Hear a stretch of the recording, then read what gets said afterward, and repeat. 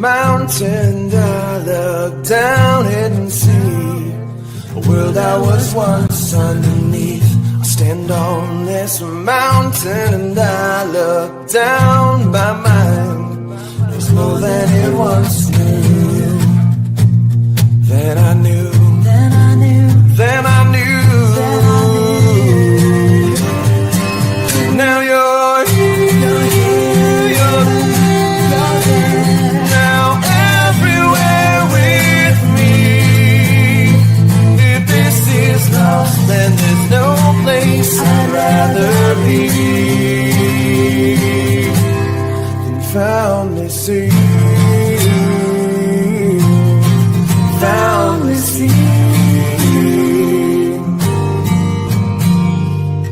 I climb down this mountain and I look around just to see that everyone used to be me. I climb down this mountain and I look around. My mind embracing more than the truth, than the truth, than the truth, than the truth, than the truth.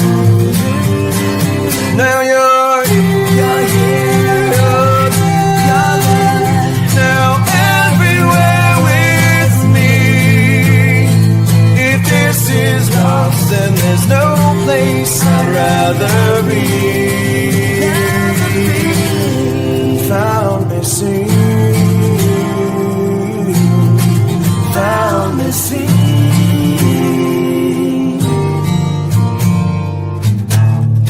I once was blind, but now I see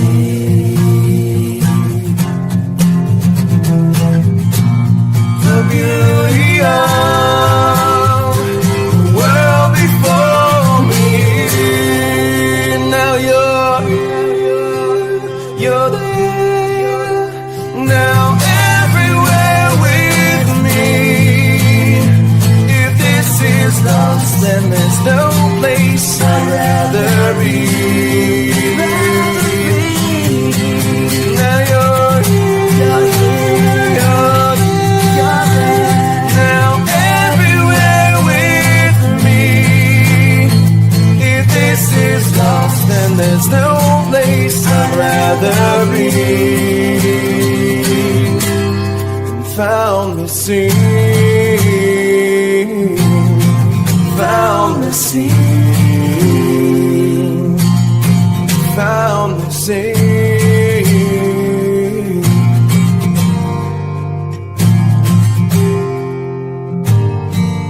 Found me sing.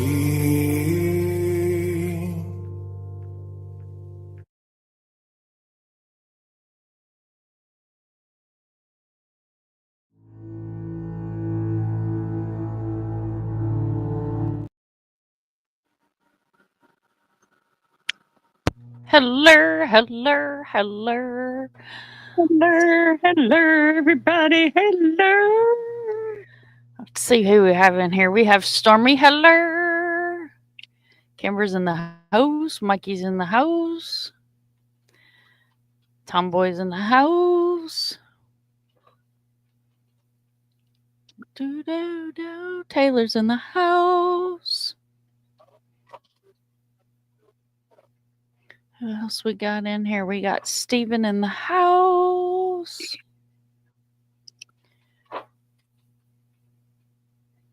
Ooh, the beach. There's sand at the beach.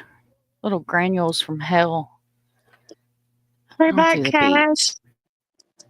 Cash is in the house, but he said he'd be back. Cash is in the house. Hi, Cash. Much love, honey. Thank you for being here. Jennifer's in the house. Okay, I think you got everybody. You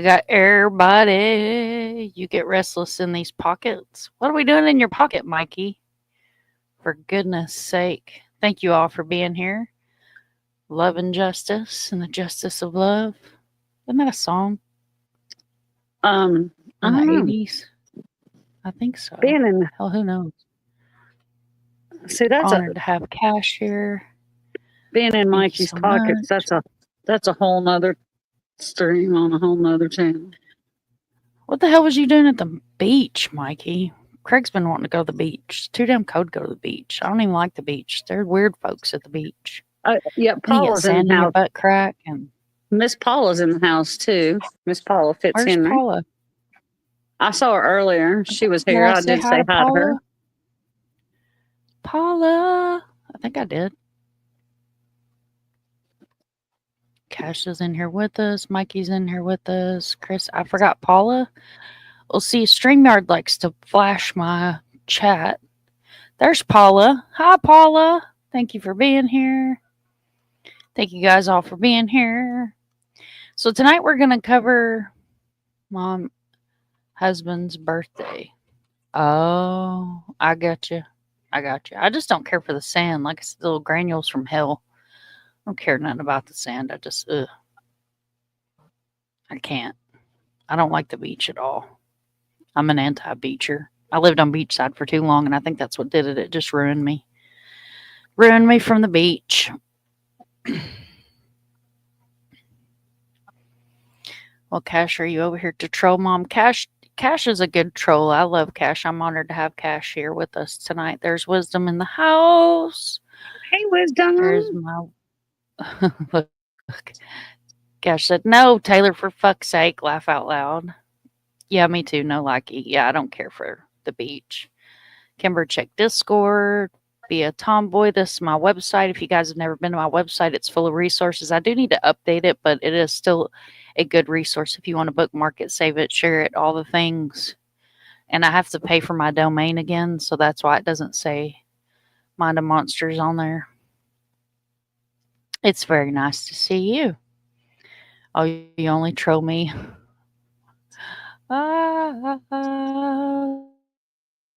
Thank you for being here, Wisdom. You're amazing. And thank you for all you do. Thank you for what all you guys do. So tonight, I want to share some cases with you guys that are really close to my heart. When I first started my own channel, it was a rough start.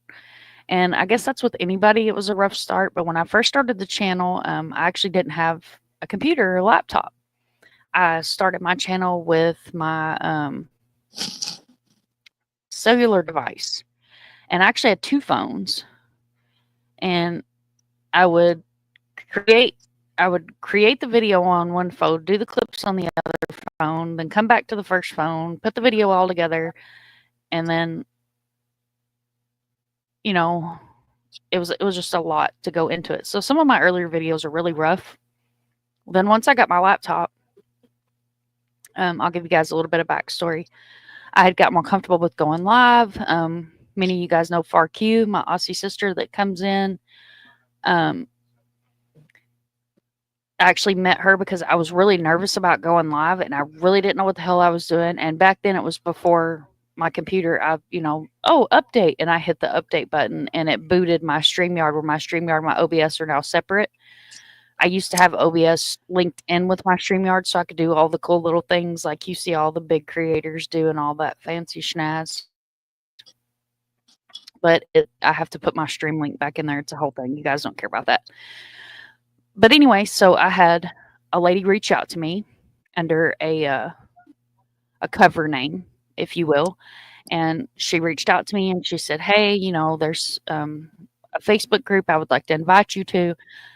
And I got in this Facebook group and I was looking through some of the stories in there and literally my blood pressure skyrocketed. As many of you guys know, I'm originally from Western Kentucky.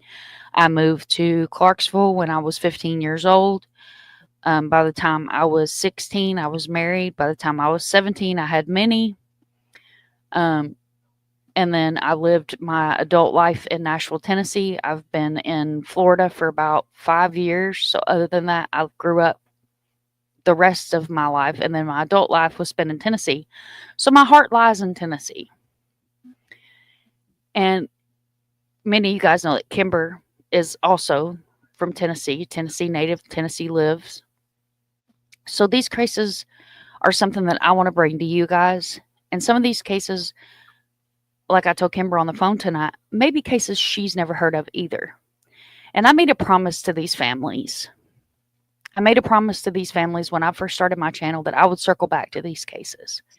Now the channel has grown, and I appreciate each and every sub that's on here. If you're a hate watcher, if you're an actual supporter, I appreciate you. I do. So I want to circle back to these cases, and I want to show you guys some cases you may not have ever heard of. And I have contact with a lot of the families that you're going to see tonight in the videos. There's some longer lives about one of the cases on the channel where his mom actually comes up and you know, I'm not going to say I interviewed her, because if you've ever been over here when I have a family member on panel, it's not necessarily an interview. It's a safe place for them to come and just let it flow.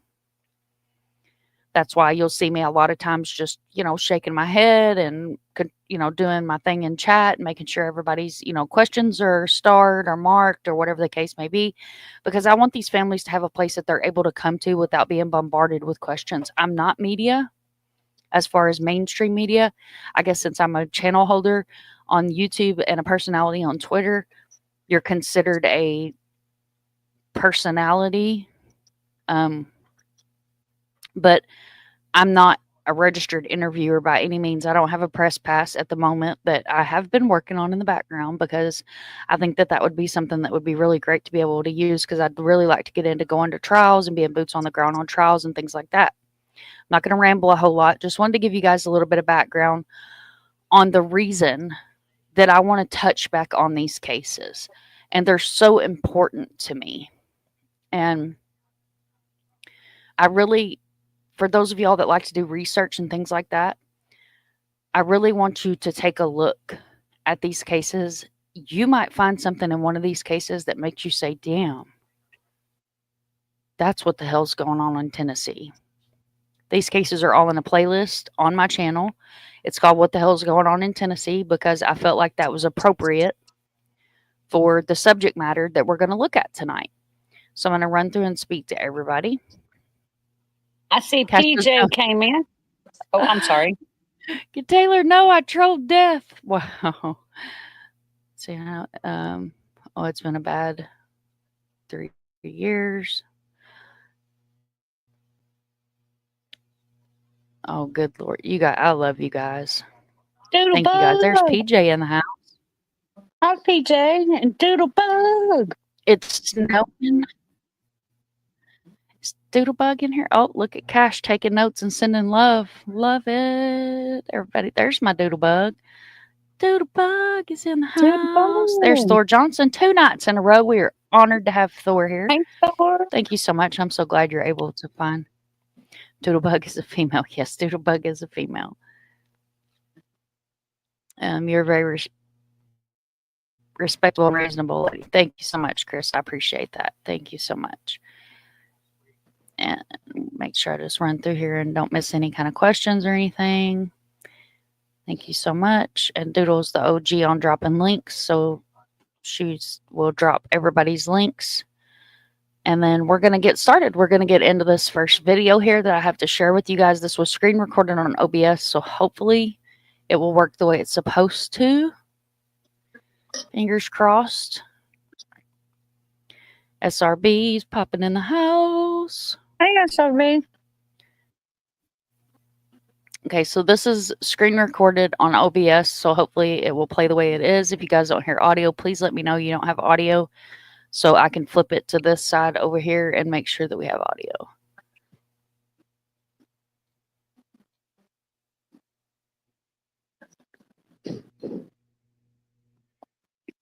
Is there audio? Absolutely not. Absolutely not. Perfect. Perfect. Let's pull it over here and see if we can do that again. Let's stop. Stop it. Present, share, window.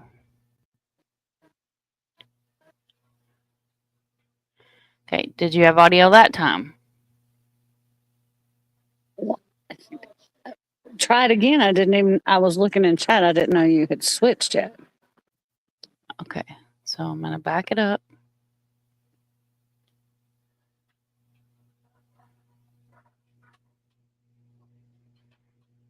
No. Do y'all hear it, chat? No. Like, I thought I heard something, but it might have been a dog. It was probably me growling. Hang on. Oh, okay. So It see, was this Mom is why I growling, not the don't dog. show these like this. Let me find it. I really don't. I really didn't want to have to dig for the damn article. I have a screen. I have a video somewhere, but 17. We've missed you, PJ. Story and the middle Tennessee murder. This is so frustrating, man.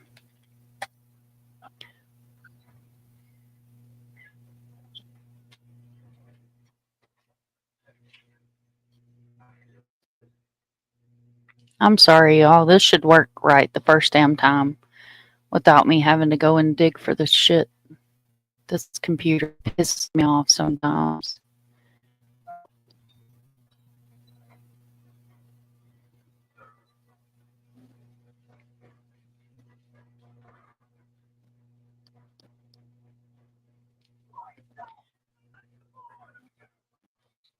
Of course, it's going to load an ad, so we'll just talk to everybody here for a minute while this decides what the hell it's doing.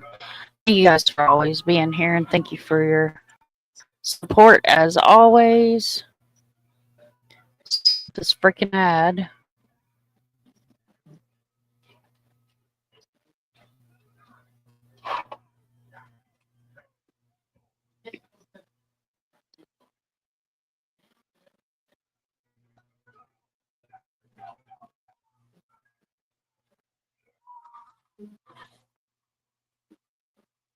This is what I don't like using the article. Easier just screen record them because the damn article never wants to load. Okay. Sorry, guys. Hey, Leslie and Billy. All right, I'm really gonna get started this time. Let me turn this off over here. Hi, Leslie. Thanks so much for being here. Happy Saturday.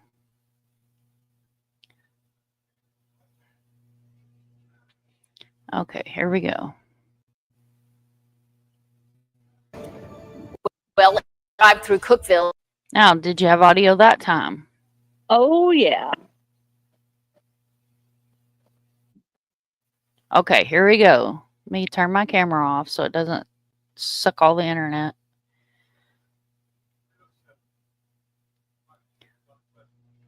All right, y'all get your boots, flashlight, seat belts, all the things, because this is gonna get your gears grinding. Well, if you drive through Cookville, you may see an unusual billboard. It contains the faces of murdered or missing people. And behind every one of those faces, there are family members who tell us they are victims of inadequate investigations. Fox 17 News' Dennis Ferrier has the story in tonight's Ferrier Files Fight for Justice. The cases are all different. They spread out over decades, but they have something in common. They have a connection to District Attorney Brian Dunaway and the accusation that he has failed them. It was a tough meeting. It's not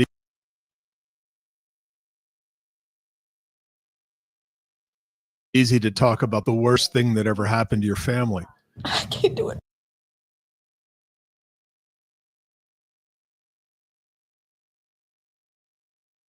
Let me pause it and let it buffer for a few minutes, y'all. This is full credit to Fox 17 News. It actually froze at a perfect place. This is Lisa Key. She's a dear friend of mine. And her family member, her son, she was the woman that reached out to me. She was the one that reached out to me after we spoke for a few months. She told me who she was and the reason that she had reached out to me. So she's one of the reasons why these cases are so damn important to me right now. It's hard to hold back the tears and rage when you feel like you still don't have justice. The family of murder victim Courtney Cash was upset evidence was destroyed instead of collected. They also feel the DA's office was protecting a strong suspect in exchange for his testimony. We walked in his office. We were not even asked to sit down. And he stood up and he said, Austin Johnson is a victim and a witness. End of story. And we were dismissed. Ken Young says he was shown the talk to the hand gesture. I've never been dismissed like that by anybody in my adult life. Ever. Terry Sullivan died 13 years ago. No one has ever been charged, despite what the family believes is a very strong lead. The family says DA Dunaway gave them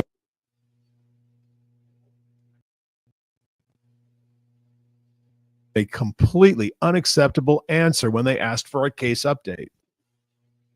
His response to us was, well, that happened before I was elected.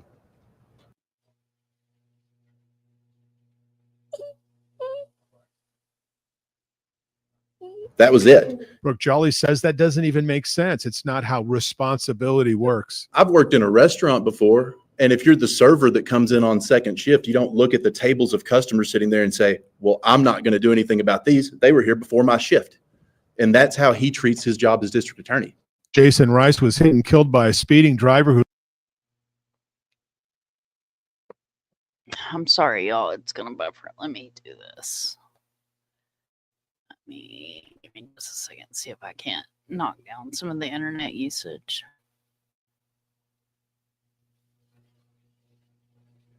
I apologize. Thank you so much for your patience, guys. Because we live in the freaking swamp, they won't put fiber optics out here, so.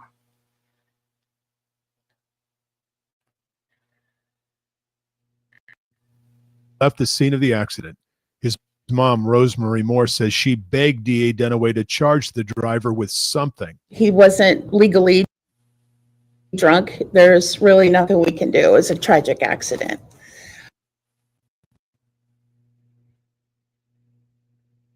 I said, well, if he was driving without a license, he left the scene. He said, well, leaving the scene is not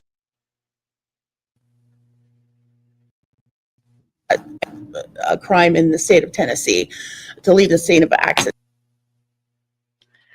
So to leave the scene of an accident It's a crime. is not a crime in the state Is of a crime. Tennessee, according It's a crime. to Dunaway. Well, Dunaway's an okay. Can But I just according say to it? him, it's not a crime. Dunaway is an idiot. There, I said Yeah. it. Can I Yeah, say that? girl, I have tore this man's ass apart. Dunaway is an idiot because leaving Yeah, the you scene say of an accident is a crime in Tennessee. Hello. So a drunk driver is able to run over your loved one and leave the scene, and it's not a crime in the state of Tennessee. And this happened after he was, or before he was elected. So he feels like he's not responsible to help any of these cases. Hi, Lucia. Thank you so much for coming in. I know Neil's here too. I saw him pop in. Thank you so much, Neil, for being here. I'm looking for your comment, love, so I can pull you up on screen. Thank you for hitting the thumbs up. It means the world to me. Wow. Sunday Doodles is in the house. Thank you so much for coming in, honey. I appreciate you being here.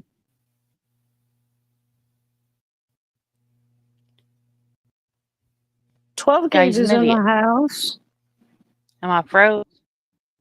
No. Oh, my comments are froze. Can y'all hear me?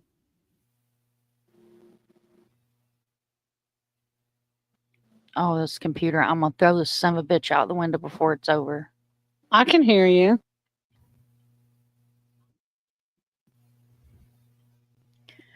Well, all my comments disappeared. So as soon as those decide, there we go. They freaking come back. Hi, 12 gauge. Thank you so much for being here. Sorry if I missed anybody. Yeah, right, Wisdom? Right? Absolutely. Makes no sense. Absolutely no sense whatsoever. This is No either sense. something he just doesn't want, it's something obviously that he just doesn't want to deal with, because that is complete and utter bullshit. Because even if you are not DUI, you cannot leave the scene of an accident in the state of Tennessee. Even if it's not a DUI, you cannot just leave the scene of an accident. Exactly. But in Dunaway, District Attorney Bryant Dunaway in the 13th District of Tennessee feels like it's not a crime. And hopefully this is buffered long enough that it'll play for you guys.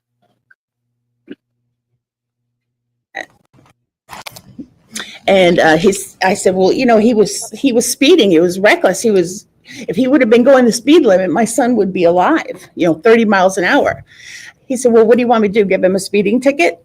They said it was. Monica Kaysen's brother, Brandon Hood, died of a drug overdose, but his watch, phone, gold necklace, and shoes were stolen from his body in the apartment where he died. No, he died from an overdose, but the man was robbed. The man was robbed, but there was no crime. There was no crimes committed. This one. Kaysen wanted the apartment owner, convicted drug dealer Sarah Underwood, to be thoroughly questioned about the overdose and theft. Kaysen says she couldn't believe what an assistant DA told her. She won't tell us anything. I said, well, she is a known dealer. You know this. Why won't you do something? Well, she's lawyered up. And? Kaysen asked, when does having a lawyer stop an investigation? She admits she was enraged and emotional and threatened to go after Underwood herself. She said that was met with sarcasm. He looks at me and he says, well, Monica, he said, you've never been in trouble. I believe you're a good candidate for pretrial diversion. What does that say? We asked District Attorney Bryant Dunaway for responses in each case. He told us he would consider responding if we allowed him to speak unedited. We told him he could respond in an email, and we would put the entire email response online with the story. There are other stories in this room, every bit as heartbreaking, every bit as incomplete, every bit as soul-shattering. They are the stories behind the billboard just off the interstate in Cookeville. The pain behind all of these photos, a deep black hole that can only be filled with justice. All of us here are a member of a club. We shouldn't have to be. There's no reason for us to be if they were doing their jobs. Each one of these stories is so compelling. We're going to do complete investigations into each one of them. It's going to take some time, but these folks are used to waiting. I'm Dennis Ferrier, Fox 17 News, your Code Red station. Putnam County District Attorney Bryant Dunaway, got back with Fox 17 News a few hours ago. He offered a lengthy and detailed explanation about each case, and you can find his unedited response at our website, fox17.com. Well, tonight in Crisis in the Classroom, Metro school leaders under fire for years, accused of being slow.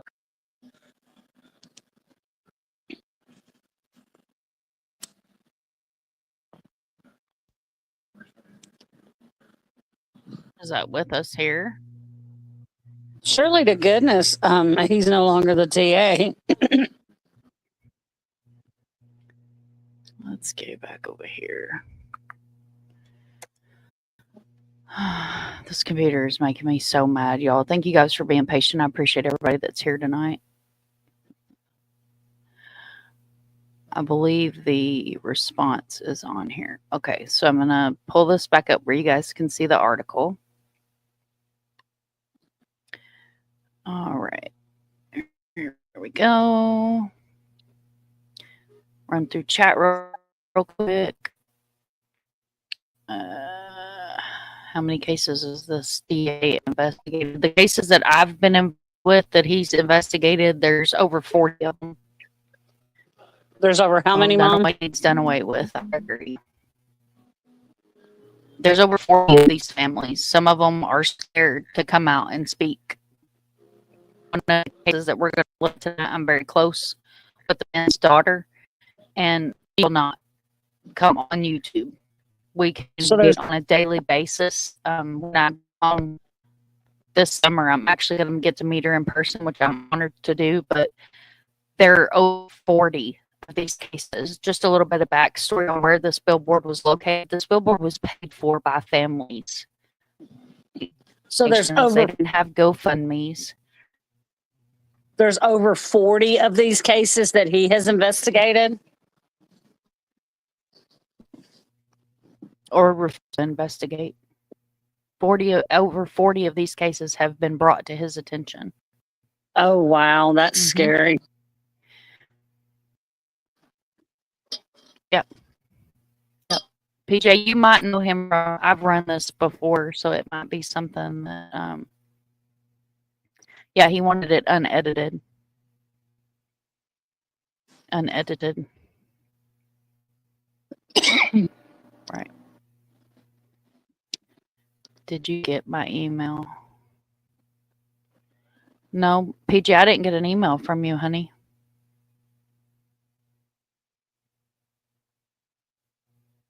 There, now it's going to pop down through the messages. Chris, you're aware of 2 of these cases. I sent you an email at like 2 a.m. I didn't get an email from you. I got one from Elizabeth. And I'm sorry if I missed anybody's comment. Internet's being all wonky, of course. Hi, Klein. I don't want to do anything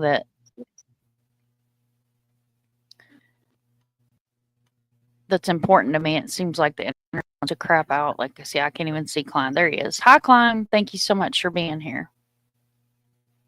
Thank you so much for being here. If one of my mods could drop his link, please. He's not in Nightbot yet. I need to get him in Nightbot. All right, so I'm going to read this article. Got some other stuff I'm going to share with you. Nashville, Tennessee, WZTV. These cases are all different. They spread over decades, but they have the same common.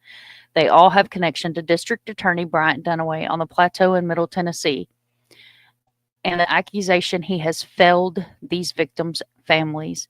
It is a tough meeting. It's not easy to talk about. The worst thing that ever happened to your family is hard to hold back tears and rage when you feel like you still don't have justice. The families of murder victim Courtney Cash was upset that evidence was destroyed instead of collected. They also feel the district attorney's office was protecting a strong suspect in exchange for his testimony. So let me tell you who Courtney Cash is. For those of y'all that don't know, but that name sounds familiar, Courtney Cash is Johnny Cash's niece.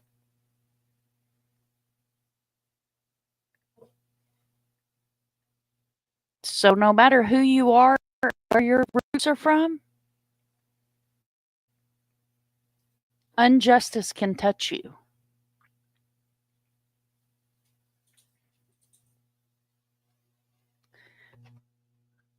We walked into his office and weren't even asked to sit down. Austin Johnson is a victim and a witness, and end of story, and we were dismissed, said Cash's father, Ken Young. It says he was shown the talk to your hand gesture. I've never been dismissed by anybody like that in my life. Ted Sullivan died 13 years ago, and no one was ever charged. The family believes it was a very strong lead. His nephew says District Attorney Dunaway gave them a completely unacceptable answer. I think this just repeats a lot of. Okay, so this is the unedited email that I wanted to get down to show you guys this unedited email. District Attorney Bryant Dunaway sent an email in his unedited response listed in full below. I have great sympathy for the family members who have lost due to the criminal act or unfortunate, unavoidable circumstances. I often see the grief can be overwhelming. I pray for their peace. Among them are the family members of the following persons. Courtney Cash. The tragic murder of Courtney Cash occurred before my election and before my election of the Putnam County Sheriff. Ultimately, the murder of Courtney Cash, Wayne Marciello, pled guilty to second-degree murder and is in prison today. The family has stated to me that they feel like Austin Johnson should have been charged with the same as well. The evidence doesn't support that position. Austin Johnson was stabbed by Marcella and received a punctured lung, almost losing his life. The office can ethically change the prosecute persons for criminal offenses where, in good faith belief, evidence will support the conviction in this case. The evidence indicated that only Marcia as being the murderer. That's horseshit. Y'all are going to see later on in the show that that is fucking horseshit, to put it nicely.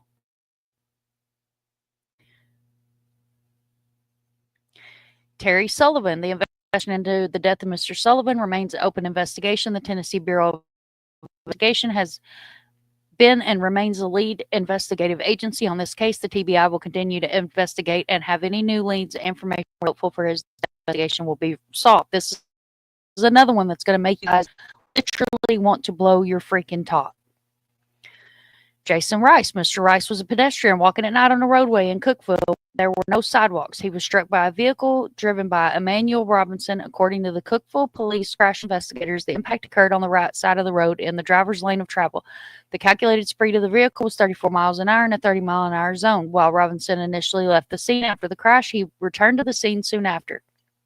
Robinson admitted to officers that he had consumed some alcohol that night. Officers arrested him on scene for vehicular homicide. A blood drawn was obtained from Robinson a few weeks after the arrest. The TBI crime lab delivered the results of blood testing, which indicated his blood level was to be 0.30.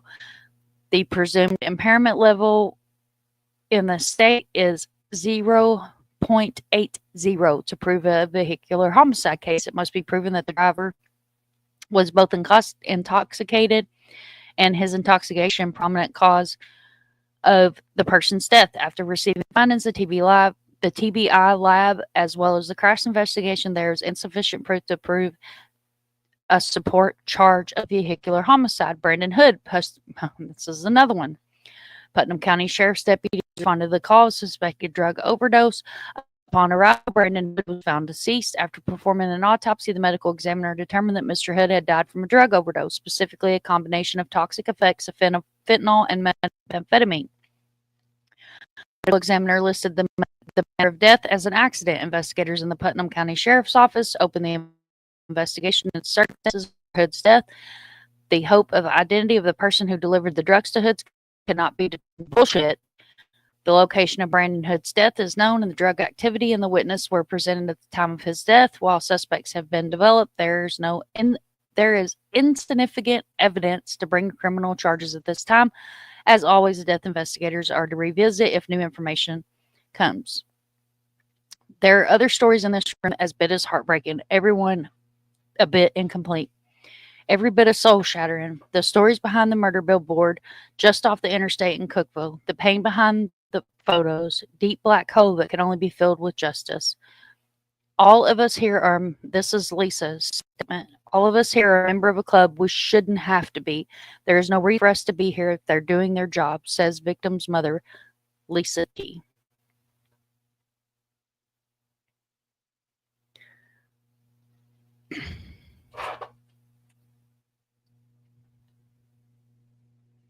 Okay, make sure I didn't miss anybody. I resent the email. Okay, I'll check it in just a few minutes. Okay, how could they still not get him for vehicular homicide if he's, regardless of whether his blood alcohol was 0.30 or 0.80, because he still hit a pedestrian, and whether there was a sidewalk or not, a pedestrian still has the right of way. Because it's not who you are, it's who you know in that part of Tennessee. I guess it is, because explain it to me like I'm a 5-year-old.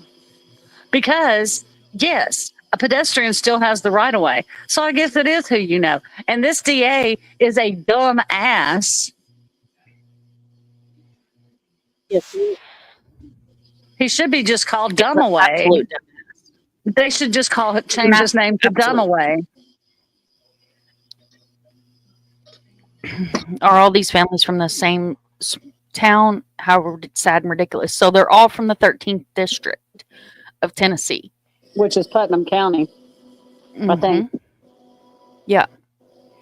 Yeah. So it's with Tennessee, you have to think that Tennessee, you have small towns, but they're small towns in a large area, if that makes sense. Does that make sense? And Yeah, Putnam like Chris County, said, the same Putnam area. County is a small. Putnam County is a small area in Cookville. Mm-hmm. And when they put this billboard up, it was across from his office where he had to see it every day to walk into his office. Good, he ought to. Mm-hmm. Yep. And just because somebody lawyers up, that doesn't stop an investigation. They just come into the police office with their into the With their sheriff's office lawyer. with their lawyer. Mm-hmm. Exactly. But when you start covering Tennessee cases, you'll hear that tune, that same term so many times. Just like in Summer Wells' case, if you were to ask the sheriff, there's actually an interview out there. Taylor can back me up on this if she's still in chat.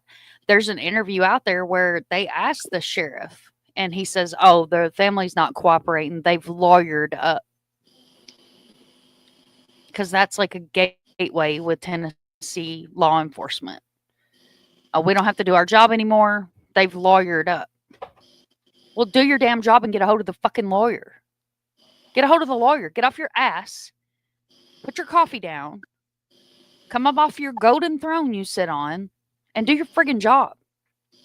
And tell the lawyer that we need your client in here now for questioning. Right, dumb away. Exactly. That's that. Dumb away. Dumb away. Not done away. Dumb away. You're welcome, SRB. Thank you so much for being here. I appreciate all you guys for being here tonight.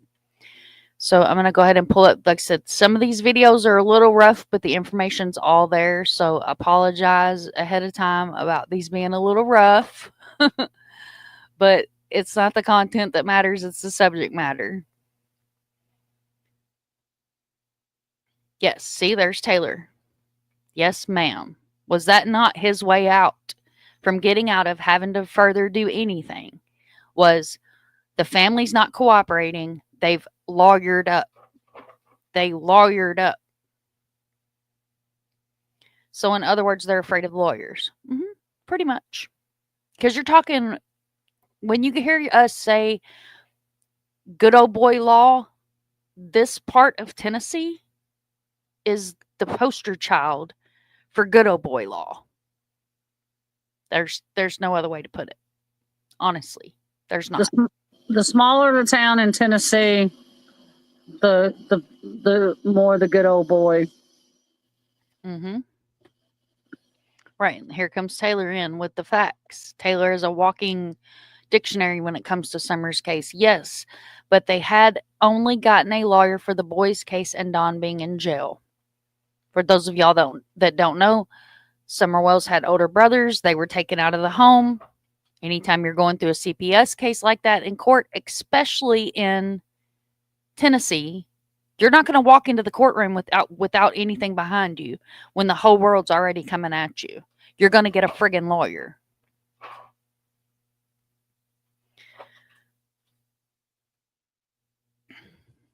See? You would think that lawyer up would just make the officer work harder to prove his case and not lay it down with pity. Right, absolutely. I think Tennessee needs to do a much better job on CPS cases in the 13th district cases. It's more than just the 13th district. Memphis is a whole fucking mess. Memphis is a whole fucking mess. Yes, Nashville is a whole mess. Like, it's not just Eastern Tennessee. The whole state is a friggin' mess. Yes, and I'm from a is. Commonwealth. I'm from a Commonwealth, y'all. I come from a state where if the law don't fit the crime, they make a law that fits the crime. And it's not near as damn corrupt as Tennessee is. Sorry, you guys will probably hear the lighter clicking a lot tonight because this boils my freaking ass Girl, blood. we're only 45 minutes into this and I'm already pissed. See, y'all gonna make me send Kimber down there, assholes. All right. It's only like a 2 or 3 hour drive. So we're gonna run this first video.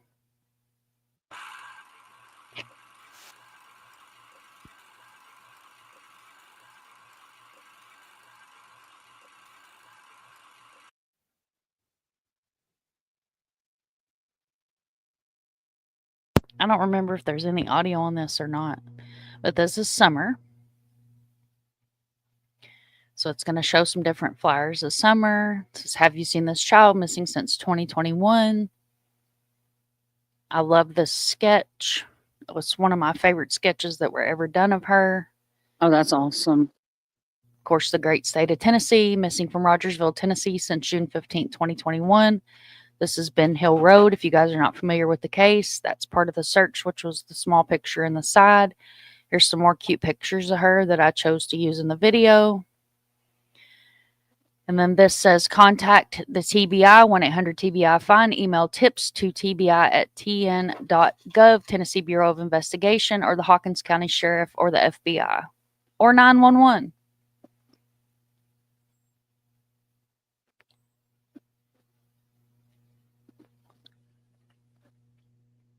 Okay, this is Caitlin Ledbetter. We're going to hear Caitlin's story in just a minute. Caitlin Ledbetter has been missing since May 2nd, 2021 from Overton County, Tennessee. It's a picture of Caitlin. And this is the murder billboard. I'm going to pause this. So you have Courtney Cash, Josh Bohannon, Joseph Parker, Emily Christopher, Brandon Hood, Lisa Boyles Paul, Megan Bowling, Justin Rice, Terry Sullivan, Lauren Agee. Some of you guys may know that. It was a nationally covered case. Aaron Shane Key, Caitlin Ledbetter, Parker Colin Morris, and Megan Hendrickson. How many of you in chat have heard these names? I'm going to pause right there for a second. How many of you guys have ever heard these names? You know what the right, real Doodle? They don't want Kimber there. You know what the real shame is? I live in Tennessee. Hey, JC. And I have not heard a lot of these names. I knew about Courtney Cash. I've heard of Caitlin Ledbetter. But a lot of these I have not heard of. And I live here. So Look at that. Doodle has not heard many of them. And Kimber lives there. So, and I've heard of Courtney Cash, but I've obviously probably heard more of Courtney Cash because of her attachment to, she was Johnny Cash's great niece. So that's one reason. I've heard of Caitlin Ledbetter, but the others, unfortunately, I have not heard of probably because of, and I'm going to call him Dumbaway from here on out. You're welcome to. Because of the fact that the thing is that a lot of them were not given national attention because of the way the district attorney, because the way Dumbaway handled them. Mm-hmm. They were not given any national attention. They were just, No, Lauren's case was national. Lord Agee. Mm-hmm. Okay. So I think this is going to go into a little bit of Caitlin's. Barefoot, wearing only pajamas, and disappears off the face of the earth. Tonight, her friends and supporters are saying investigators failed Caitlin Ledbetter. Here's Dennis Ferrier with tonight's cold case. It's a rough place surrounded by rough terrain. Turkey Town Road in Hillham, Overton County is a place where bad things happen.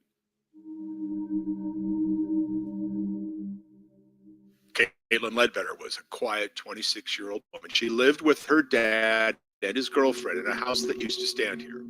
She worked and stayed out of trouble until a cool May morning in 2021. On that morning, her father, Scotty Ledbetter, told police that after getting in an argument with his girlfriend, Caitlin jumped out of her bedroom window and ran off into the deep woods. She was wearing like a crop type t-shirt, pajama shorts, no shoes, She had no cell phone. She didn't have a vehicle or a car. And he said when he saw her last, she was headed out into the woods. Terry Loftus knew Caitlin very well because Caitlin was the longtime. Say barefoot and missing. So for those of y'all in the back that say people don't go missing barefoot, once again, I bring another case to you of someone that's barefoot and missing. Time girlfriend of her son, Dustin. It's been 18 long months, and every day feels like another nail in Caitlin's coffin. She's missed her birthdays, family's birthdays, special occasions. No sound has come from her. Nothing has come from her. And I still don't understand why she would have jumped out the window. If they had an argument, why didn't she go out the front door? So nothing about it really makes any sense. And this is no place for a walk in the woods. Far from it. It's nothing but hills and hollers and steep declines. And it's not something that I would even be happy about doing it if I had the gear that I needed to do it. Eric Hammock got involved in the case not as a friend or a relative, but as a citizen of Overton County who felt law enforcement had failed this young woman. I feel like in this area, if you're not a certain type of person, then you don't get the same response from law enforcement as other people do. Like you don't get the same treatment as the guy in the nice neighborhood driving the Mercedes gets. You just kind of get written off. Hammock offers this astonishing evidence for his claim. The Overton County Sheriff's Department's first comprehensive search happened 9 months after Caitlin's disappearance. 9 months. You feel like this law enforcement has failed this family. 9 months. 9 months. Did y'all hear that? It took them 9 months. 9 freaking months. Nicole Bobbin was known for being barefoot when she went missing. And exactly, Taylor. And if you go on my channel, there's a video that it's missing in the mountains. And it's called Barefoot and Missing, 2 blonde-headed girls. And the whole video is about Caitlin and Summer. What the hell is putting it lightly, Sunday Doodles? And again, thank you for being here, love. And unfortunately, I will say this, I do believe, and it's a shame and it shouldn't be this way, but I do believe that social status has something to do with it. Absolutely. And it Absolutely. should If you don't know not. anything Just- about Turkey Town Road, that's a bad area. Yeah. That's a bad area. Turkey Town Road is not somewhere that, I mean, I don't scare easily. And I tell you right now, I wouldn't go down Turkey Town Road by myself. I'd be armed to the friggin' teeth. What the fuck? There you go, Mike. Right. Exactly. But I do believe, unfortunately, that social status has a lot to do with it. And just like that guy said, you know, they're going to look at, you know, if you don't have a Mercedes or this or no, it shouldn't. It shouldn't be that way. It took them 9 months.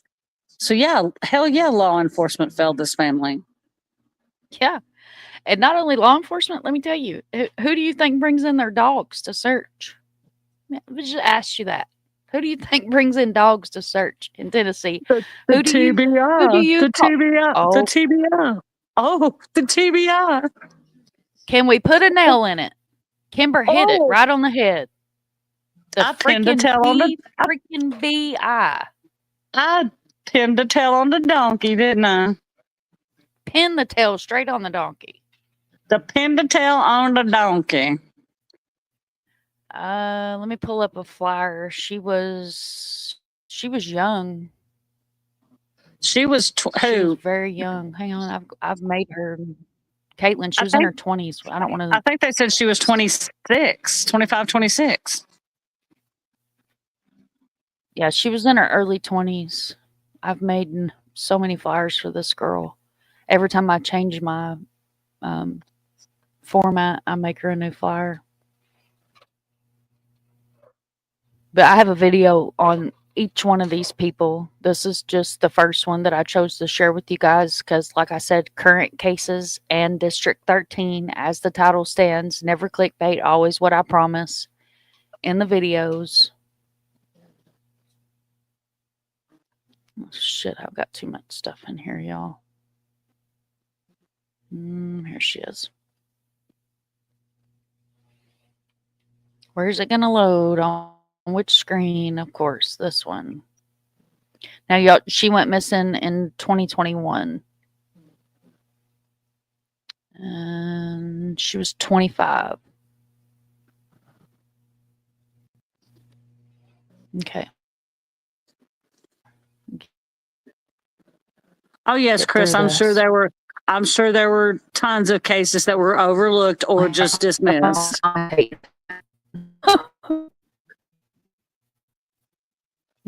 yeah, there's a whole shit ton of them. It's not just these.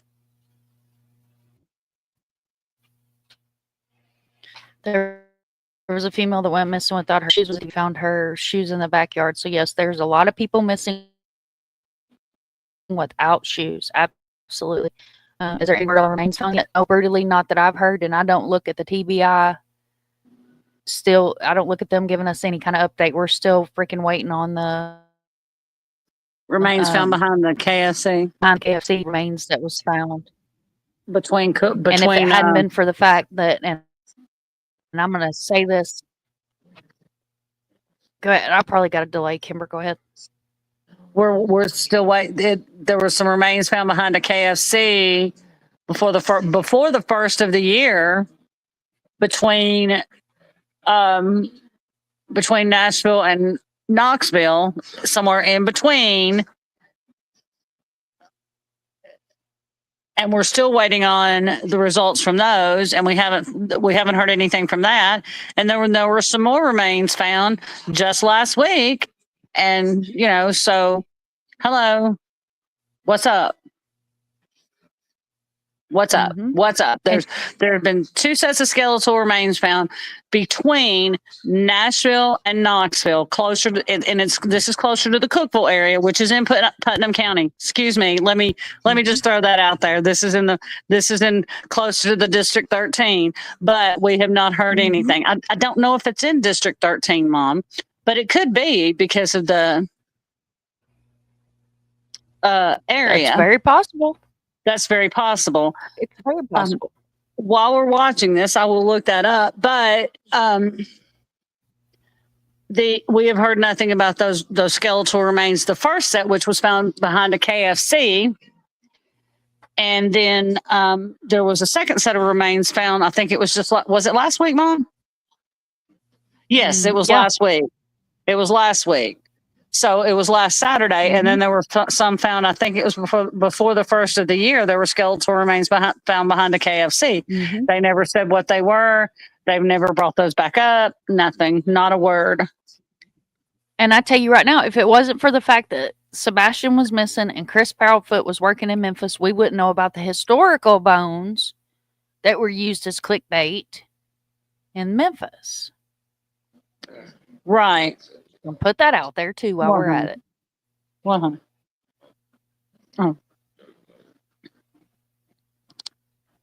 Big time. But while we're watching this, I'm gonna put myself on mute and I'm gonna look up those if those remains were found in District 13. Say that we waited over 9 months to do a search. There's more. Caitlin's father, Scotty Ledbetter, had an active warrant for his arrest. Police did not arrest him the day Caitlin disappeared. Then Ledbetter's home burned down. His girlfriend died inside. Still an active warrant, still no arrest. Another witness to what happened. Gone forever. And what was that argument about that morning that was ugly enough to make a 26-year-old jump out of a window 5 to 7 feet to the ground? There's more. The original detective on the case, who later left the Overton County Sheriff's Department, apparently lost evidence because the new detective told the family they no longer had critical texts from Caitlin around the time of her disappearance. I'm not sure even what all he did lose. And I don't know that they know what he lost, you know what I mean? So you don't even get that little bit of piece of saying, you know what, we did all we could do. It's just not true. We were unable to connect with Overton County Sheriff John Garrett. We made numerous attempts. I'm Dennis Ferrier, Fox 17 News, your Code Red station.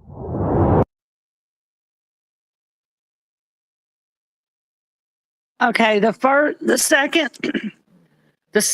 set of remains were found on January 24th. I'm sorry, it was January 24th behind a KFC in Harriman, Tennessee, which is in Roane County.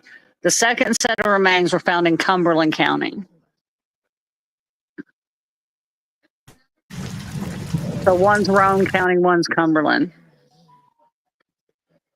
So both eastern Tennessee-ish areas. Right. They're Yes, like Mikey, two, these were recently. Mm-hmm. they're like 2 hours from Nashville, 2.5 hours from Nashville, going towards Cookville. Okay. And when we get into Caitlin's video, I think I included everything into her video. There are some rumors and things like that that I'm not going to get into because when it comes to these cases, and I know you guys have heard Arctic say it, you've heard myself say it, you've heard Dutchess say it. When you work with these families, you're given information that is not to be made publicly. So there is more information than what you'll see in these videos. I'll not be the one to put it out. It won't happen. But Caitlin's case is going to get a little bit more crazier when we get into her case. And I'll fill y'all in. So the next case that we're going to take a look at is Lisa Gail Boyles Paul.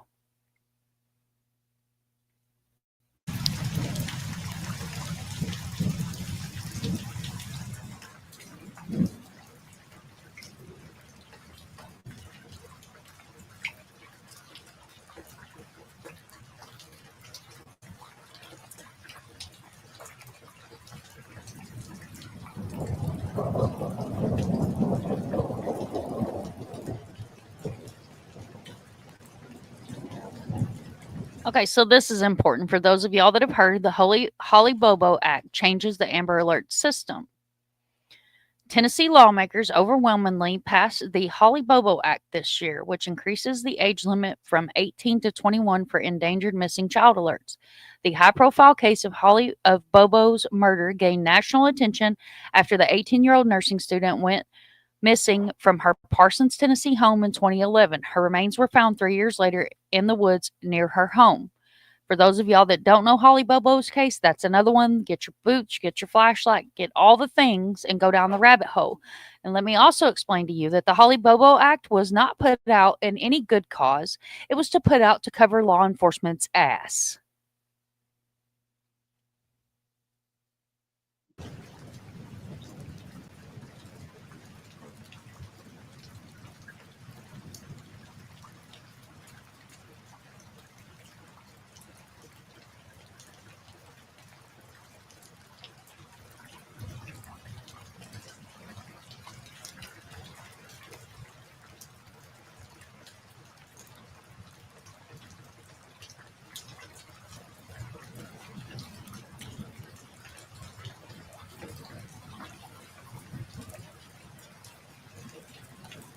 This is the Turkeytown Cemetery in Salina, Tennessee. Miss Lisa Gail Boyles Paul, age 46, passed away 16th of January 2014 at her home in Hillam, Tennessee. Miss Lisa Gail Boyles Paul was born in Salina, Tennessee on February the 28th, 1967. The late Dimple Bowles McWhorter ruled as a self-unaliving, corruption, botched autopsy, District 13.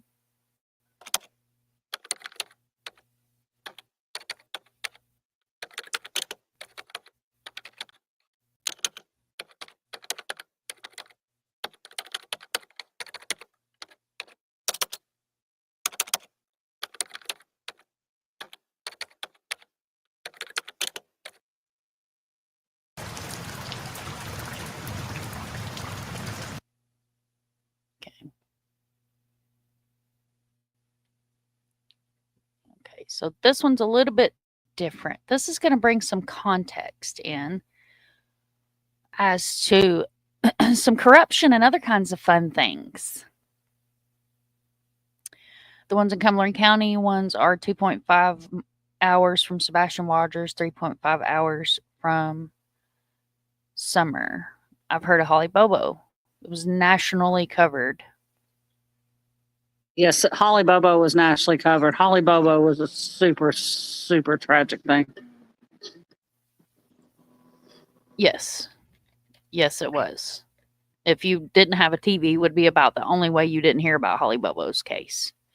And that's a Yes. whole fucked up ass case too. You had a guy that came forward that said he did it, and then he didn't do it, and then that was a whole fucking mess. Yes, it was. Hi, Glitter. Did you get that short to work that I sent you? I asked you earlier in 12 Gauges Live. I don't know if you've seen me or not. All right, so this one's a little bit Hi, longer. Glitter. This one also is going to make your blood boil. I feel like it's important to put all the information that I was able to gather together.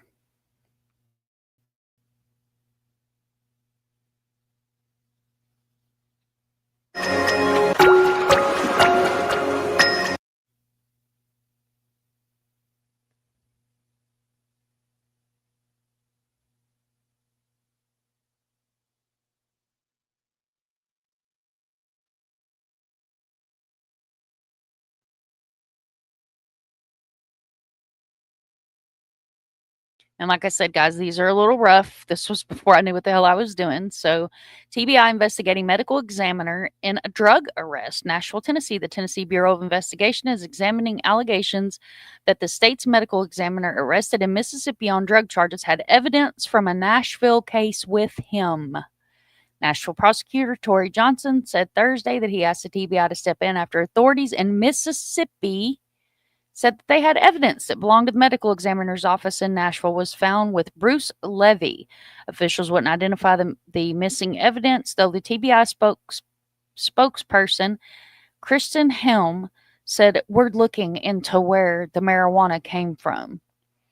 Johnson said the audit of the evidence room and launch made sure that nothing else was missing. Levy's contacts in Tennessee and Mississippi were suspended following his arrest. Johnson and his officers were ongoing through the files, determine which cases which needed new trial, and replace Levy through. He added that Levy has in recent years focused more on administration work than autopsies. Levy did not immediately return the message left on his phone.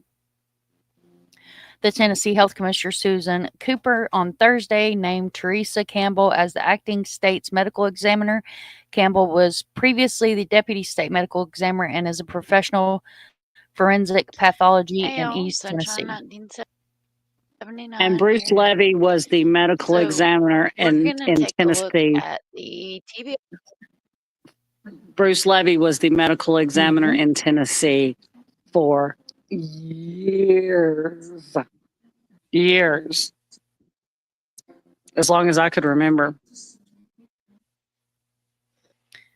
I got everything except I couldn't figure out how to add the video part of it. Okay, if you want to, I don't know how long this live is going to run, but get with me and I'll do a Discord video chat with you. You don't have to show your face or anything, and I'll walk you through how to upload it. It's been kind of hard to navigate some of this stuff. I think you guys do great. I appreciate your help you're giving me. You're welcome. I'm willing to help anybody that's willing to help share the missing. Hi, Miss Barbara. TWI, welcome in. Thank you for coming in, Miss Barbara. Did I miss Miss Barbara? I did. Hello, one. Sorry, late, making signs. Don't you ever apologize for being late, never late, just fashionably arrived. Hey, Dandy. Hey, my dandy. TWI. I don't live in District 13. I do live in Tennessee. I live just north of Nashville, but I do not live in District 13. But I do live in Tennessee, so I do know the corruption that goes on in Tennessee. No, I don't live in Tennessee anymore. I live in Florida now, but I live the majority of my adult life in Tennessee. But thank you so much for being here. And a lot of crap does go on there. They even learned how to make their own drugs out of freaking mosquito spray. Crafty mountain folks. Investigating the medical examiner in a drug arrest. Nashville. The Tennessee Bureau of Investigation is examining allegations that the state medical examiner's arrest in Mississippi on a drug charge had evidence from a Nashville case with him. Nashville prosecutor Tory Johnson said Thursday that he asked the TBI to step in after authorities in Mississippi said evidence that belonged to the medical examiner's office in Nashville was found with Bruce Levy. Officials wouldn't identify the missing evidence, though TBI spokeswoman Kristen Helms said, "We're looking into where the marijuana came from." Johnson said an audit of the evidence room is being launched to make sure that nothing else is missing.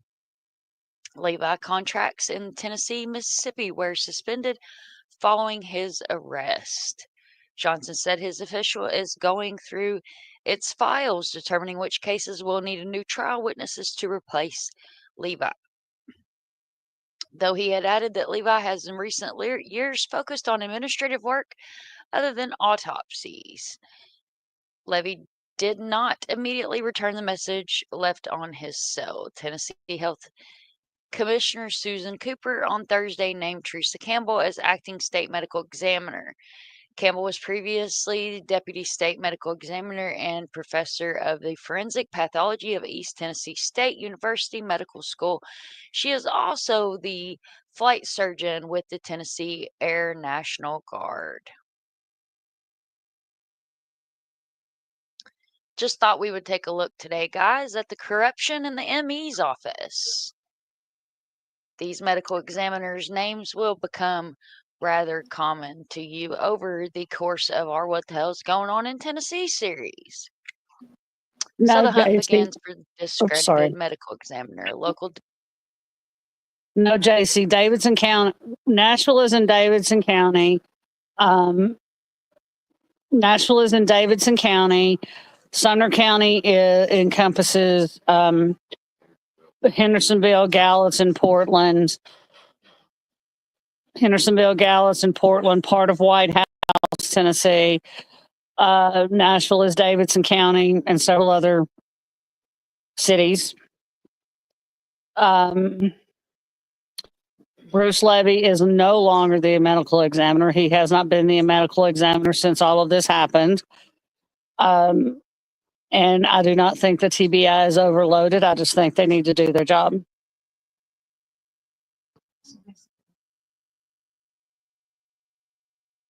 I'm sorry, Mom. I was just answering those questions. You're fine. Answer the questions. Glitter says, Kimber, I thought you lived in Western Kentucky, and before I moved to Ohio, I did live in Western Kentucky, and I know they do spray raid over there. Like meth, it's so crazy. It causes them to hallucinate. It causes them to not only hallucinate, but people have been murdered. And I'm not going to get into the process of how they do it, but it would blow your freaking ass mind. What does Doodle say? What in the meth head of Missouri is going on here? How they make the shit. Yeah, no, Glitter. I've never lived in Kentucky. Now, Mom used to live in Kentucky. Mom lived in Kentucky. Then she moved to Nashville. Then she moved to Florida. I'm originally from Paducah, Kentucky. Yeah, Mom's originally from Paducah. I'm Tennessee born and bred. Lived here all my life. Tennessee's home. She's born and bred Tennessee born girl. and bred in Tennessee. See, I thought I had a map of the districts. My computer gets overloaded and I delete stuff, so I apologize. But I will find you guys a district map so we can look. I'm going to let this play. Defense attorney says he has doubts and will be easy to force a discredited state medical examiner back into Hamilton County criminal courtroom to face allegations that he botched yet another autopsy. The former Dr. Charles Harlan already has lost his medical license and apparently now is living with his mother in Missouri after officials concluded that he had been making false statements on Tennessee autopsy reports for years. Defense attorney Dan Ripper said. Mr. Ripper estimates his client, convicted killer Stefan Beasley, is just one of the many defendants across the state continuing to use Dr. Harlan's ruined reputation as fuel for bids in his trials.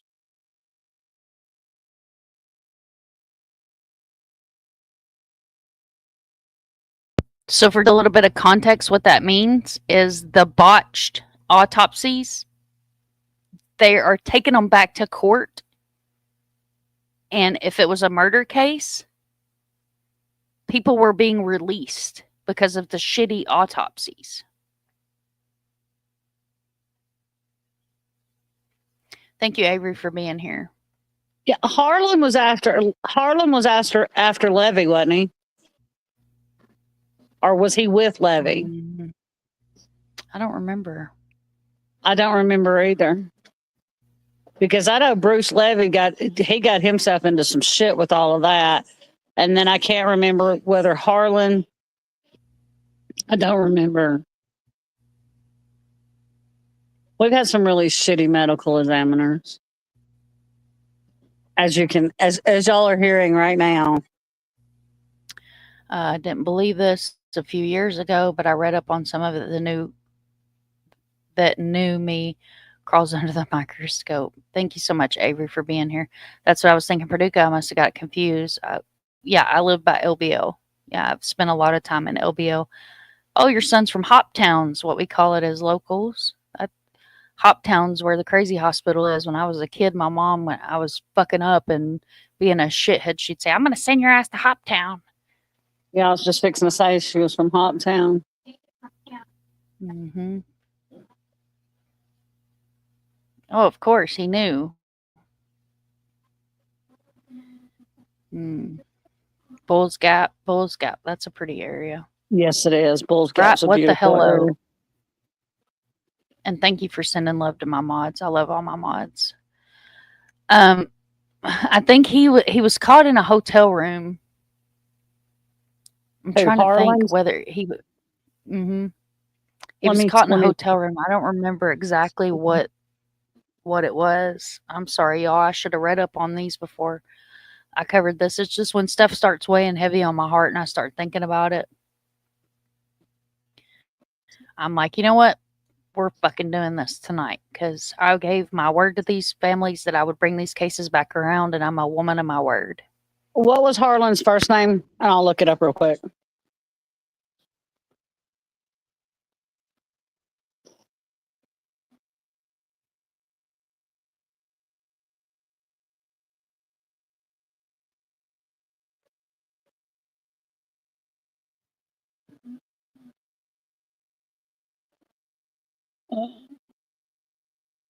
Hold on.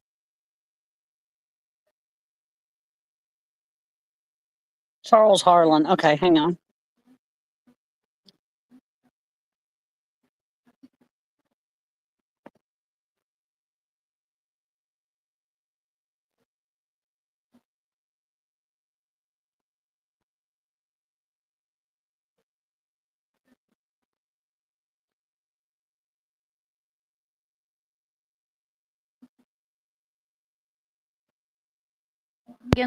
Hunt begins for discredited medical examiner. Local defense attorney says he doubts it will be easy to force the discredited state medical examiner back into Hamilton County criminal courtroom to face allegations that he botched yet another autopsy. The former Dr. Charles Harlan already has lost his medical license and apparently is now living with his mother in Missouri. Oh, Doodle. Good Lord. After officials concluded that he had been making false statements in Tennessee autopsy reports for years, a defense attorney, Dan Ripple, said. Mr. Ripple estimates his client, convicted killer Stephen LeJean Beasley, is one of the many defendants across the state continuing to use Dr. Harlan's ruined reputation as a fuel for bid of new trials. I did read that, but I just want to touch base with that again in case any of those names jump out at you guys.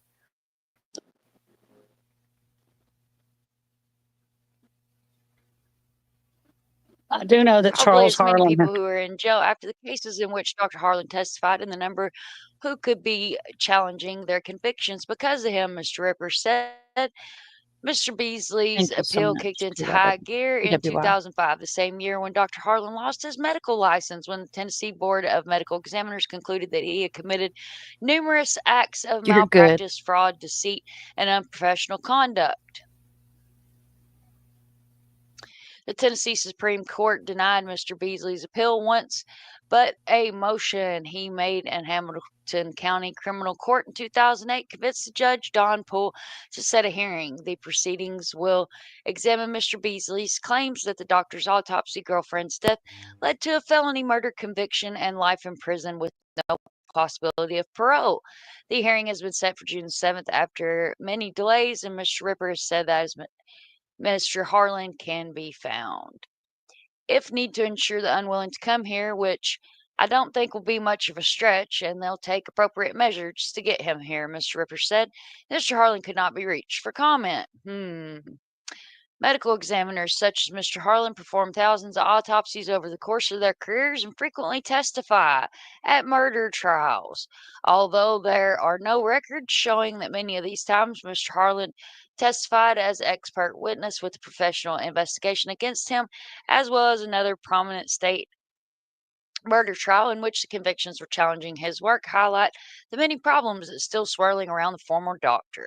ABC's national news program 2020 profiled Mr. Harlan on March the 5th regarding a murder trial of Blount County that sent defendants Gary Sutton and James Dellinger to death row in 1996 for the killing of Tommy Griffin.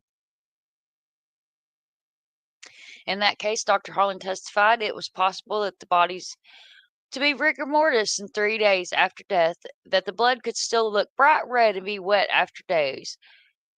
That supported prosecution's theory that Mr. Griffin died on Friday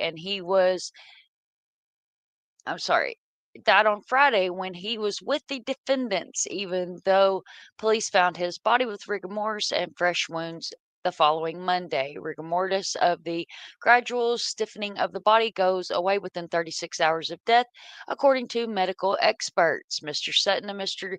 Dellinger deny the killing. Mr. Beasley's case is different since he confessed to the 1993 killing of his estranged girlfriend, but he still alleges that Mr. Harlan's testimony seriously hurt him at trial. Mr. Beasley wants to prove at the June 7th hearing that Dr. Harlan purportedly made a gash to victims Saunders Shipley's throat during the autopsy, thereby making him look like a monster to the jury.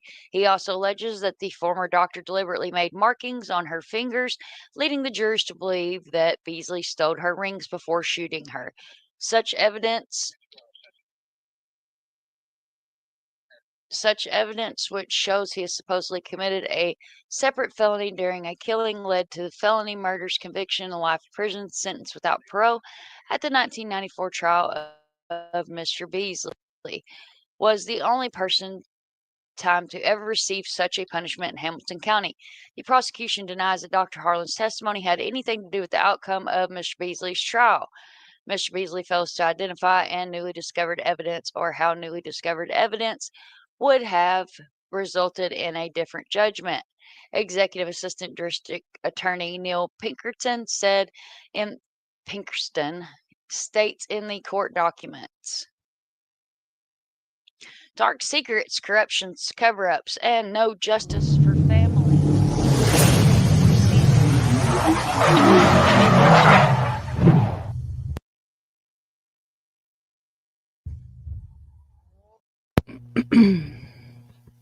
I can tell you this. Charles Harlan. And as sorry.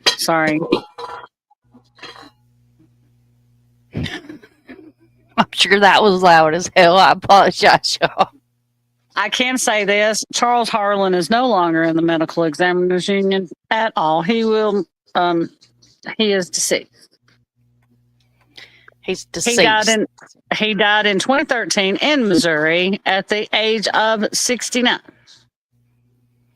Well, rest his soul. TWY, you need to talk to Lisa Key. The 13 districts bothers you. What happened to her son is tragic. She is always willing to have more hear her story. I cry for her often. TWY, if you'll go back on my channel, and I'll make sure that I put the video in the link. I actually know Lisa Key. She is a sweetheart. She's very dear to my heart. Aaron Key was her son. We're going to hear his story as well here in a few minutes. I had about a 4.5 hour live podcast, just like we're doing tonight with Lisa Key. She is an amazing human being. And Lisa Key's the one that brought me these cases. So she is an amazing human being and a rock star. And I tell you who she reminds me of. This lady right here.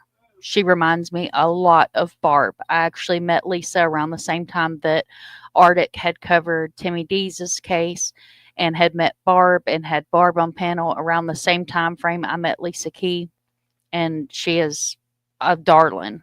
I love Lisa. Late again, never late, always just fashionably arrived. Stacking the case. I mean, he was a piece of shit, to put it lightly. Let me say this. He was 65, not 69. I don't want to give out misinformation. His obituary says he was 65. I'm just correcting my misinformation, Mom. Sorry. Sorry, Glitter. I have y'all see my shelf behind me? Y'all probably can't see it real well, but my mother-in-law got me a Lambie, and the wiener just realized it was on my shelf, and she went to get it, and when she did, she knocked off my Jack Daniel's coffee can that's also was on my shelf until she took it upon herself to knock it off. And that was the loud noise. So I would tell your cat, I'm sorry. I did not mean to scare your cat. Lee Waddle, Alan Robinson, and Jeff Brockton, the original 3 ghost faces from the OG Scream trilogy. Still here multitasking. Well, she's triple tasking. Thank you so much for being here. Thank you guys all for being here. I appreciate you. That amazing. Thank you, Mom. Yes, she is amazing. She is an amazing human being. And there is, like I said, there's a long live.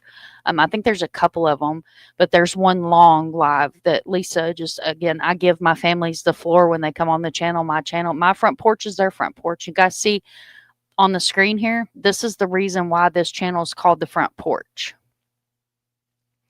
Was my son, Minnie, said, Mom, you know, when I was growing up, you always stayed out on the front porch. You should make your channel your front porch. So he actually downloaded this, and it's an animated, it's raining, and the little girl sitting there Indian style, like looking out. And so that's why this channel has been the front porch since I started covering true crime on it. Not to be salty, but there's another channel that would like to call her channel the front porch, but she can't be as cool as me. I love the front porch. I do too. And thank you, Paula. Thank you guys so much. All your support just means the world to me. Yes, absolutely. I'm just waiting for her to get me a chaise lounge up here on the front porch. I've submitted a request, but I'm just waiting on management to get me one. I was going to say, you're going to have to talk to management about that. Well, but that's why the channel's the front porch. So I always tell you guys, you want to come up and sit and we'll rock on the front porch when I do open panels. That's what I mean, is come up and rock on the front porch, because that's what this is to me. It's my front porch where we're all able to come together, smoke cigarettes, drink, do whatever you need to do, and just let it all roll. Mikey said, laughing my ass off, management. Doodles management. Yeah, and I've submitted my purchase order to management, and you know, Doodles she's very thrifty with the funds, so she ain't got me no chaise lounge up here on the front porch yet. No, you know that law enforcement background. She's pretty by the book. She stays by the book. I keep submitting it, and every time I submit it, I get a stamp back that says denied. So. And I know she loves me, but she just keeps denying me. I still love that Mom sitting on the front porch and you're the most relaxed. Well, thank you so much. I try. Look at Doodle. She's cracking up. I know she is. She always laughs at me, but I love her. I know Southern people get it. I wonder if Northern people understand the front porch. I don't know. I'm sure they do in some sense, but it's too damn cold up there to be sitting on the front porch. Lightning hit all my records. I didn't receive anything. Listen to her. Well, I'll resubmit that in triplicate to you tonight, management. Hopefully lightning won't hit it tonight. I'll resubmit that to you in triplicate. Laughing my ass off, no, telling us what she's going to set you up with. Y'all are crazy. I love y'all. Thank you so much for being here. I appreciate you guys being here tonight. I'm trying to go live more often. I'm actually going to try to do this at 8:30 every night. That way I get around the channels that I respect and I love, and I don't want to cross over their lives. But I really enjoy sitting here talking to you guys, and I figure if I stay on this same rhythm, you guys will be looking for me at 8:30, and we may just do a decompression, a laugh, a live, and then we may do something really serious like this. And a lot of times the cases that I bring to you guys, they're community brought cases. Like last night, Aileen was mentioned. I happen to have a hardback book that is full of serial killers. It has information on her, so a lot of times it's cases that are brought to me. If you're in the Discord, it's in the description. If you're not in the Discord and you have Discord, my Discord's open. We have the barista in there again. She's back. She's a lot of fun. Doodle said, I bet her secretary's name's Helen, so she's going to tell me to go to Helen Wait. Good to see you, Mr. Oh, my Beard. Lord. Thank you so much for being here. She's going to tell me her secretary's name. No, I don't think she should. Miss Barbara, we love her too much. We got to keep her around, but she's going to tell me her secretary's name's Helen. She's going to say, my secretary's name's Helen. Go to Helen Wait. Because she's not going to get me that Chase Lounge I want. Right. Yes, we love our barista. I love barista. And it's so hard to catch everyone that we love live. I support that. And I would love 8:30. Perfect. So I try to get 8:30. I figure that's a good medium between all the time zones. So that way we're kind of catching people coming off work, maybe sitting down to eat your dinner, throw on a live, after dinner, throw on a live. So I figure if we stay consistent with that time, so that way it's not just randomly all throughout the night, oh shit, mom went live, I missed a live, and you're having to replay crew. Because I know that one thing I love about lives is being able to come in the live chat and actually communicate and talk to you guys. All right, I'm going to let this finish out. Always, thanks for watching. Remember, it takes a village to raise a child. If you see something, say something. And become a member of the Army for the Voices. There's no cold case, no child that should ever be a cold case. That's why we're here in this true crime community, guys. Let's pull together and remember the reason why we're here, why we do what we do. Let's show this corruption. Let's bring this corruption to light so that way everybody can see all the corruption that's going on in Tennessee. This doesn't just happen across the sea. This happens here in our homes, in our backyards, in our counties where we raised our children. Retired and moved away. It's very sad. So please help me share these stories. Help me share these names. And as I said, as we go through our Tennessee What the Hell's Going On series, we will see that a lot of these names are consistent names that you will constantly hear. MEs that are corrupt, autopsy reports that have been botched. This guy, serious allegations against him. If you read a little bit further into these MEs, there's one ME that was actually discredited because there were, trigger warning, guys, again, this is a murder cold case channel, body parts stored in jars. These are people that are being paid taxpayers' money to protect, serve our communities. Okay, so that was the end rant on that one.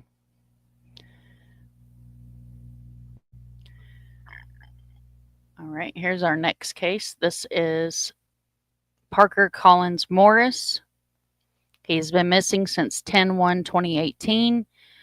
These are cards that I was sent by one of the family members. I believe Lisa sent me these. It says, what if this was your son? Would you want justice too?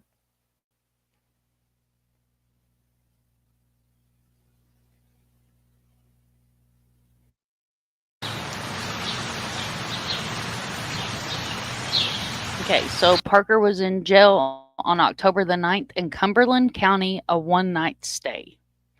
And this is his mugshot and a clip from the article.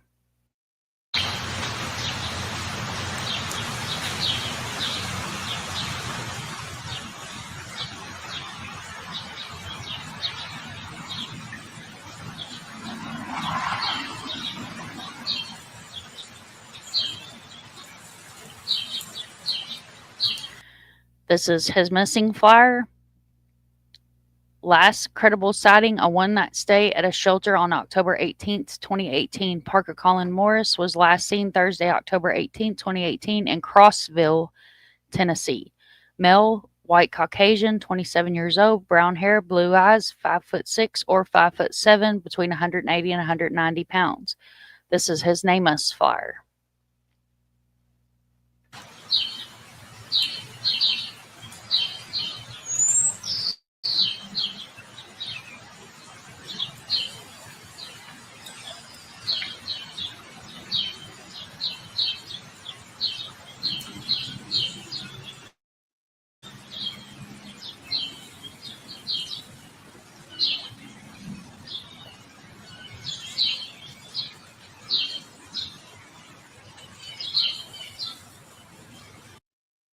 Some of these cases, it was hard to find information on if I wasn't reached out to directly by family. So some of them will be just short clips like that are more for informational purposes.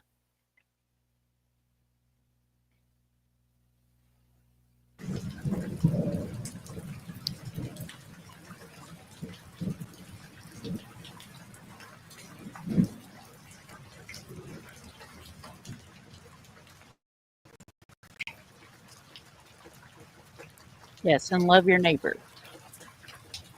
That's really perfect. Spot on. I'm happy because we can make this channel grow with that new slot of consistency. Thank you, Mr. Bear. I appreciate that. Paula says she loves cold cases. I do too. There's the Holly Bobo again. Again, like I said, some of these are going to be kind of rough.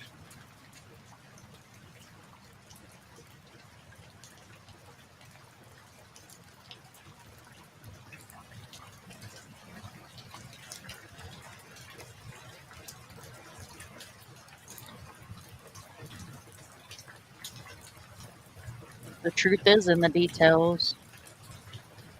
This is his headstone.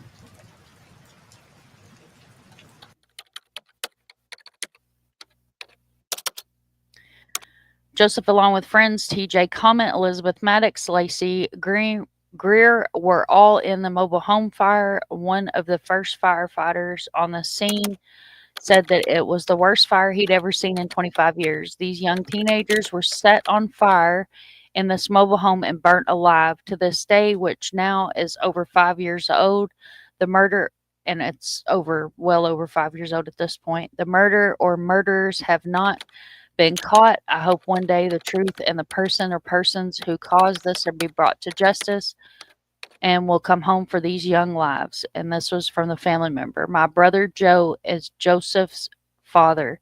On this day of his brutal, the one thing to remember is wanting to see and hold Bubby, which he couldn't. His casket was closed. One and no family was able to view him. No parent should ever have to go through the loss of a child, certainly not like this. And there's his card as well.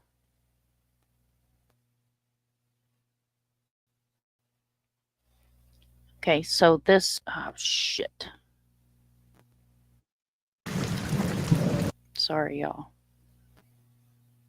So this video, we're going to go back to a little bit more corruption.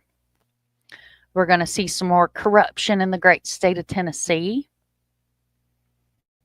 I love my neighbor. No way. Not corruption in Tennessee. Mm-hmm. Taylor's fellow firefighter.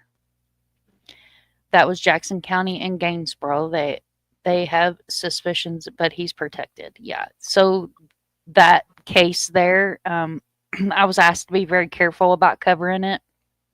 That's why there's only a short video on it. There's a lot to that case. It is a very heartbreaking case. There were, and TWY, you can correct me if I'm wrong on some of these details, there was a vehicle that was there. There were people that they know damn good and well that set fire to this fucking trailer. It was a whole mess.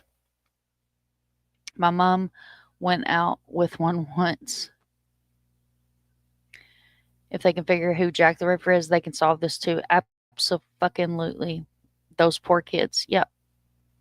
Yep. He were a psycho. My mom went without lots of weird men. Yes. And TWY, thank you so much for being in here. And like I said, some of the details that I have on these cases, I cannot speak of publicly. So if you see me pause, it's because I'm trying to filter through my files to make sure I don't say anything that I've been asked not to put out publicly. Yes, very tragic. They're all very tragic cases. And it's very sus all the way around. Absolutely. And again, you guys are more than welcome to go and look into that case, find what you can. Just, I don't want to screw up and say something I'm not supposed to on a live stream. So this one's $27,000 missing from Livingston Police Department evidence room. What the hell's going on in Tennessee?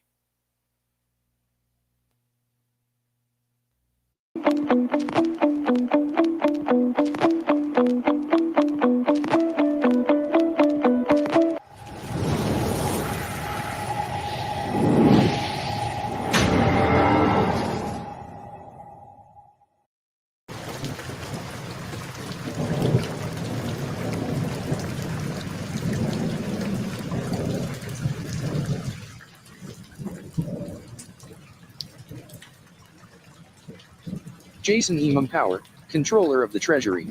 June 2nd, 2022. $27,000 missing from Livingston Police Department evidence room.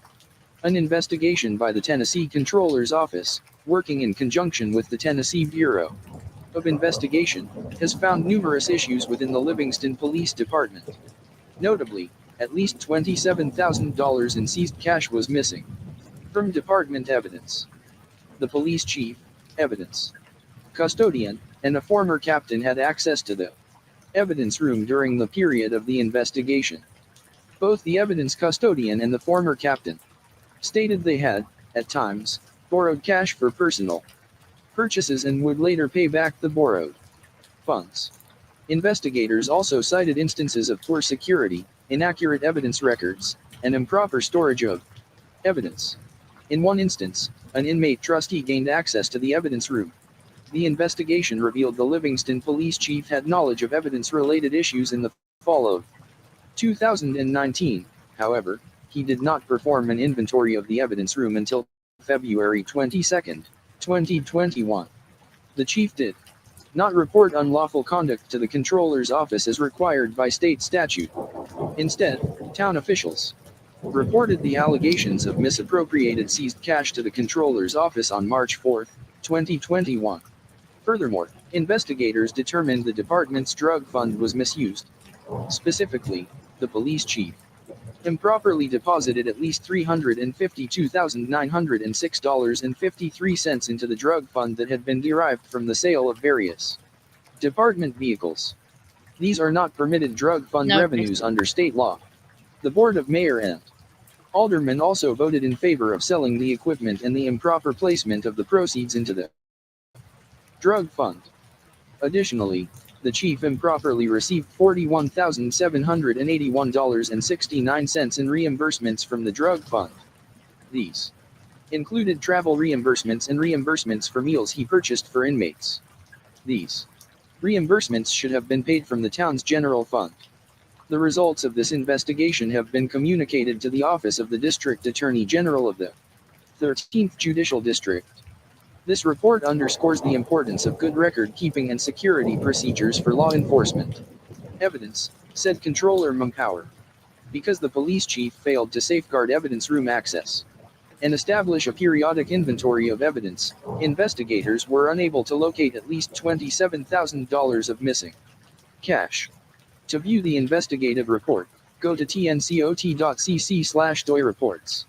If you suspect fraud, waste, or abuse of public money in Tennessee, call the Controller's toll-free hotline at 800-232-5454 or file a report online at TNC.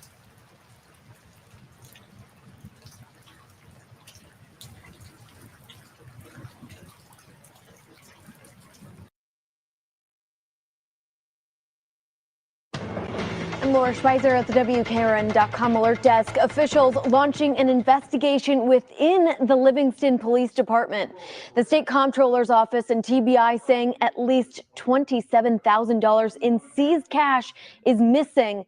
Both the custodian and former captain telling officials they had borrowed the cash for personal purchases at the time. Investigators also say the department's drug fund was misused. That's after the police chief deposited more than $350,000 derived from the sale of police vehicles. Investigators also saying the chief illegally received over $41,000 in reimbursements for travel and meals he bought for inmates. You can find more details on the story at WKRN.com.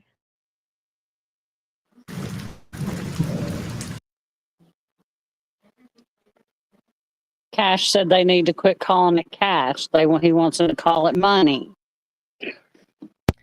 Damn it, y'all. It was money, not cash. It was not cash. Cash was not stolen. Cash is here with us. Cash is right here with us. We know where cash is. We know where Losing cash my mind. is.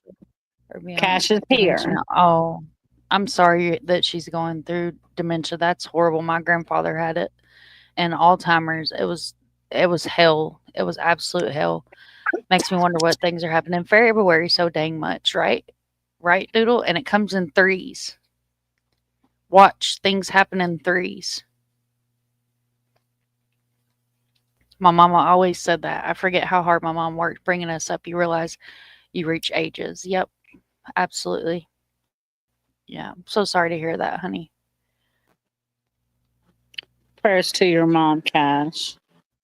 So many prayers. And I told you earlier, Cash, if you ever need anybody to talk to, all my contact information is in my About page. Please reach out to me. Rather be a poke than in the pokey, right? Borrowed the money. They borrowed it, y'all. They borrowed the money. They didn't borrow just cash. A couple tens of $1,000s. Meh. It's fine. Yes, we borrowed $400,000 in cash. I mean, in money. I'm sorry. Plane Speaking of crashes in pokey. threes until there was another one today. Actually, at 8:00 last night, the plane went down in Flagler, which is like Ormond Beach area right outside Daytona.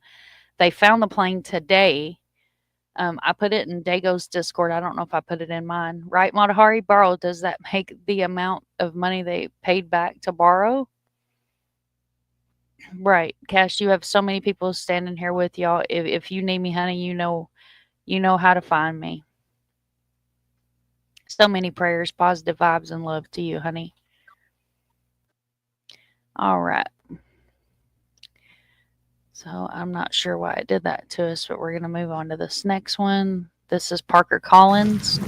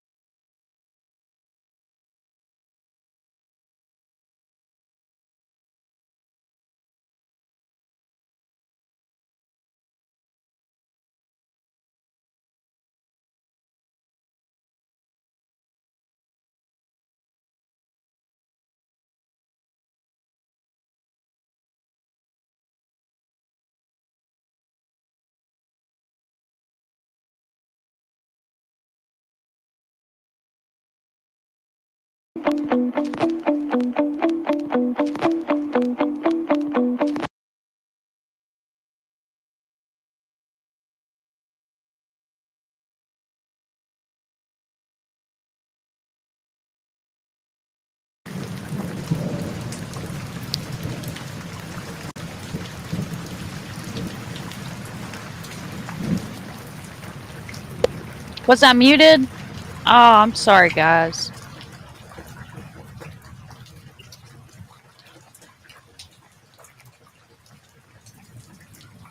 Son of a bitch.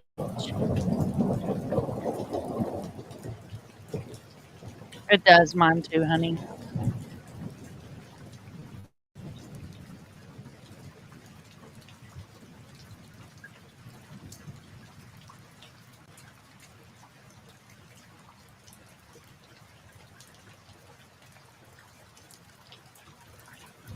We do all have stories.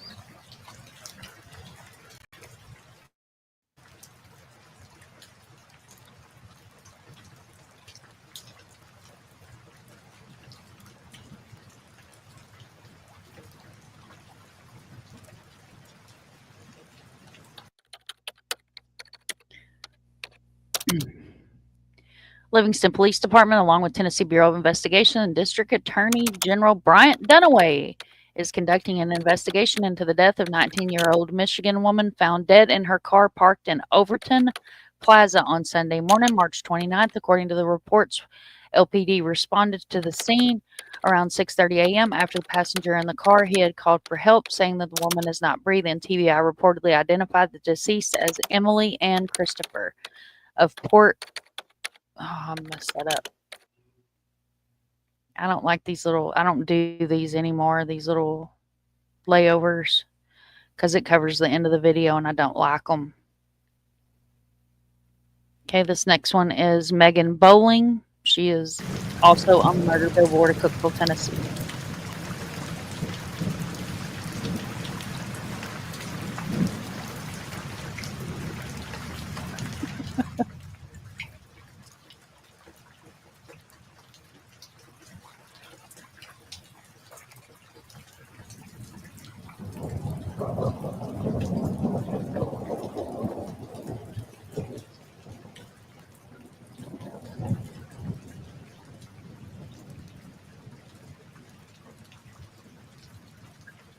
Lord, y'all.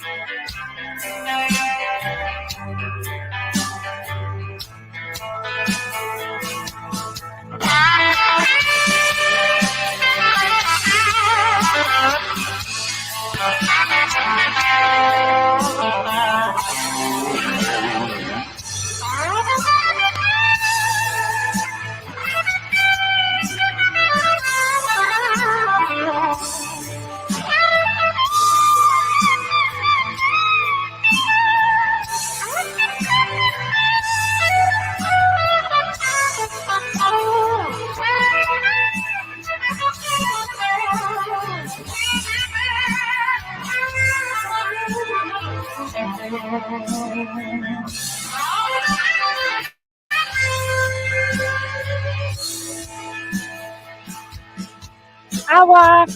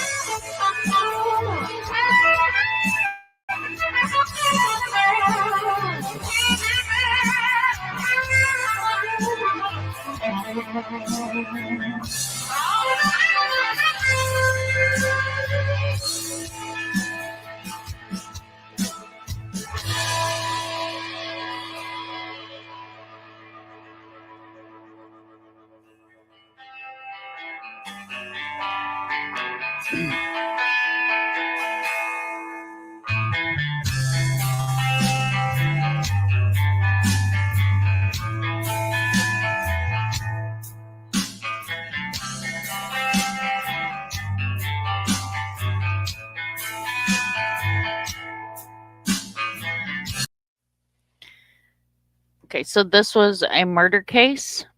No justice was ever brought to her case.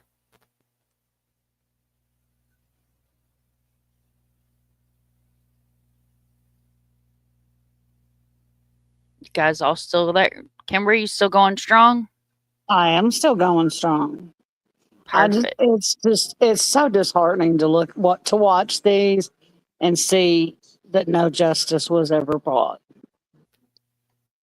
to these cases. Mm-hmm. So there's over 40 of them. There's over 40 of them. And Mr. Bear, tell wife I said hello, hello, hello. Thank you for everybody that's hanging in there with us. So the next one that we're going to look at is going to be Lauren Agee. Again, some of you guys may be familiar with her case. And y'all, I just want y'all to know that I was over here searching intently for a map of the districts, and I have a map of the damn districts. You go, girl. I was like, why am I searching for this? It's right here in my damn file. Because this was back in the day when I filed everything. I just want you to know that while we were watching that, I also just tried to email, or I just text the home office about the Chase Lounge again. And they did respond.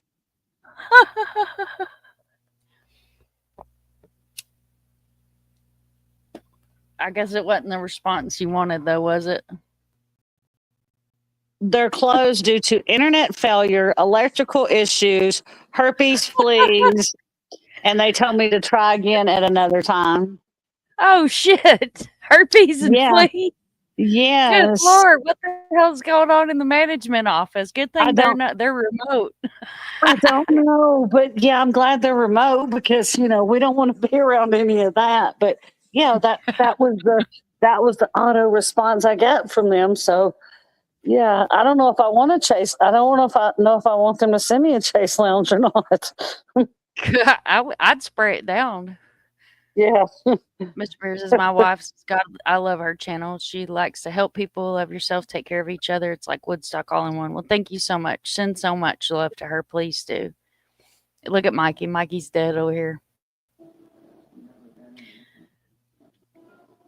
Tell him to get the herpetitis. The herpetitis under control.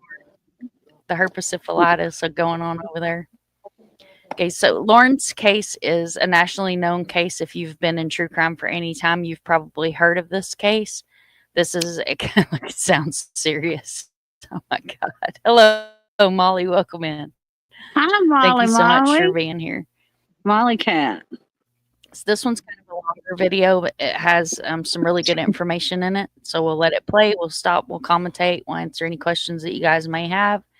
And again, I appreciate everybody for being here.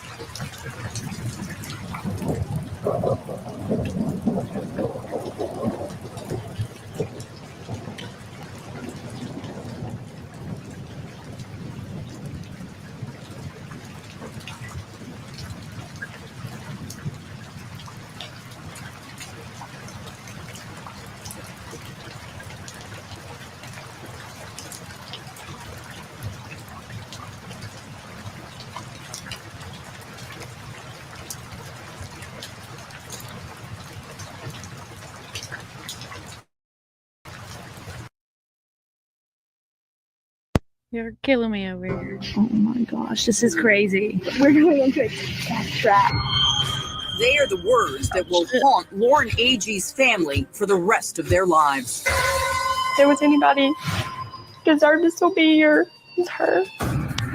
The beautiful 21-year-old and 3 of her friends canoeing in the dark toward a remote Tennessee campsite, 90 feet straight up. It's a cliff on both sides. But Lauren will never make it back down alive. He said, I just want to tell you that your daughter didn't make it. She's dead. Do you want to go? Lauren Agee was the one every girl wanted to know and every boy wanted to date. Brains, beauty, and a personality you couldn't help but notice. She was a ball of fire. Tell me a little bit about her growing up. Well, Lauren was a very, very outgoing child. She had all the first place ribbons. She was, just really, really good, as far as sports and dance. Sounds like she was so full of life. Oh yeah, definitely. Allison Bivens says her sister Lauren's passion was dancing. She even appeared in a music video. We've got tons of home videos of her standing in front of a television, dancing to music videos, dancing to music in the car, singing in the car. The raven-haired beauty was in her second year of college studying criminal science. She had even met the guy she called the one. Everything in her life was great. She was living here at home with us. She had a boyfriend. She was so happy. And then she died. And how she died is why we're sitting here. Right. Her mom, Sherry, says the nightmare started with a simple request. Lauren came down that day and said, Mom, there's this thing called Wakefest I want to go to. And I said, honey, what is Wakefest?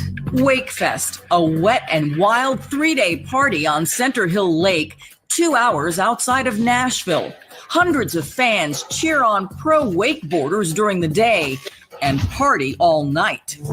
And then camp out on houseboats and cabins around the local marina. So I said, who are you going with? And she said, well, Mom, I'm going with Hannah Palmer. What concerned you? Well, Hannah was a friend that she was only here or around Lauren in between boyfriends. So when Hannah wasn't busy and needed somebody to hang out with, she would call Lauren. And so that being said, I said, Lauren, okay, you're going with Hannah. Where are you staying? And she said, well, we're going to stay in a cabin. But things changed after she got there. A change that would also forever change Sherry's life. As a mom, I just really had this really bad feeling. And then she started to walk away and I went, no, one more hug. And she came over and I just squeezed her really tight. And I said, Lauren, be careful. Lauren and Hannah were primed and ready to party, documenting their car trip on social media, writing, can't wait for Wakefest. Do you want to go? Wakefest lived up to the hype, and Lauren lived up to her reputation of being the life of the party. We were drinking together. She was telling people I was her sister, her twin. Cassie Franks went to high school with Lauren. They bumped into each other on the docks. But Lauren definitely was, alcohol was in her system. You could tell. She was having a good time. Soon, Lauren and Hannah hook up with 2 more friends, Hannah's new boyfriend, Aaron Lilly, and one of his buddies, Christopher Stout. Who were these people your sister was with? I did not know them. You don't say they were friends then. From my understanding, Chris was a stranger to my sister and to Hannah. Christopher and Aaron were known thrill seekers, spending the day wakeboarding on the lake. But Sherry was shocked to find out her daughter tried something far more dangerous, cliff jumping. There's a bunch of cliffs there and the kids were just jumping into the water. The cliffs at Center Hill Lake are terrifyingly steep, and the water below is filled with hidden rocks. If you throw yourself off of it, you can miss the rocks and you can land in the water. But Lauren's jump doesn't go as planned. The kid said that she hit the back of her head and maybe she was knocked out for a few seconds or maybe it was a concussion. Despite the scare, Cassie says Lauren seemed fine later that night. That's her waving at the camera inside a bar in the marina. Hannah, Aaron, Lauren, and Christopher hang out at the bar most of the night. That's Aaron getting into it with his ex-girlfriend, Cassie. And Cassie says Lauren also made it crystal clear she was not romantically interested in Christopher Stout that night. I feel like she was just having to put up with him. She was Hannah's wingman. Around 2 o'clock in the morning, the four head out. It's bedtime. But instead of sleeping on one of the houseboats or in a cabin, Lauren learns there are new sleeping accommodations. It's up on a narrow cliff filled with danger. I could see that 100% that she did not want to be up there on that cliff. And who can blame her? The cliff is a stomach-churning 90 feet above the lake on one side and a 45-foot drop down on the other. Lauren did ask if she could go with my group, but we didn't have any more room. That was the very last time I saw her. Cassie was scared for Lauren. She spent the night there a few years earlier. I never went back up there after I got down. And the most terrifying part? Where you sleep once you're up there, in a hammock called an emu, tied loosely between two trees, dangling right out over the water. And I remember saying that to myself, if this rope breaks, TWI, please be safe. Says, I will be back in Kentucky. Weather starting to spin. Strong storm on the border. Got to watch the radar and see if any debris or anywhere or any hooks. Be back soon. Please be safe. Something totally irrelevant. My very dear best friend wrote the newest state college for 10th. That's awesome. This reporter is extra. I said her case was covered nationwide. She was in her early 20s. Paula. I remember this. And again, thank you guys for being here. Yeah, and I'm gonna go ahead and say this. I'm not gonna say the channel name. For those of y'all that have been in this community for a really long time, there is a channel that almost lost her freaking channel for showing pictures that should never be shown on YouTube. And I'm going to leave it at that, because I will just get freaking angry.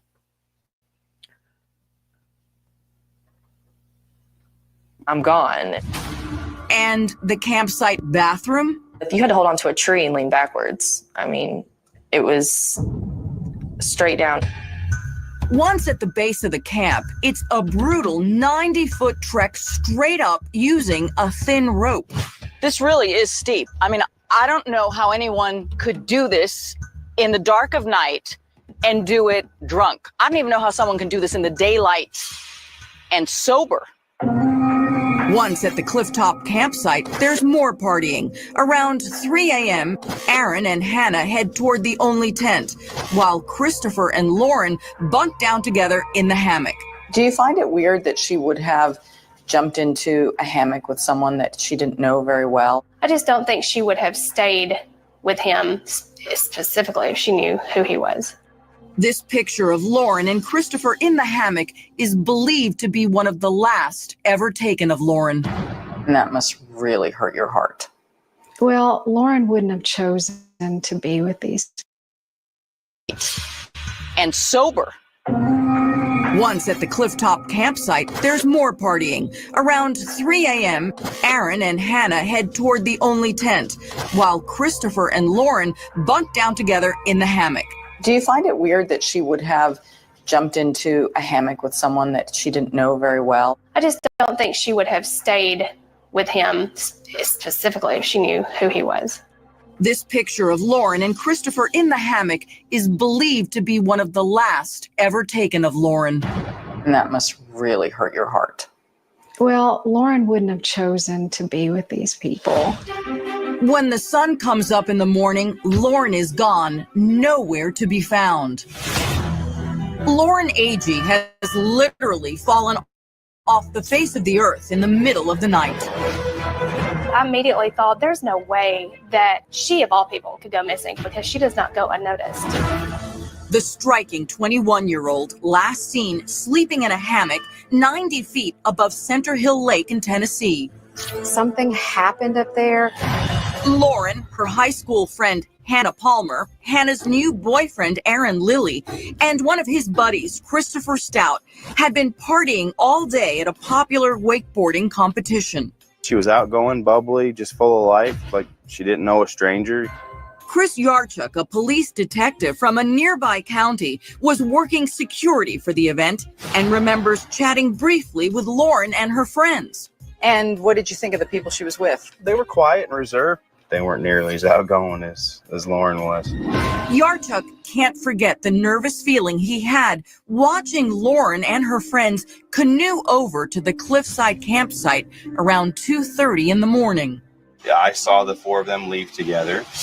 Hours later, Lauren's friends say she was gone. When do they say she disappeared? They say when they woke up Sunday morning, her shoes, her cell phone, and her stuff basically was under the hammock. Here's the baffling thing. There are only two ways to get down the cliffside camp. The first option is by rope, down a treacherous drop through a maze of trees, bushes, and, oh yeah, snakes. The second way down, even more dangerous, hurling yourself off the other side of the cliff, hoping to hit the water 45 feet below, while missing the jagged rock buried beneath the surface. That they could have you said, hey, our friend is missing. Can you help us look for her? They didn't do any of the things that normal friends would do. Instead, Hannah told authorities, oh, she must have went back to the bar. And that's why they never reported her missing. They just went on about the day and Wait Fest and everything. But 2 hours away in Nashville, Tennessee, Lauren's mom hasn't heard from her daughter, and she's a nervous wreck. At what point did you panic? Sunday morning. I started calling and calling and calling, just no answer. Sherry had no idea she'd never speak to Lauren again. Two fishermen find Lauren's body in a cove. When you got here, where was she? She was just ahead of us here, face down. Officer Yarchuk was first alerted by Dina and Harry Elder, who work at the marina. So only 4 people knew that there was a body back there. That's correct. But before Yarchuk can even get to Lauren's body, something bizarre happens. Aaron was in a canoe paddling over there, and he says to me that, that could be one of our friends over there.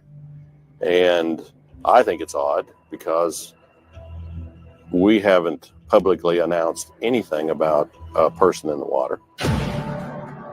So if only 4 people knew that there was a body back there in the cove,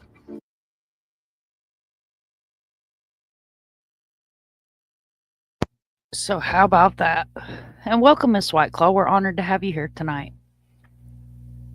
Yeah, and Elizabeth, there's- that is so cool about the song. That's amazing. Kimber, what's your thoughts?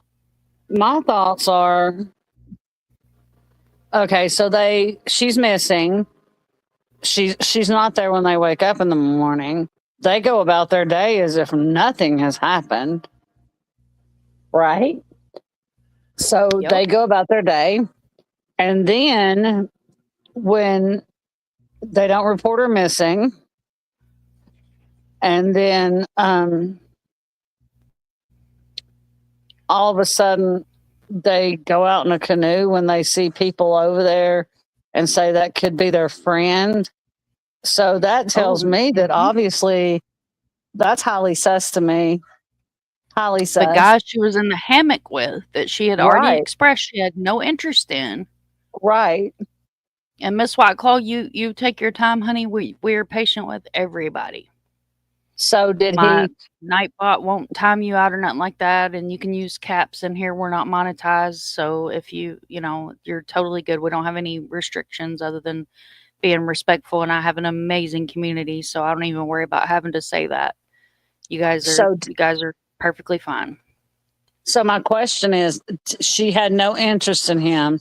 So it sounds like she may have just gotten forced to be in that hammock with him.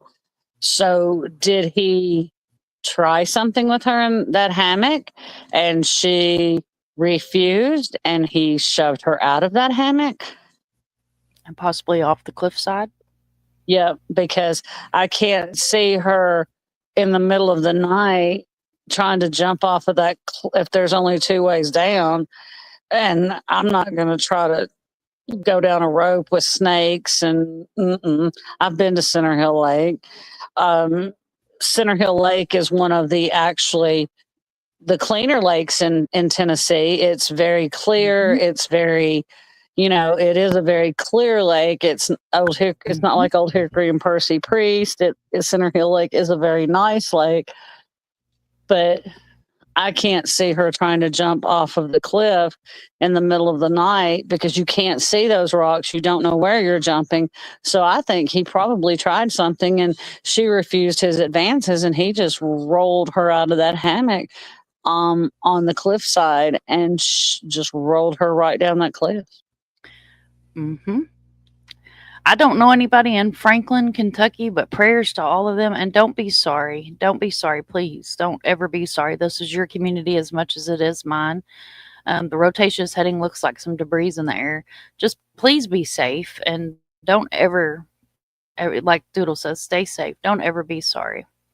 Yes, Sandy, I've met you before. We made a good friend, Foxy, who gave me a different name. Okay. We have tornado warnings and flash flood warnings in our area too, but hey, it's all right. You know me, I'll be out on the porch going, where is it? Right. That's what we used to do. Me and my papa, we'd be out there on the front porch and he'd be watching it. My grandma would be in the house hollering, get in the house, get that baby in the house. We'd be watching the funnel cloud. So yeah, that's what we do around here. Country folks ain't got no damn sense. We ain't got no damn. I tell you, we ain't got no sense. I don't have to worry about the little old lady. Little old lady across the street. Too. Right? Yeah. Center Hill Lake is a very, very, very clear. It's a beautiful lake. It's beautiful up there. It's actually very beautiful. So, yeah. Well, actually, we're supposed to get this weather here tonight. Exactly, Doodle. We stand out there and say, America, while the tornado's coming. America. Yeah. But no, it's the best place if you want to go boating. They have little cabins there, but it's actually the best place if you want to go boating because you don't have to worry about like hitting trees and it's very just an amazing. Friendly. It's very family friendly. You don't have to worry about hitting trees and stuff like you do it. Just like I said, we have the two other lakes, Percy Priest and Old Hickory. And you don't have to worry about hitting like trees and rubbish in the lake. And it's a very clear lake, but I think I do believe that is probably what happens. My name was Sarah McFarlane. I'm Irish, but American friends like White Claw better. Oh, that's awesome. And Miss Polly, you stay safe and warm too. Good Lord, all this crazy ass weather, I swear to you, it's about as bipolar as I am. Yeah, we're supposed to get this. We've got this tornado warning coming through tonight. Or tornado watches, warnings, floods, blah, blah, blah. And then we're supposed to get a winter remix tomorrow. Welcome to Tennessee. All the things. Welcome to that's what I was going to say. All the things. Welcome to Tennessee. Don't like the weather. Stick around for 5 minutes and it'll change. Promise. Pick your season preference. If you guys have any questions or anything, please put them in chat. I will try to remember to star them, bring them up. Don't be sorry for asking any questions. Like I said, this is our community, so definitely. And remember, there are no dumb questions. Any question is welcome because there are no dumb questions. There are no wrong questions. No dumb questions, just dumb away. Formerly known as Dunaway. Yep, Dunaway, formerly known as Dunaway. But yes, I do believe that is. I do believe that is a definite what could have happened to her because I think that he thought that more was going to happen, and she had already expressed earlier in the evening her probably disdain for him. Mm-hmm. Yep. And if you guys see this was I was talking about, some of these are kind of rough. This is where we had a hurricane going on when I edited this video together. So this is actually a screen recording of my Canva because my computer wouldn't download the Canva. So I just uploaded the video onto OBS and recorded the whole thing. So thank you guys again for being here, bearing with my beginning of my channel content here, but it's important, and getting the names, faces, and stories out there is what the key is. So I feel like we're still doing the damn thing. It's just a little rough because these are earlier on before I learned how to be a real channel. I think you did fine then. I mean, I think you did a wonderful job. I put a lot of work into these. Like you're talking, it took like 2 days to put a video up, where now, I'm pretty used to it. It doesn't take it near as long. I don't do many uploads anymore. I about drowned in the Colorado River on a raft. I avoid it now. Girl, I ain't getting in the Colorado River. When we went to Montana, they were like, you can go hot white water rafting. And I said, no. My husband was upset because we get sad as our therapist to see media favors a beautiful day able. Not you, Mom, just the media. You're fine, honey. You're fine. Don't apologize. And thank you guys for what you do. I appreciate what you do. Without therapists, we would be shit. This whole world would be fricked up, if you will. And that is a true. And that is a true statement, though. They do favor the beautiful, the date able, they are the ones favored, and it's not right. Doodle, I love this community, and I am so honored to be part of this community. I'm so honored to have Mom. I'm a work in progress, and I'm so honored for Mom to let me come up here to, help me, to teach me. And I'm so honored to be a part of your community, Doodle. And, you're out there doing the damn thing. And, I'm just honored to be a part of these communities. I just love you guys. And I love y'all too. And, if it wasn't for Doodle, we wouldn't be sitting here streaming tonight. And Doodle is an amazing person, and she's doing the damn thing over there. And she's self-taught. Like Doodle has crash course learned how to make amazing videos and great content, and all the work that she's done for the missing, man. It's amazing. If I ever go missing, please check food trucks before you put my mug on a flyer. That's freaking hilarious. Dago went missing for like 3 days, and I put him on a milk carton. Don't mess with me. I'll have your ass on a flyer. We're all the work in progress. Love it. Mikey's still hanging in there with us. All right, guys, I'm going to fire this back up. How in the world did anybody else know that? I don't know how they knew that. I came around the corner in the pontoon that day and started right back in the cove. And, before I even got halfway there, I could notice the bright pink color in the water.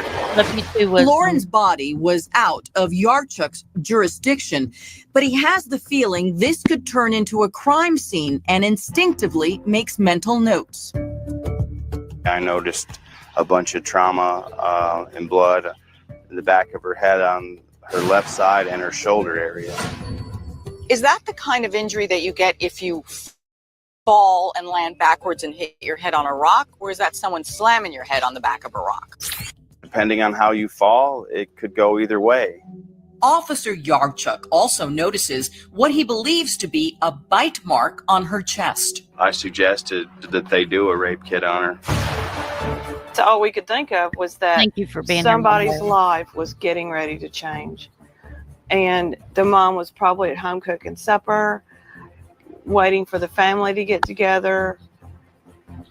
And we knew that wasn't going to happen. Sherry Smith is that mom. Nearly 12 hours after her daughter went missing, Sherry gets the devastating news from a DeKalb County Sheriff's deputy. He said, I just want to tell you that your daughter didn't make it. She's dead. My gut told me, I said to him, first statement, where are the people she was with? And he stepped back and he looked at me and he said, we have them, we're questioning them. All three are briefly questioned, then released. They think she fell in the middle of the night and drowned into the water.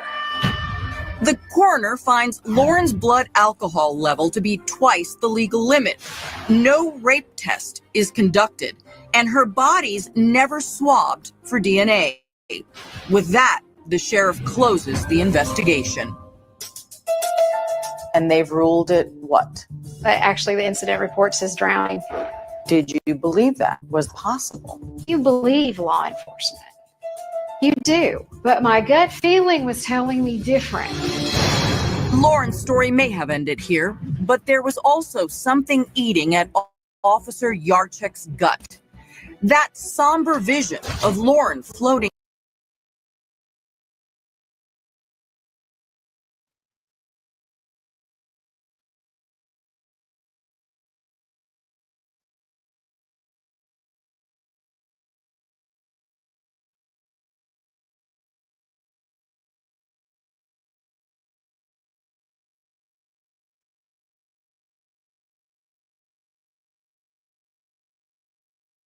We've been doing so good. Now it's going to freeze on us. Give me a second to get this back up, guys.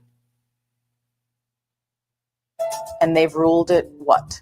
But actually, the incident report says drowning. Did you believe that was possible? You believe law enforcement. You do. But my gut feeling was telling me different. Lauren's story may have ended here, but there was also something eating at Officer Yarchek's gut. That somber vision of Lauren floating in the water. Do you think she drowned? How do you think she died? I know she didn't drown. People that drown sink. That's right, floating. And the autopsy shows there was no water in Lauren's lungs. There was also something else Officer Yarchuk couldn't get out of his head. An autopsy photo. There's an imprint on the stomach. It's that odd 45-degree triangle right there.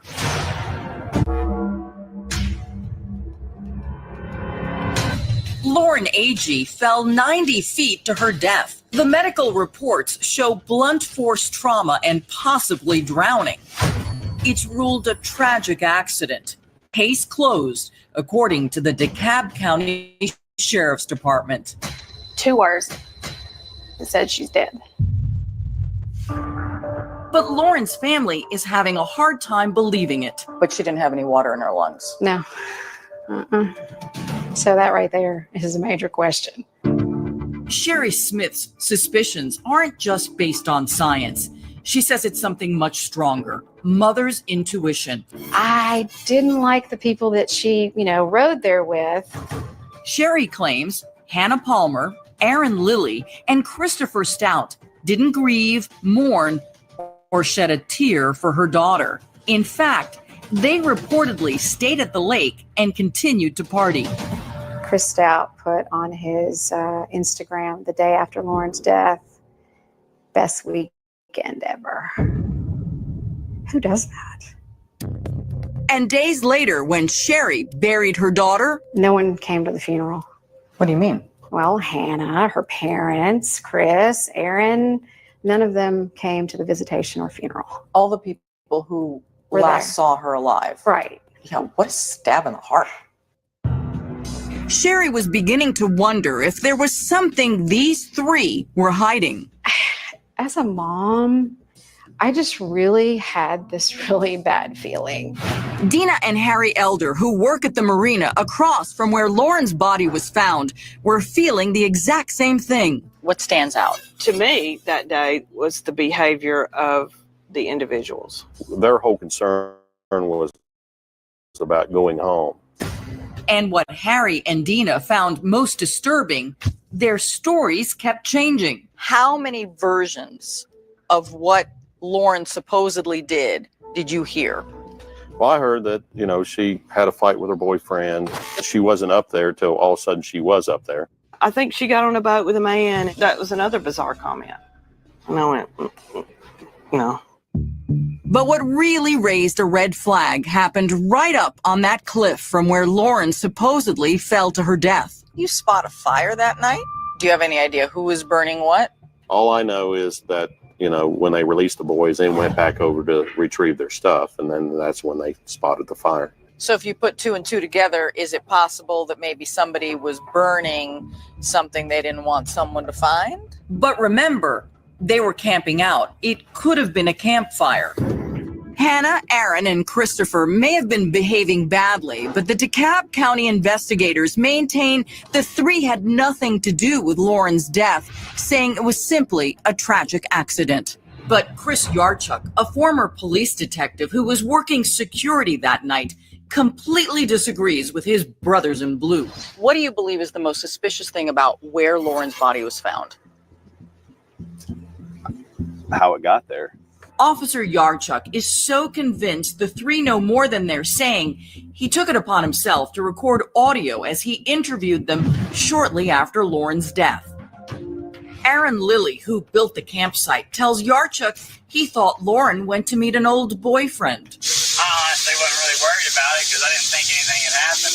I didn't think anything would happen. Christopher Stout, the guy Lauren was sharing that hammock with, gave Yarchuk this theory. You think she went back after y'all went to the cliff? I honestly don't know. My honest opinion is she got up to go to the bathroom and slipped. And then it's Hannah's turn.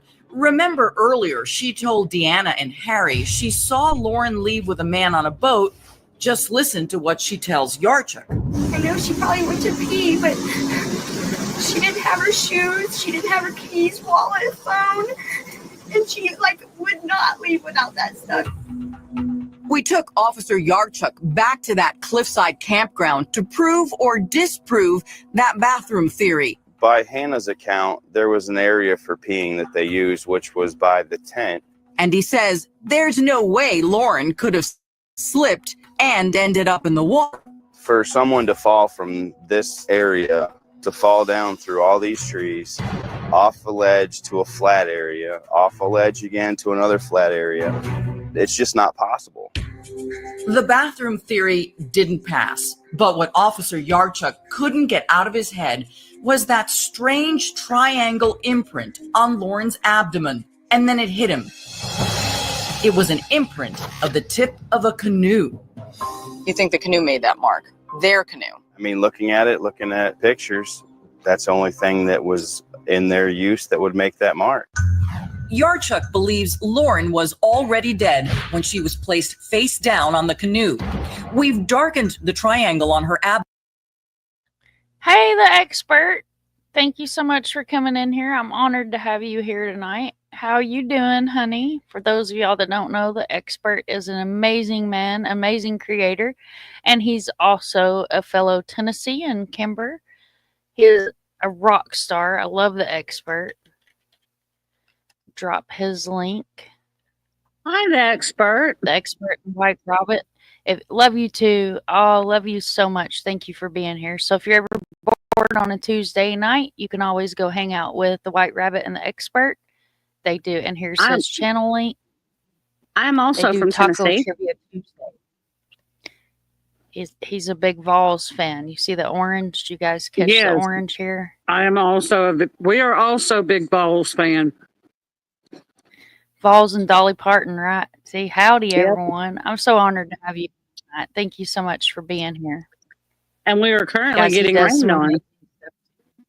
And currently getting rained on. Girl, we're getting big rain right now. Oh, shit. Thank you so much for subbing. Make sure you guys all go over there and sub to the expert. He's amazing, and the White Rabbit is too. They're good friends of the channel. So, and you guys know if I'm telling you to go somewhere, I'm not going to send you anywhere that I don't go myself. And respect and love. All right, guys. This, like I said, this is kind of a long one. We got about 10 minutes left on this one. But we're going to get into the meat and tater. So they darken the triangle on her stomach. And there it is. And that does look like a kayak. Oh, shit. I got a blizzard earlier. Brutally be safe. Don't be driving. I'm glad to make it. Is it raining? Oh, man. Thank you, Miss Barb, for subbing up to the expert. He's an amazing human being. He does Friday Night Lives and Taco Tuesday trivia, and then just amazing. Anything he does is fun. It's well worth watching. A lot of LawTube. I'm sorry for interrupting. Go ahead. If you can put his link in Discord so that I can get it, because it will bump me off of panel if I try. So yeah, I tell you what I'll do yes, is if I try to open Discord, it's going to buffer, so I'll send it to you in a text. okay, that's perfectly fine. Yes, the expert. It is raining north of Nashville. So, Love and you that's where too, I honey. am. I am north of Nashville. So, yeah, it's raining here north of Nashville. My pit bull is freaking out. The sweet baby is running around the house trying to get up under a bed. Oh, I'm a big fan of you. Guys, for those of y'all that don't know, I am going to give him a big shout out. So I was so close to 1,000 subs, I could taste it. And the expert did a huge thing for me one night on one of his lives and got me over 1,000. So like I said, he's been a friend of the channel from the beginning. I've been honored to be on his panel before. I've actually Scarlet Lost Souls True Crime Chat, you guys all know, that comes around. I've actually had the privilege to be on channel with the expert over there on panel one night. So definitely check him out. He's freaking amazing, guys. The expert, I am about 20 minutes west of Hendersonville. So I'm not far from Hendersonville at all. All right. Total Vols fan, not a Bama fan at all. Go Vols, Boo, man! Bama. I'm telling you, and Go Vols. you guys know there's people so serious about that when I ran the Earthbound in Rivergate, I had an elephant pen, like a wooden hand carved ink pen, and people would not sign their credit card slips with that ink pen. I'd have to go find a non-elephant ink pen for people to sign with. Like, that's how serious we are with the Vols and the Bamas. That's right. Thank you, That was Wisdom. fun on Lost Souls. We did. We took over. Oh, Wisdom, you're a rock star. Yeah, we are not. We do not sign anything with them elephant pens because we are not. We do not like Bama around these parts, man. It's all about the orange. We bleed orange. Good night, Miss Whiteclaw. Thank you so much for coming in. Yeah. Thank you, Paula, for subbing. And yeah, Doodle, that's like serious, real stuff. Like, they will not touch anything with an elephant on it because they got hashtag no scared pit bulls. Oh, Dandy, she's the sweetest baby, but she's trying to get under my son's bed, and my son's up now, and him and her are arguing because he's like, get out from under my bed. But yeah, she's scared she's scared of storms. Oh, sweet baby. Kobe's scared of every damn thing. He don't get an I'm not scared card because he's terrified of everything. All right, back to the video, guys. Sorry about that. I just had to stop because we have an honored guest in the chat tonight. I'll leave you alone. You made my night. Don't leave me alone. You're perfectly fine where you are. Thank you so much for coming over here. Oh, I'll look at that. Hey, Amber, you I'll need look a at Survival Tennessee blanket on. Drifty, I'll get Mom to post your Facebook link. Send that to me in Discord when we get off this live. So I'll make sure I've got your face. So I'll make sure I'm a member of your Facebook group. Because my son would probably love it. Will. So, yeah. All right, here we go. Abdomen. Yarchuk believes that's an indentation made by the bow of the canoe. With the imprint on her stomach, it looks like her arms and shoulders and head were put into the canoe. It looks like maybe her feet were dragging. Officer Yarchuk was not part of the sheriff's department which investigated Lauren's death, so he couldn't reopen the case. He did, however, reach out to Sherry and advised her to take a closer look at the last 3 people to see Lauren alive. And she did. So the guy in that hammock was bad news. Yes. Christopher Stout is currently sitting in a Tennessee jail, reportedly for a 3rd DUI conviction. He has a rap sheet this long of numerous offenses. And Aaron Lilly has a history of DUI and domestic abuse. We got into a domestic dispute. He hit me multiple times. Cassie Franks is Aaron Lilly's ex-girlfriend. She also happened to be at Wakefest that weekend. Whether it was a drunken accident that someone, hurt her and they didn't mean to hurt her, but they hurt her. But I still don't think she fell off the cliff. And Cassie hits us with something we never saw coming. I found the pictures from when he hit me. Cassie says she's never shown the pictures before. The photos show her bruised and battered. She claims after Aaron beat her. Lily and Cassie were both charged with domestic assault, but the charges were dropped. So why is she showing them to us now? The reason I didn't in the beginning is because I thought to myself, what does what through have anything to do with Lauren's death? Maybe it does. Cassie offered the pictures to the DeKalb County Sheriff's Office. She says they declined to look at them, maintaining there was no foul play involved and Lauren fell to her death accidentally. But could a real dummy prove them wrong? Tragedy on the cliff of death.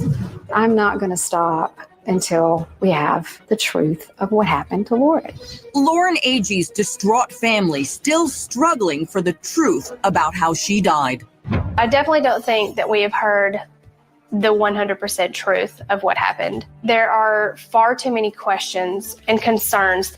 The 21-year-old went to the all-weekend party called Wakefest in Tennessee and never returned home. The official report says Lauren died of blunt force trauma from falling off a steep cliff into the lake and possibly drowned. But her mother, Sherry, thinks otherwise.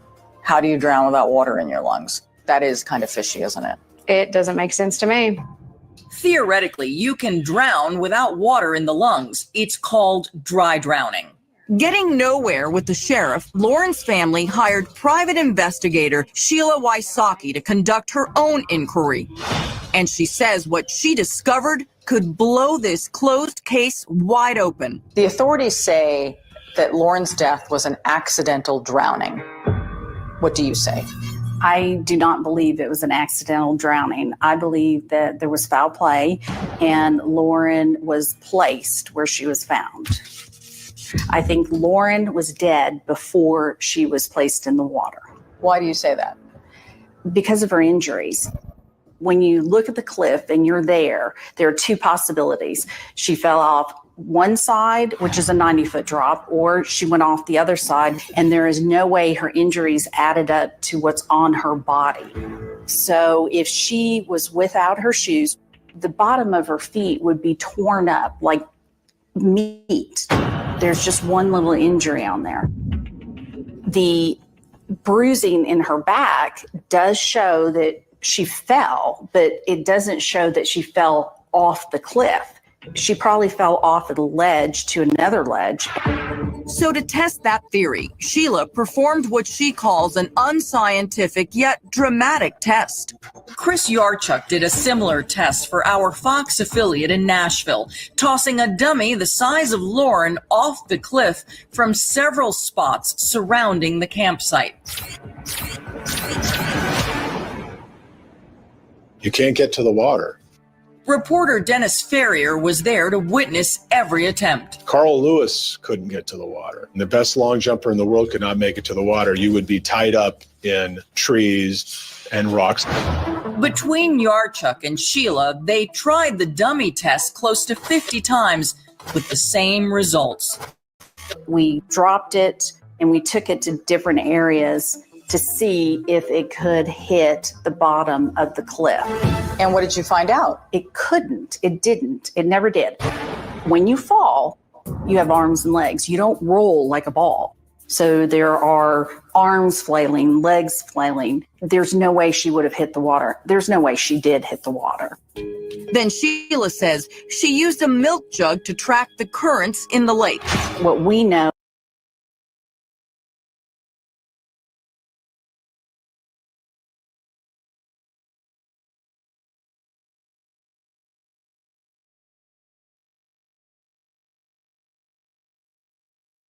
Hang on, it's decided to buffer us. See if I can get it to cooperate here.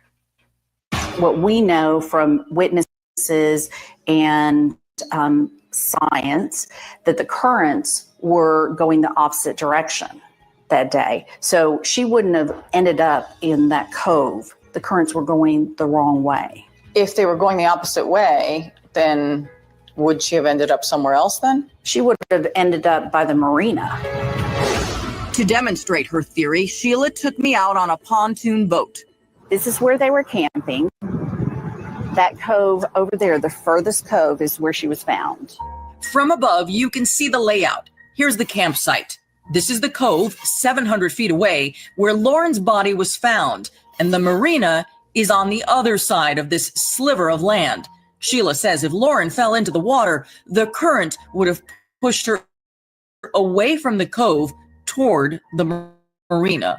The current was this way because the dam, the water, so it was coming the opposite direction.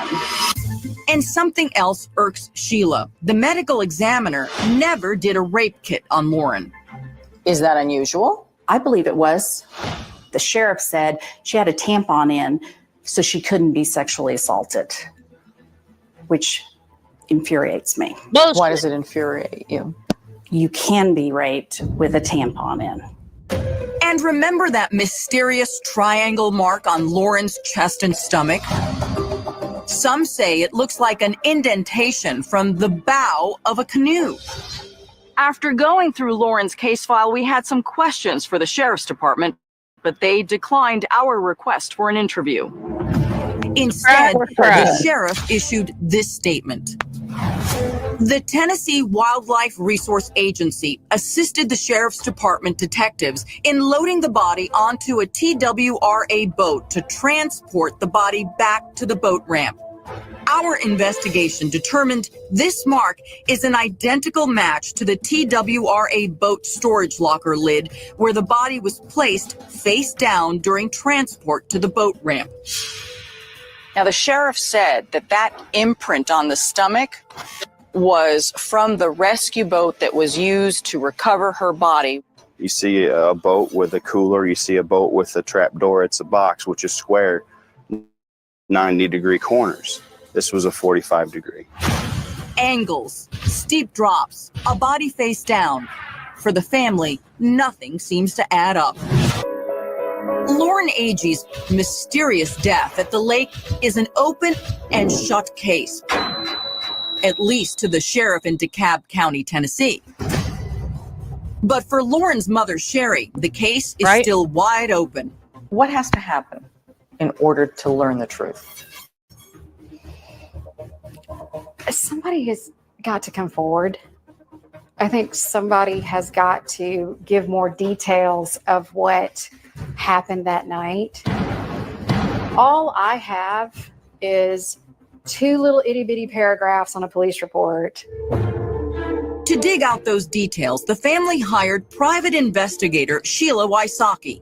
What was it about this case that made you want to take it? I looked it over and things didn't add up. Who do you blame for her death? I'm not sure exactly who, but I believe that somebody up there hurt her. The autopsy report says Lauren died from blunt force trauma after a fall off a cliff. That's where she and some friends built a campsite in the sky. But Sheila says she believes Lauren's death is no accident. I believe something was happening to Lauren and she was either trying to get away or fighting. And that's where her head was hit, blunt force trauma. And I believe that's how she actually died. Do you think that she hit her head as she was falling or someone hit her in the back of the head? I believe she went backwards, trying to get away, hit her head, and fell down a ledge. She has bruising on her thighs. Her nose was broken. So there are a lot of injuries that absolutely don't add up to a fall off a cliff into the water. She's got broken fingers, which would be consistent with a fall, but it's also consistent with somebody fighting. What's the significance of bruising on the thighs? The significance to me of the bruising on the thighs initially was someone putting their knees on a person, holding them down. Was there anything else on her body or anything else that suggested the possibility of a struggle? Yes. She was hemorrhaging in her throat. Now, that doesn't mean she was strangled because, her eyes weren't bloodshot. So, but there is hemorrhaging that wasn't listed on the autopsy. Well, how'd you find it if it wasn't listed? Because it's in the pictures. If that's true, then who could have done it? There were several hundred people on the lake for Wakefest, but there are only 3 believed to be the last people to see Lauren alive. Her friend, Hannah Palmer, Hannah's new boyfriend, Aaron Lilly, and Chris Stout. Is it possible that this happened in daylight? We don't know who's telling the truth, so we can't really know where Lauren really was last seen alive. We know who's not telling the truth because the stories are changing. You think they're lying? I do. And that's why Sherry filed a wrongful death suit against the 3 in an effort to force them to talk. But there's just one big problem. And when we filed the wrongful death lawsuit, and we have a list of questions, they all pled the 5th. Okay, come on. I mean, you plead the 5th. You plead the 5th because you are afraid of incriminating yourself. It's not a hard question. Did you physically touch or harm Lauren? And according to the PI, someone did make some strange postings on social media about Lauren's death. A lot of people have been posting comments that are not very nice and quite ugly. And some people have been posting false information. The information is also coming from an IP address in Florida on the same street as Hannah and Aaron. Coincidence? I don't think so. Crime Watch Daily went to Florida for answers. So what can you tell me about what happened? We tracked down Aaron and Hannah to their house in South Florida, where they moved 1 month after Lauren died, and they called the cops on us. Aaron, Hannah, is there anything that you want to say to Lauren's mom? Can you tell us anything? You were the last people to see Lauren alive. Aaron, Hannah, and Chris have never been considered suspects or charged in connection with Lauren's death, and a judge dropped Hannah from Sherry's lawsuit. Lauren's family is appealing that decision, but Aaron and Chris are fighting the lawsuit, which is still in litigation. Depositions are scheduled for the 1st of the year. And now this mom is left in the dark about her daughter's death. Her key question still unanswered. What really happened up on that cliff? I'm her voice, okay? As her mother, I have to be her voice. And I have to pursue the truth because I owe that to her, right? I'm all she had. And she would expect nothing less from me. Lauren's death has been absolutely devastating to our family. She died 4.5 years ago. It's like she died yesterday.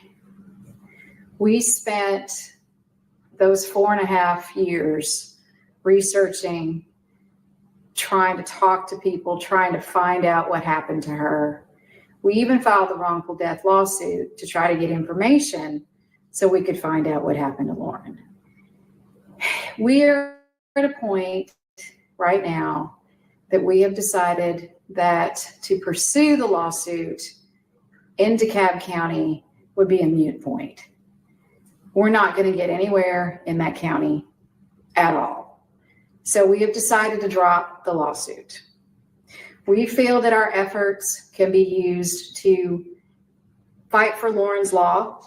Well, we got to call it something else. I'm sorry, Lauren's Law is already taken.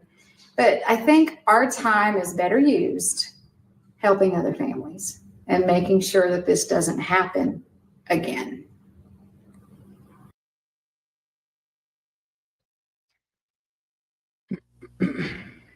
Hey y'all, Sunshine 1979. That is the story of Lauren Aki.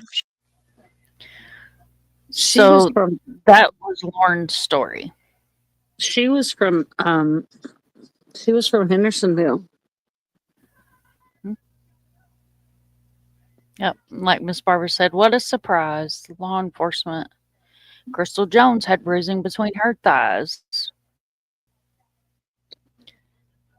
Miss Barbara, thank you so much for being here. I know it's hard for you, and I appreciate you hanging in there with us. I really, really do, ma'am. I know this is very, very hard for you. And guys, I did change the banner to the content for adults only because that video does have some pictures of her, and I know that it can be hard for some of our people here in the community that have lost loved ones. So just for a quick second here, we're going to switch over. I'm going to get the next video queued up, and we're going to switch over and take a look at a little bit of positive stuff. We're going to share this tab instead. If it switches over. Okay, so here's the Tennessee Vols blanket. Here's the pillow. I don't know who the bald man is in the background, but hello, bald man that's unidentifiable. Don't know you. Stranger danger. This is the website. Stranger danger. It's actually a Facebook group. Stranger danger. It is a private group handmade with love, so you will have to click on join and wait for Drifty to add you to the group. This is some more of her creations, and this is a Tennessee Vols wind spinner thing. You fold these little metal doohickeys out, and it spins real pretty. It goes. There it goes. Oh, I like that. So for my Tennessee folks that see, you've seen these before, haven't you, Kimber? You fold all these out. Uh-huh. And have you ever seen one in action? I think so. And it yes. And then I think it makes a design when it spins. But she's got some cool stuff on. Oh, look at that. What is that, y'all? What is that? That there be a Mind of Monsters wind spinner. So we're having shameless self-promotion Saturday night tonight. These are some of the cups that she does. Shirts, some more cups, the keychains, the shirts, just some different stuff here. Mind of Monsters merch. Here's some more wind spinners. I don't know who those people are. Stranger danger. But that's her group though, guys. And I think she dropped her link in chat. And it can be found Handmade with Love on Facebook. And I'm sure she dropped her merch link as well. She does have an actual website where she drop ships from. So there is no stranger danger there. She'll ship it straight to you. So just to kind of mix it up, lighten the mood a little bit, I figured we would take a look at that. Hi, Scott. Thank you so much for being here. Mr. Bear, thank you for being kind to my wife. I wanted to wait till after Lauren's presentation. Thank you so much, Mr. Bear, for being here. And thank Miss Whiteclaw for being here as well. Well, would you look at that? Would you look at that? Oh, look at that. Wisdom says, the cups are awesome. I love mine. So Wisdom has a custom cup that was specially designed for Wisdom. Can I drop the Facebook? I sure can, Miss Barbara. Give me just a second. Mom, I found there was an article. Let me pull it back up. It was actually from last year. It looks like Lauren AG's mother went to Washington. Do you want to read it for us? Well, I would. It's hard for me to read because I have to open a new tab and then y'all can't hear me. So yeah. Can you send it to me? You want me to put it in Discord or back And chat? I can read it for us. You want me to put it in Discord or back chat? Put it back chat. If you put it in Okay, back hang on. chat, I can open it. I just can't open it from StreamYard. Okay, hang on. Let me For some reason, back chat's powered by a different. Oh, where did it go? You, the one wisdom. I think I have a picture somewhere. Wisdom's cup. Invite. Oh shit! I hit the wrong button. Hang on. Oh no! I'm over here pushing buttons, y'all. Copy link. It's called Handmade with Love, Miss Barbara. When she first started her making stuff, she started out making beanie hats and scarves. And she was like, I don't know what to call it. And I said, call it Handmade with Love. So that's what it became, was Handmade with Love. That is now in back chat, ma'am. And that's many years ago. Thank you. That was is many also years ago, and it has going strong. That is also from WZTV. It looks like from the Farrier Files. Perfect.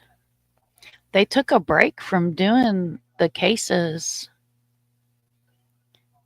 Okay, let's see. It's going to load an ad on us.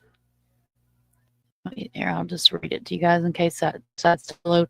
Nashville, Tennessee, WZTV. Many people remember Lauren Agee's case, the beautiful young Hendersonville woman who died under suspicious circumstances at Center Hill Lake. This week, nationally known detective Sheila was out. If you're a part of true crime, you know who this lady is. She's a friggin' beast.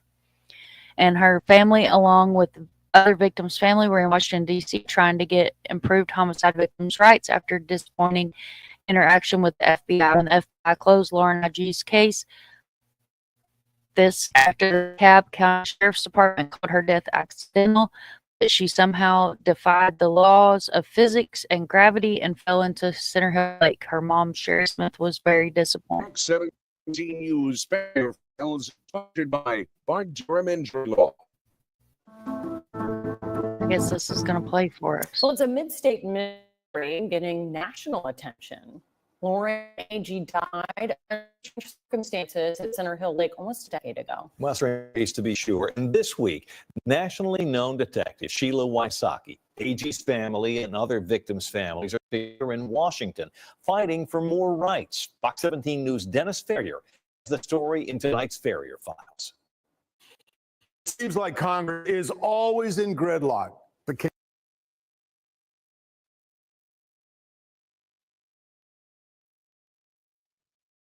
That's just frustrating.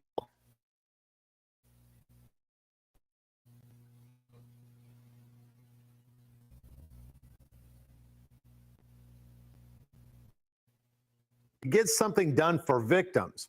Nashville's most famous detective. Come on. Went to Washington with at least hope. When the FBI closed the Lauren Agee case, this after the DeKalb County Sheriff's Department called her death accidental, that she somehow defied the laws of physics and gravity and fell into Center Hill Lake. Her mom, Sherry Smith, was disappointed. It would not be the end of her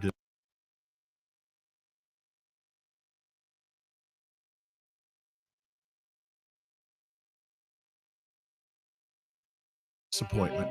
Private investigator Sheila was talking. The FBI looked at the case. Sherry Smith sent the FBI a FOIA request, which is a Freedom of Information. They sent back a letter saying it will be 79 months before you're going to get these files. She'll wait 7 years. So she said, go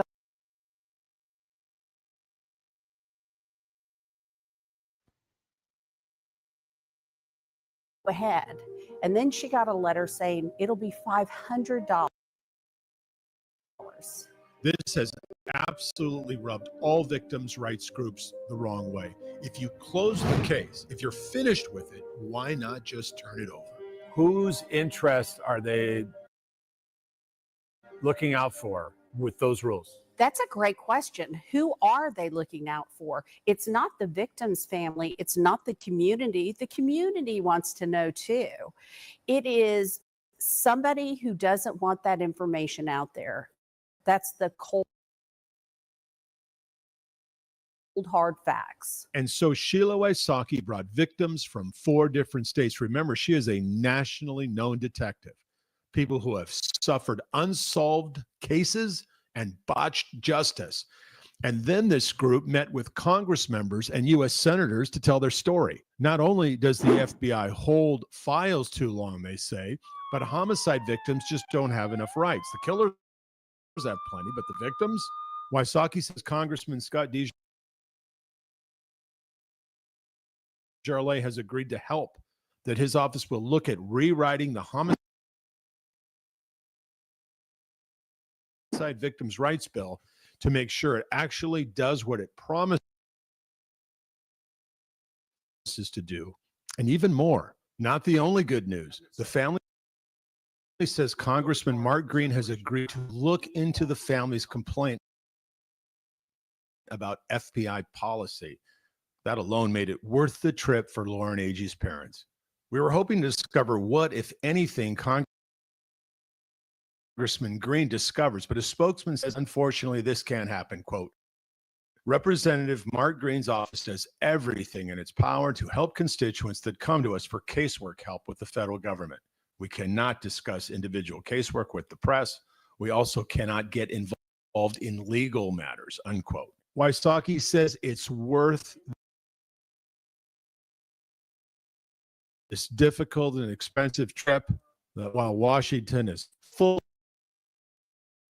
of lobbyists and special interests, she wants to advocate for ordinary people. You can call it lobbying or just call it a thing. Someone who has a death in their family that is suspicious, treat them with respect.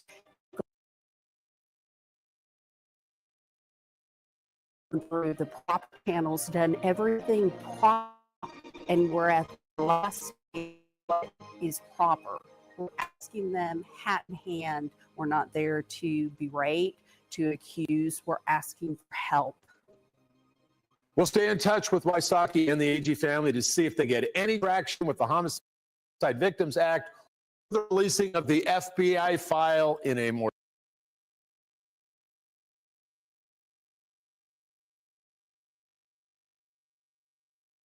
timely fashion. I'm Dennis Ferrier, Fox 17 News, your Code Red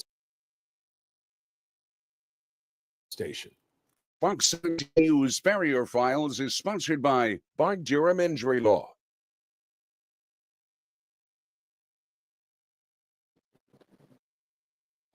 So hopefully they'll get some. Well, tonight in crisis. Hopefully they'll get something from that. In the classroom, Metro School. You hope. Under fire for years. Whoa. To be.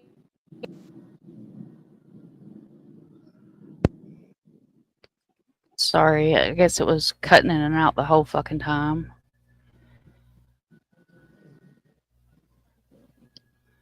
We still heard it. All right, so the next one's going to be Brandon Hood. You still heard it? Perfect. Yeah, I'm The hoping next they one's get going to be some. Brandon Hood. I'm going to take the pit bull out while this one plays.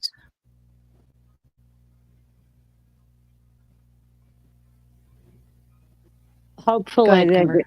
Hopefully they get something out of that, because it's just, you know, and the one thing you have to remember, because hopefully they get something out of that, because they've waited way too long.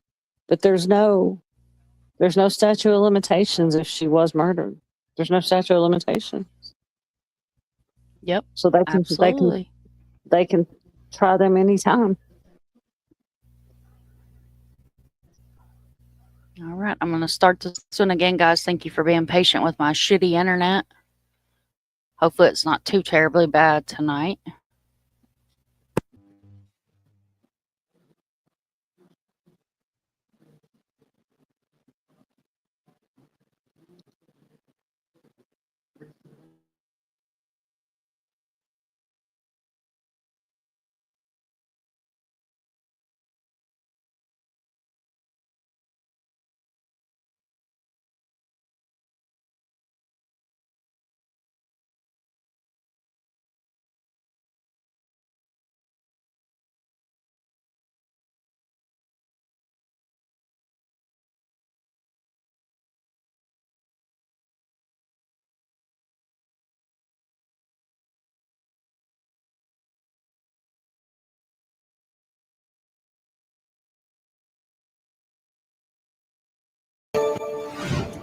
Well, if you drive through Cookville, you may see an unusual billboard. It contains the faces of murdered or missing people. And behind every one of those faces, there are family members who tell us they are victims of inadequate investigations. Fox 17 News' Dennis Ferrier has the story in tonight's Ferrier Files Fight for Justice. The cases are all different. They spread out over decades, but they have something in common. They have a connection to District Attorney Brian Dunaway and the accusation that he has failed them. It was a tough meeting. It's not easy to talk about the worst thing that ever happened to your family. I can't do it right now. It's hard to hold back the tears and rage when you feel like you still don't have justice. The family of murder victim Courtney Cash was upset evidence was destroyed instead of collected. They also feel the DA's office was protecting a strong suspect in exchange for his testimony. We walked in his office. We were not even asked to sit down.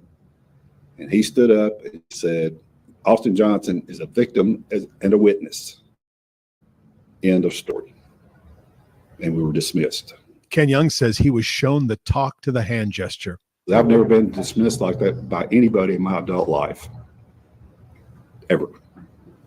Terry Sullivan died 13 years ago. No one has ever been charged, despite what the family believes is a very strong lead. The family says D. Dunaway gave them a completely unacceptable answer when they asked for a case update. His response to us was, well, that happened before I was elected. That was it. Brooke Jolly says that doesn't even make sense. It's not how responsibility works. I've worked in a restaurant before, and if you're the server that comes in on second shift, you don't look at the tables of customers sitting there and say, well, I'm not going to do anything about these. They were here before my shift. And that's how he treats the job as district attorney. Jason Rice was killed by a speeding driver who left the scene of the accident. His mom, Rosemary Moore, says she begged D. Dunaway to charge the driver with something. He wasn't legally drunk. There's really nothing we can do. It was a tragic accident.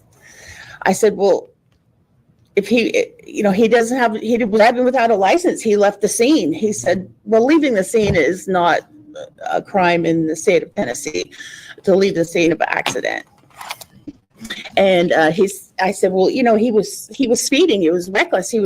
If he would have been going the speed limit, my son would be alive, 30 miles an hour. He said, well, what do you want me to do? Give him a speeding ticket?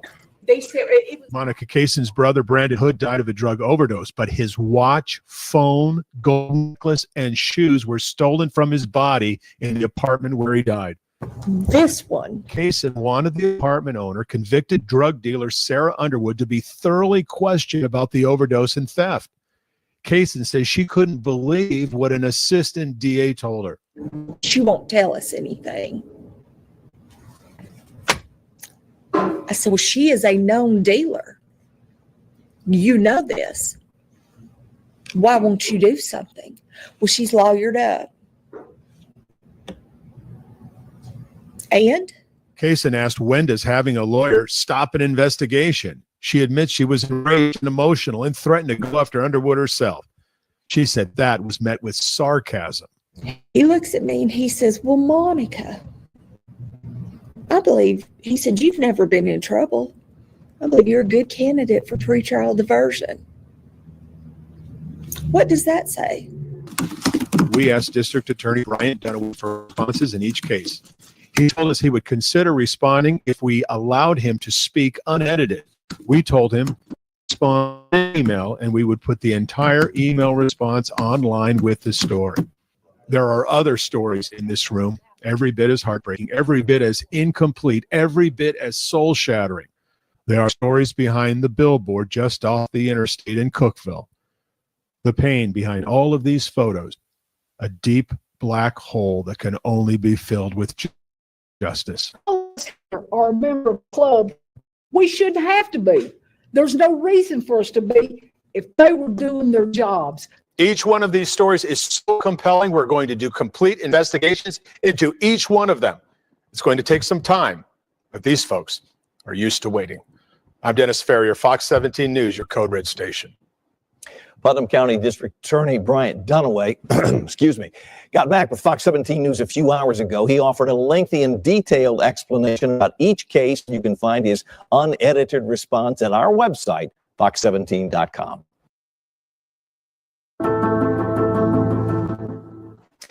From Iraq, Nashville, the story behind a restaurant really is nothing. TWI, I'm so TWI, I'm so sorry. Courtney was my daughter's best friend. If she was not in jail during that time, she would have been with her. Honey, I hope you're okay, and I hope you're good. They should never be dismissed, no matter what. I agree with that, Wisdom. Oh, Rosemary, bless her heart. Jason was my son's best friend also. Much love. And again, TWI, thank you so much for being here, and make sure you stay safe as well with the storms going on in your area. Okay. So this one is human trafficking, but it also relates to Tennessee. So that is why it is a part of this playlist. Again, thank you guys for all being here. Thank you for Replay Crew, all my mods, everybody that's hanging out here. And Miss Barbara, I believe that was a Lamar billboard that they had put up. The first month was free, and then the family had to keep it up on their own as long as they could. I'll double check with Lisa. I can text her and get information from her, but if memory serves me correct, it was a Lamar billboard. I'm almost positive. Which one is this, Mom, that you're fixing to play? This one is about human trafficking. Okay. But it relates to Tennessee as well. Okay.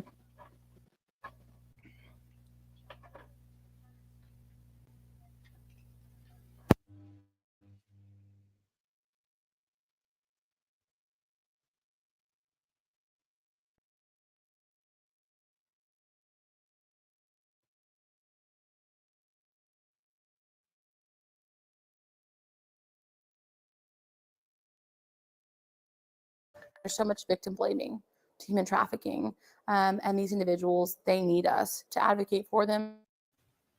New this morning, those working to fight human trafficking in East Tennessee say reports of the problem are becoming more prevalent. Last month, we told you about the 8 men accused of seeking illicit sex from minors in Sevier County. Ryan Katane is here to explain how big of a problem this is and what you can do to help those who survived it. Ryan, good morning. Good morning. Well, the last year, the TBI Human Trafficking Unit, take a look at this, conducted 13 undercover operations, including several in East Tennessee. More than 130 people were arrested. On average, 85 minors are trafficked in the state every single month.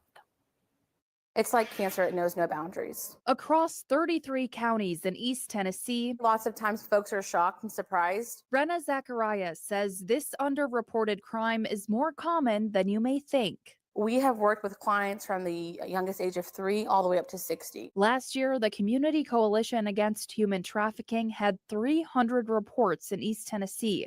This year, they already have 85 and predict more are on the way.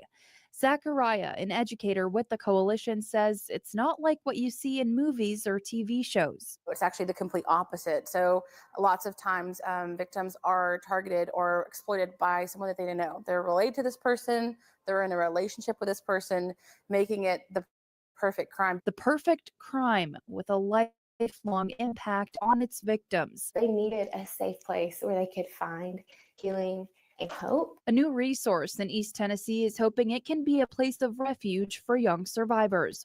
Garland Oaks is one of the first safe homes in the state for 12 to 17-year-old girls. We do have resources in the state of Tennessee for safe housing and restoration for adults, but when it comes to children, there are none, not really. The home, which is sitting in an undisclosed location to protect those staying there, opened in April and is now ready to serve survivors on a referral basis. The whole idea is when they leave, that they are empowered to thrive.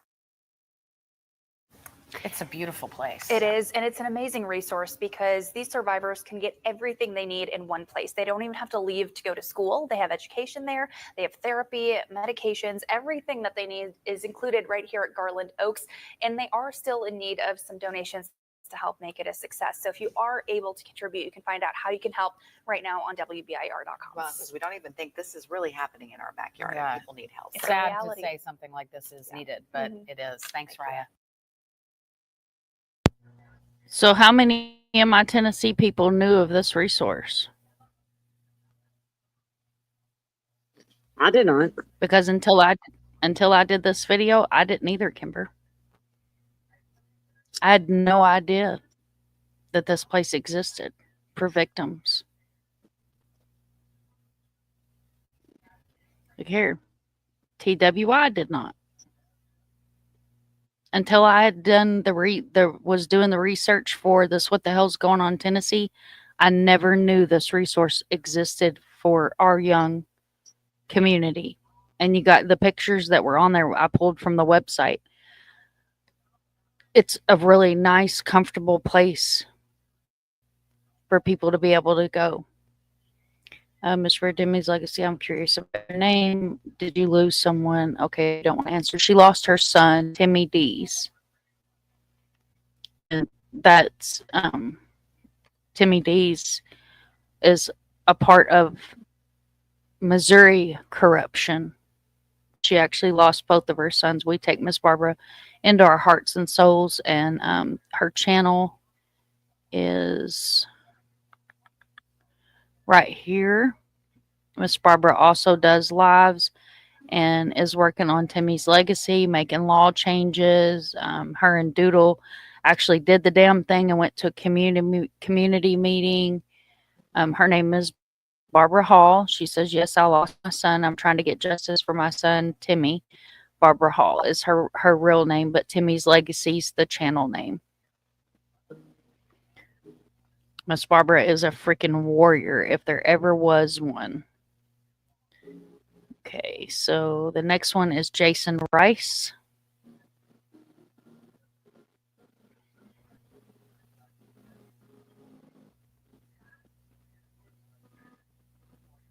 The intro's the same on a couple of these. Okay, I think this one's just me talking. And then some clips.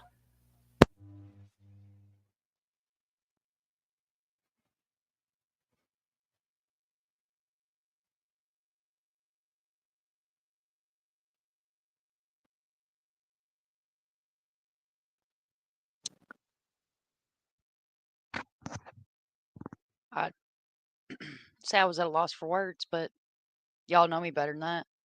Sunshine 1979. Once again, we have another story.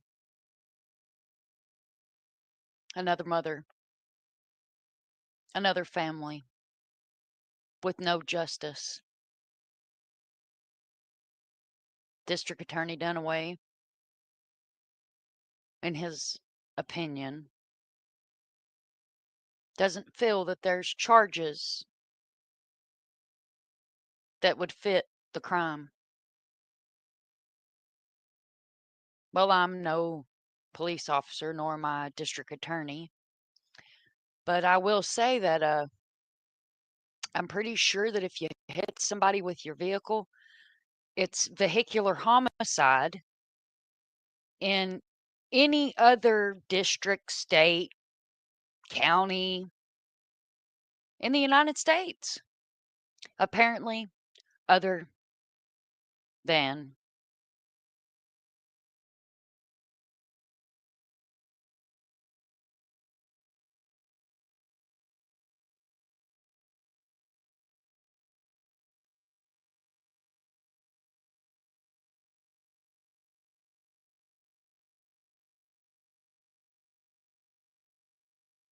other than District 13. Guys, Jason Rice didn't get to live his life out. He didn't get to see the changes and the joys of growing up. And now we have a heartbroken mother that's asking for nothing more than the case to be taken to the grand jury. A murderer held accountable. If you're driving your vehicle, you are responsible for your actions in that vehicle. The further I deep dive into this series that I am doing, what the hell's going on in Tennessee and my missing in the mountains, I'm just floored. Raised my kids in Nashville. Never would have imagined. Guys, help me bring justice to this family. Let's put a murderer behind bars. Get some accountability held in the government. Let's get DA Dunaway looked at. I'm calling on all voices. This mother's cries have fell upon deaf ears. Be a voice. If you see something, say something. Become the army for the voices. As always, guys, thanks for watching. Subscribe, like, and share. Definitely share these stories out. This needs to be heard. This corruption in Tennessee has to stop.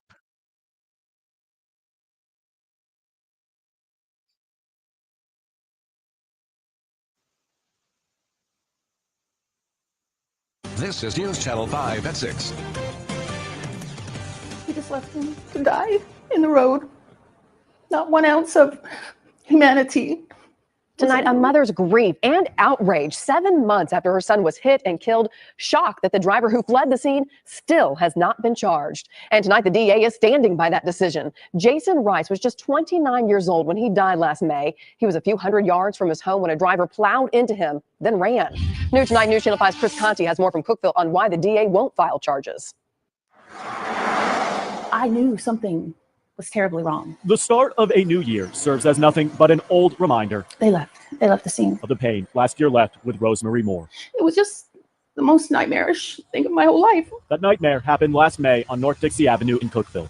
Rosemary's son, Jason Rice, was walking to a nearby corner store for some food. Yeah, nice kid. I mean, everybody who knows him will tell you he was a great kid. Police say Jason did not see the Suzuki Grand Vitara as it came around the corner from behind.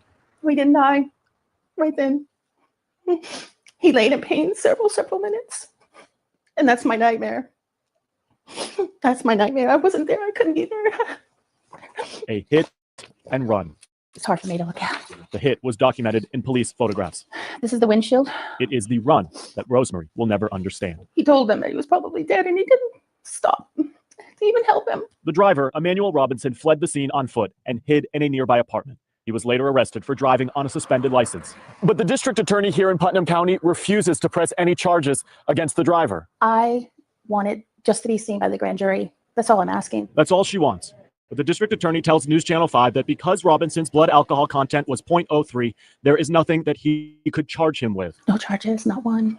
Not one charge. For Rosemary Moore, the start of a new year reminds her only of old wounds, which will likely never heal. Just take it and present it to the grand jury. That's all I ask. That's all that I ask. Chris Gandhi, News Channel 5. Late this afternoon, District Attorney Bryant Dunaway said that while this is a sad situation, there are no practical charges he could bring against the driver, especially given the fact that Jason Rice was wearing dark clothing and walking in the street. And for that reason, he decided this case should not go to the grand jury. Dirtbag. Straight fucking dirtbag. Dumb away. Dumb away.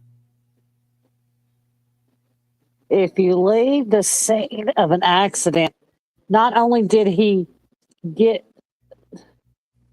got out of the car and ran away. Look here. And he was driving the on a suspect was suspended. let out the next day.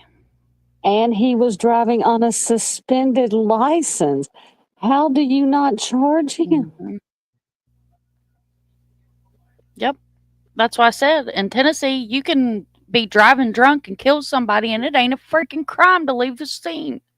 Hell, it ain't even a crime to kill somebody. There was more than one vehicle. There was more than that vehicle. He was drunk. That's what I said. You can get drunk and drive and kill somebody in the state of Tennessee, and shit, it's all right. You know, I wonder the same thing, Miss Barbara. I wonder the same thing. Like I said, in Tennessee, it's not who you are, it's who you know. All right, so this next case, I speak with his daughter on a daily basis. She is a dear friend of mine. She messages me at least once a day. She was so honored that I did this video that to this day, she still shares this video on her Facebook. She's the one I spoke of earlier in the live that will not come on YouTube. And that is for fear of her life. And that's no joke. And that's a lot with these families. There was 4 people in the car. No, the guy is protected because he's a snitch. I got a DWI 15 years ago, and I'm still ashamed partially. I bartended events to help stop people from drinking too much. Aw, bless your heart, Mr. Bear. All right, guys. This one is What the Hell's Going in Tennessee? Charles Edward Carr Jr. This one absolutely irks my every inch of my blood. I have autopsy report. I have the entire autopsy report. This is going to be the original OG, very first Tennessee Bureau of Investigation corruption case.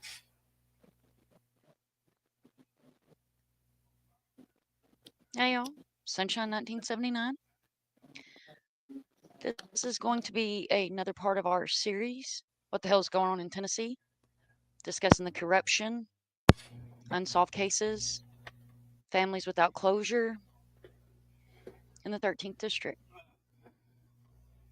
Today I'm going to bring you the case of a veteran, military family that has no closure. An unsolved murder from the 80s, 1988 to be exact. Excuse me. In my opinion, this is a cover-up. Corruption.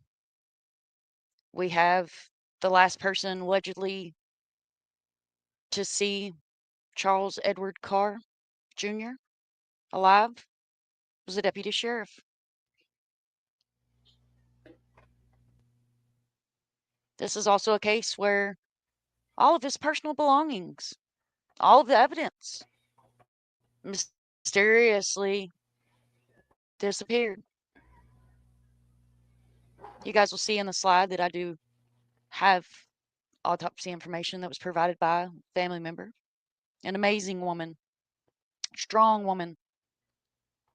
Miss Tabitha's been dealing with this horrible, unjust case that she shouldn't have to deal with.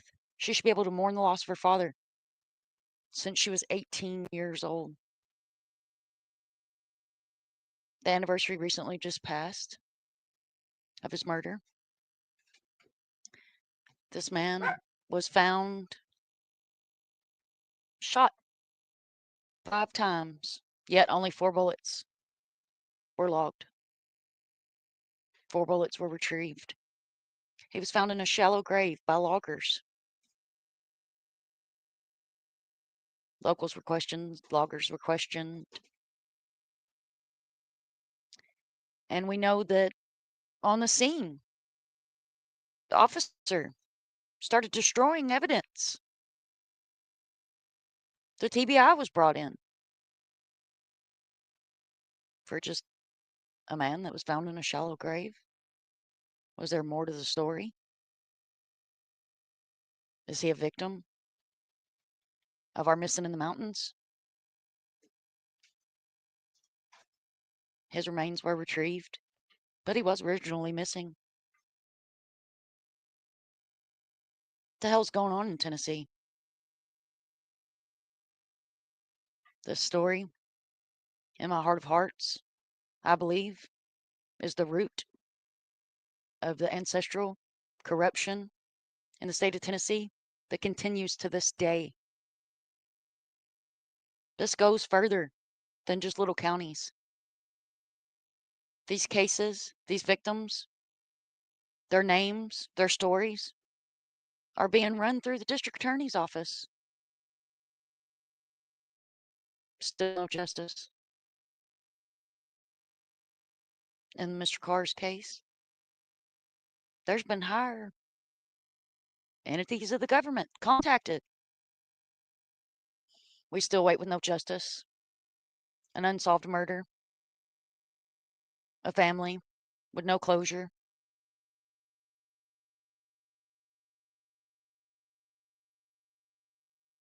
This being an older case, a lot of these people that were involved in the corruption have passed on, but not everybody. A lot of the people that might be witnesses in this case have passed on, but not everybody. Somebody knew something. Somebody saw something. Do the right thing. Come forward. Tell what you know, so this beautiful woman can have closure for her family, closure for her father. This was a good man, a father, with a daughter that now goes every day with a battle she shouldn't have to fight for justice. Elected officials in our day and time should have given her the justice she seeks. We have the TBI. They were around when this case happened. We see the same evidence being destroyed, evidence lost, even today in 2022.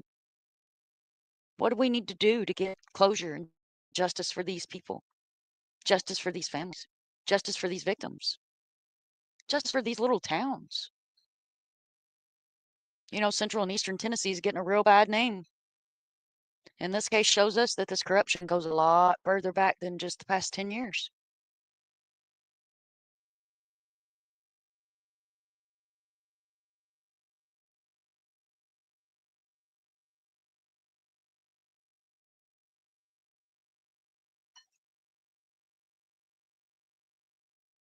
Shrink myself down over here in the side. I'm in contact with the family member that is the voice, Miss Tabitha, for her father, Charles Edward Carr, Jr., born in 1960. He did pass on in 1988. Unjustly, his life was stolen too soon. Jackson County, Tennessee is pulled together for the honor of this vet. And we'll deep dive into this case. I'd like to bring her up on a panel and have her be a voice for her father. I myself find it, and I know a lot of us viewers and subscribers, I'm a subscriber as well, find comfort in hearing the truth and the facts from the families, the unjust from the families.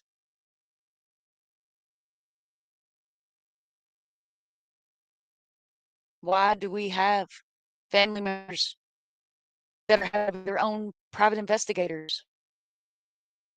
Why do we have multiple cases in these little small towns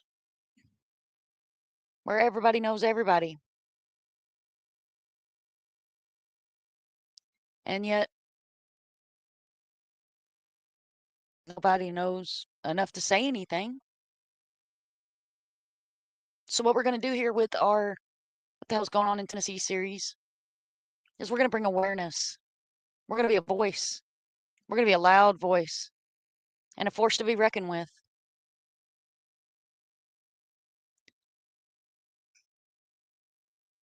It takes a village to raise a child. This man deserved to be able to live out his life since he served for yours. As always, guys, thanks for watching. Remember, it takes a village to raise a child. Subscribe, like, and share. Even if you don't subscribe, like, and share, tell the stories. It helps a lot more if you share because then it gets the stories out, and that's what we're looking for. But even if you don't do it electronically, mention in conversation. You know, there's a couple series on YouTube that are coming out where these creators are giving families a voice where national media is not. I'm not scared, and neither are these families. If you see something, say something.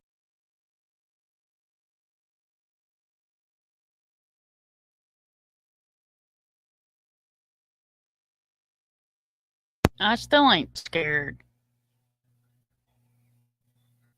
Because if I was scared, we wouldn't be doing this tonight. That's right.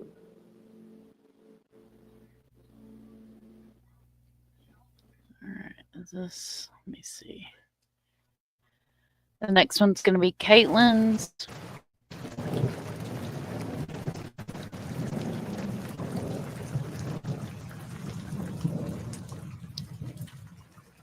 I think this one's just a slide.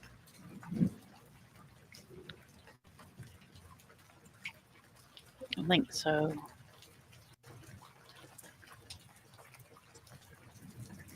No, there's some video in this one.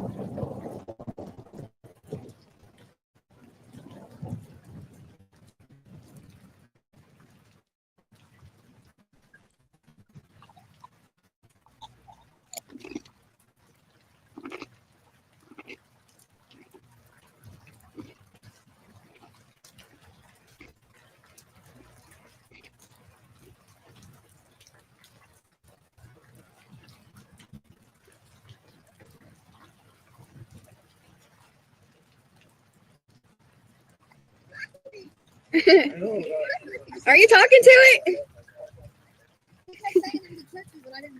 Oh, that turkey's a beast. It's huge. Don't put your fingers in it, Bob.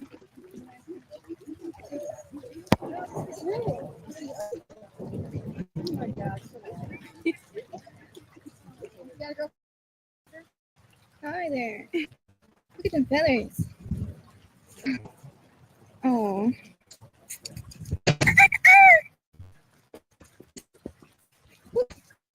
Me too. Hi. DWY. How you doing?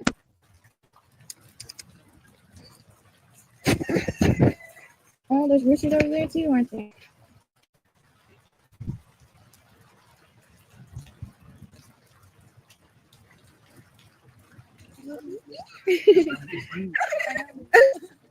Oh my goodness. I'm getting everybody. Hey, Bobby. Casey, be careful. Go back over by the Come on, we're gonna get some pictures. She got some bread and fed the ducks.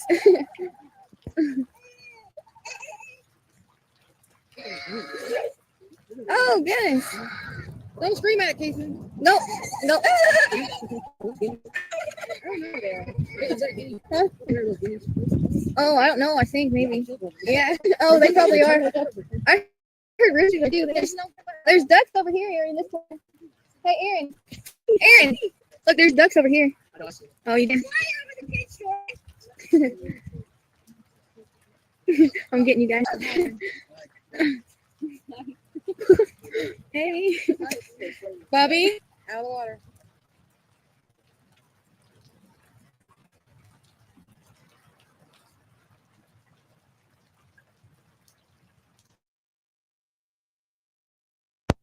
People don't just vanish.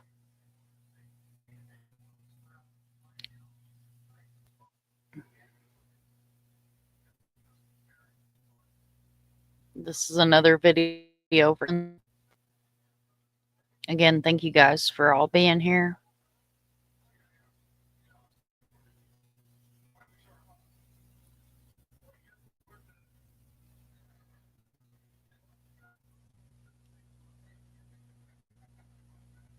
Hey, y'all. Sunshine 1979. Army for the Voices. So I got kind of a duo today we're going to look at. This is a part of our series, What the Hell's Going On in Tennessee? This series also is going to include my Missing in the Mountains. As you all know, my Missing in the Mountains series did start back in March along the What the Hell's Going On in Tennessee. It just so happens that this case is going to give us a little bit of both. Miss Caitlin Ledbetter is who we will start this story. This will be her story. She's missing. She's still missing in Tennessee. This is a case of corruption. It's a case of failure by the system as far as investigations being done in a timely manner, inappropriate, rude comments, no manner whatsoever used towards the family, no justice, no true investigation was ever done.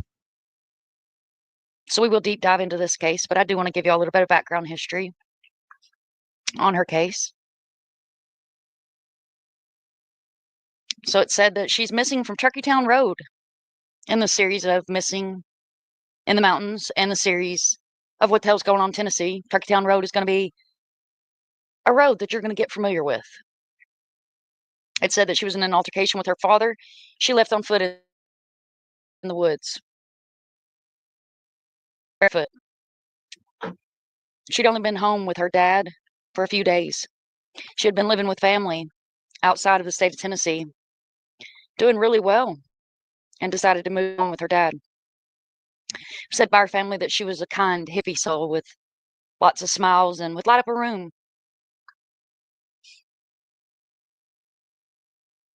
Said when she ran off, the family stated that this was 100% against her personality, not something she would have done. She would have never run off. And if she did run off, she wouldn't have run off and not contacted the family, members of the family, and let them know she was okay, her whereabouts. She was last seen on May the 2nd of 2021. Again, the last person to see her would be her father and his girlfriend. Allegedly, were in the home. Now, of course, with our corruption and what the hell's going on in Tennessee, there's multiple stories of what happened. Allegedly, there was a story of an argument over a dog. Allegedly, there is a story of an argument over a boyfriend. When we do deep dive a little further into this case, boyfriend is very important. You guys want to keep him in mind. The last message. Family states they do not believe it was her. The wording of the message was not worded the way she would have worded it, and the message was sent to multiple family members. I keep in mind these family members that did come to Tennessee to help search for her were given different times, inconsistent stories. But they do know in their hearts that the text messages didn't come from her. Just simply wasn't her wording.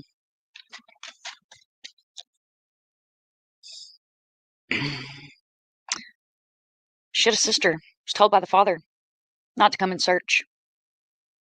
He was not happy that family came to search.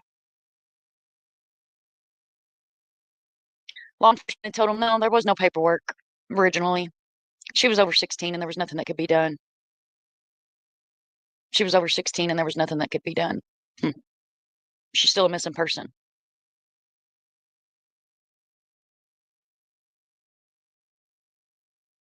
There's a lot of other information that we will look into further in this case when we get the family to speak. Because as we know, Miss Caitlin no longer has a voice.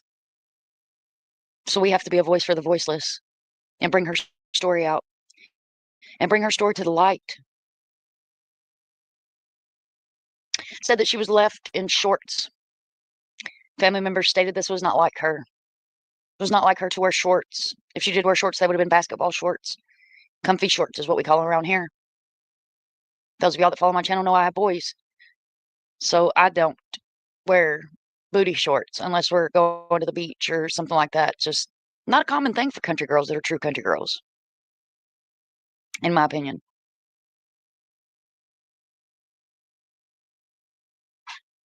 The boyfriend was known by local law enforcement, allegedly to have a bit of a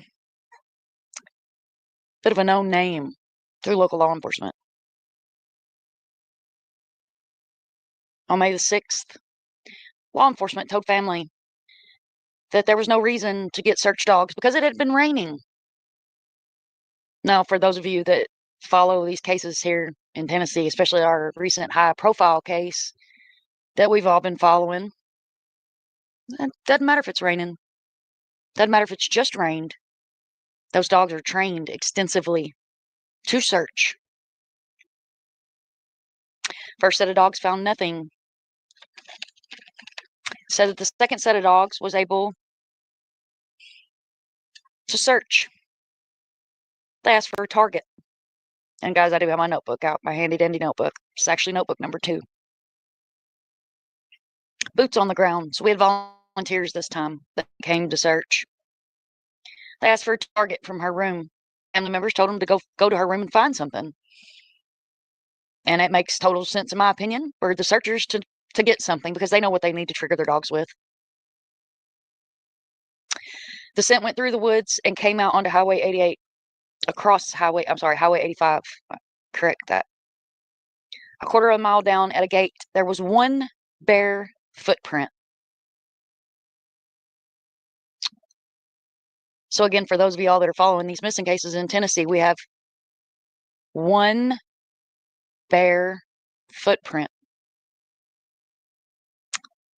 Do you want better than that? Searchers didn't even take a picture of the footprint.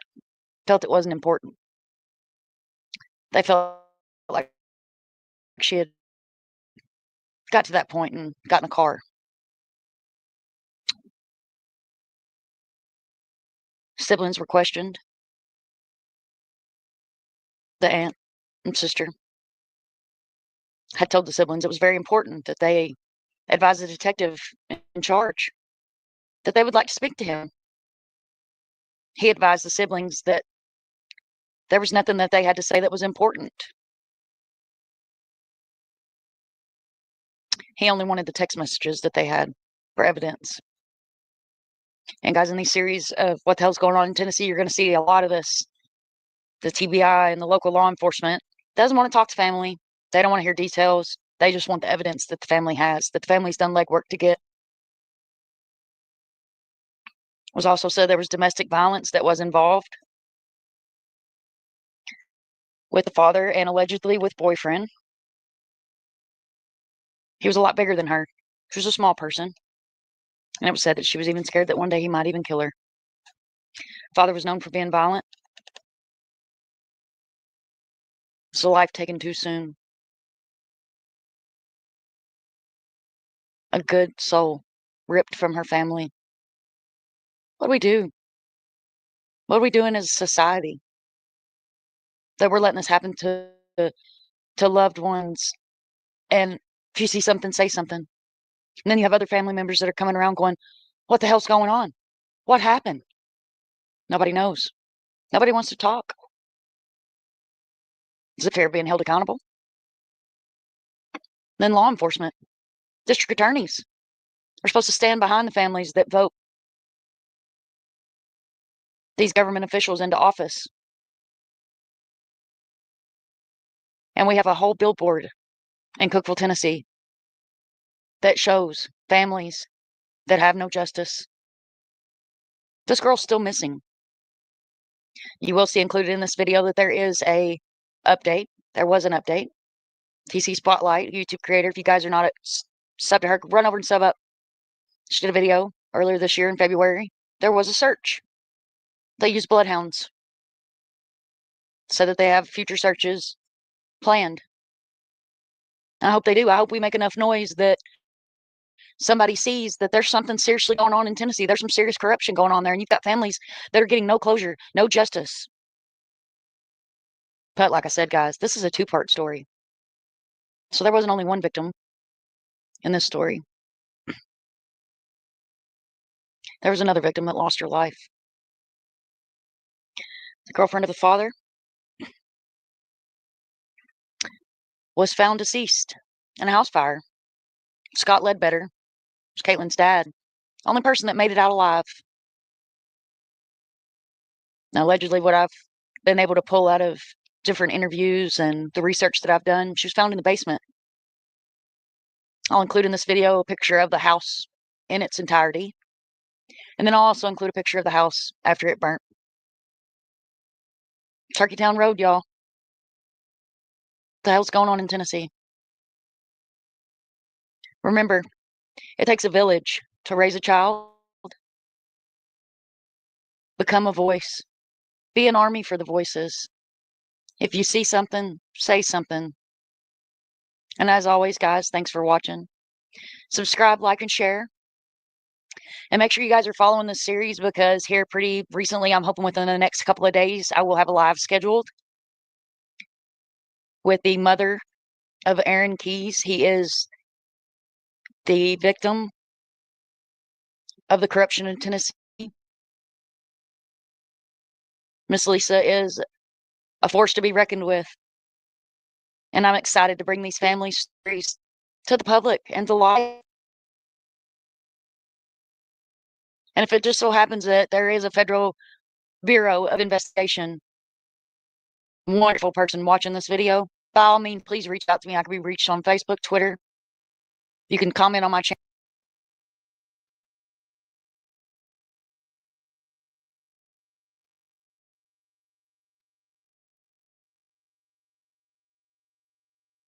The Federal Bureau of Investigation, wonderful person watching this video. By all means, please reach out to me. I can be reached on Facebook, Twitter. You can comment on my channel. I call you guys at my number. Give me a call. I'd love to talk to one of y'all. Because we got a DA sitting in District 13 that doesn't feel like that the families deserve justice. Something's got to be done about this.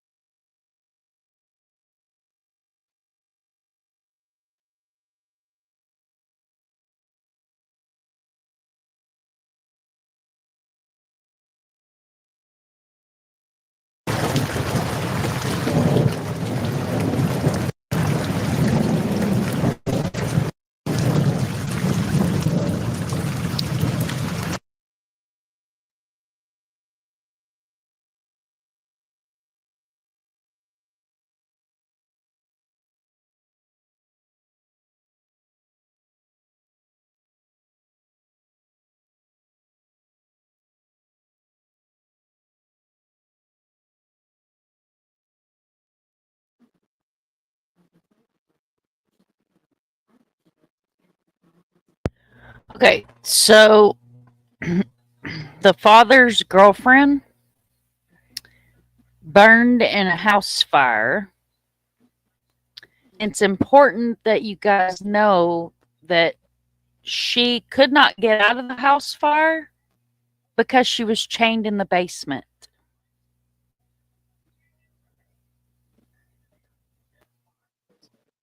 And yes, if just in case you thought you heard me wrong, she was chained in the basement. Yeah, they found her charred remains chained in the fucking basement. Yeah, that story's got a lot of yeah. There's a whole lot that I can't say that I want to say because out of respect for Caitlin. But let me tell you, that whole father situation is seriously, seriously fucked up. Yes, it is. An old boyfriend there? Boyfriend's not or trophy boyfriend either. Again, out of respect, I cannot and will not talk about what I know on the live. It's out there. If you want to go look for it, it's out there. I want her to come home safe. So out of respect, I'm not going to bring up what I know, but it's out there just in case you're curious. See, here's what killed me. Is they always say they have the right to be missing. They're an adult. Or, you know, if a teenager goes missing, oh, they're a runaway. Immediately. Well, you know, immediately. They have the right to be missing. They're an adult. You know, if they're over the age of 18, they have the right to be missing. They're an adult. Or, oh, they're just a runaway. What the fuck? You know, you should at least look.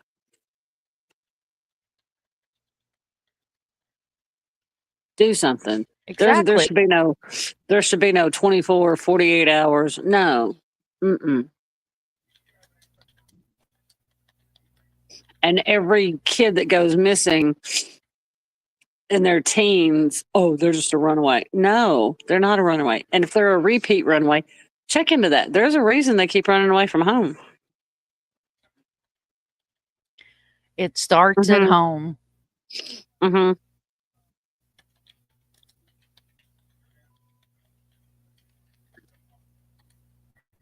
It starts at home. Thank you guys for hanging in there with us. Between myself and the girls, all these wonderful links that have been dropped. If you're not subbed up, please take the time to sub up to these wonderful channels. There are so many stories on the streets, and a lot of them have the same motive and backing. Exactly, TWI. And I know me and you. I see you. I see you, TWI. You're in here. I know you are. I can feel you in there walking around. Be careful, because there's a lot of messed up shit in there too. You in here. You know what I'm talking about. That out of respect for Caitlin, I will not say tonight on this live. But it's out there if you really, really want to know. And it's not the things that you would ever imagine. I'm just going to leave it at that and not make you guys feel like I'm leaving out pertinent information, which is pertinent information, but I've been asked by somebody that's close to the family, part of the family, not to speak publicly on the said subject. So I'm not going to do that out of respect. But just know, there's a whole lot of fucketry. See, look here. Yep. There's a whole lot of fucketry in her case. Laughing my ass off. I'm okay. I ain't scared. I got the same things going on up in mine. Yep. I'm telling you, TWY, stay around the channel, because I'm loving you being here. I'm loving everybody that's been here tonight. But we connected on these cases because this is what happens. I believe that the universe brings people together for a reason. And I'm glad you're here tonight to hear these stories, which I know many of them you're familiar with. But I tell y'all, there's a reason why I sound so agitated, irritated, and pissed off in these videos that are recordings of me talking, because I was livid when I started covering these cases. I was absolutely freaking livid. All right, so we're going to roll the next one. This is Terry Sullivan. Murdered at home.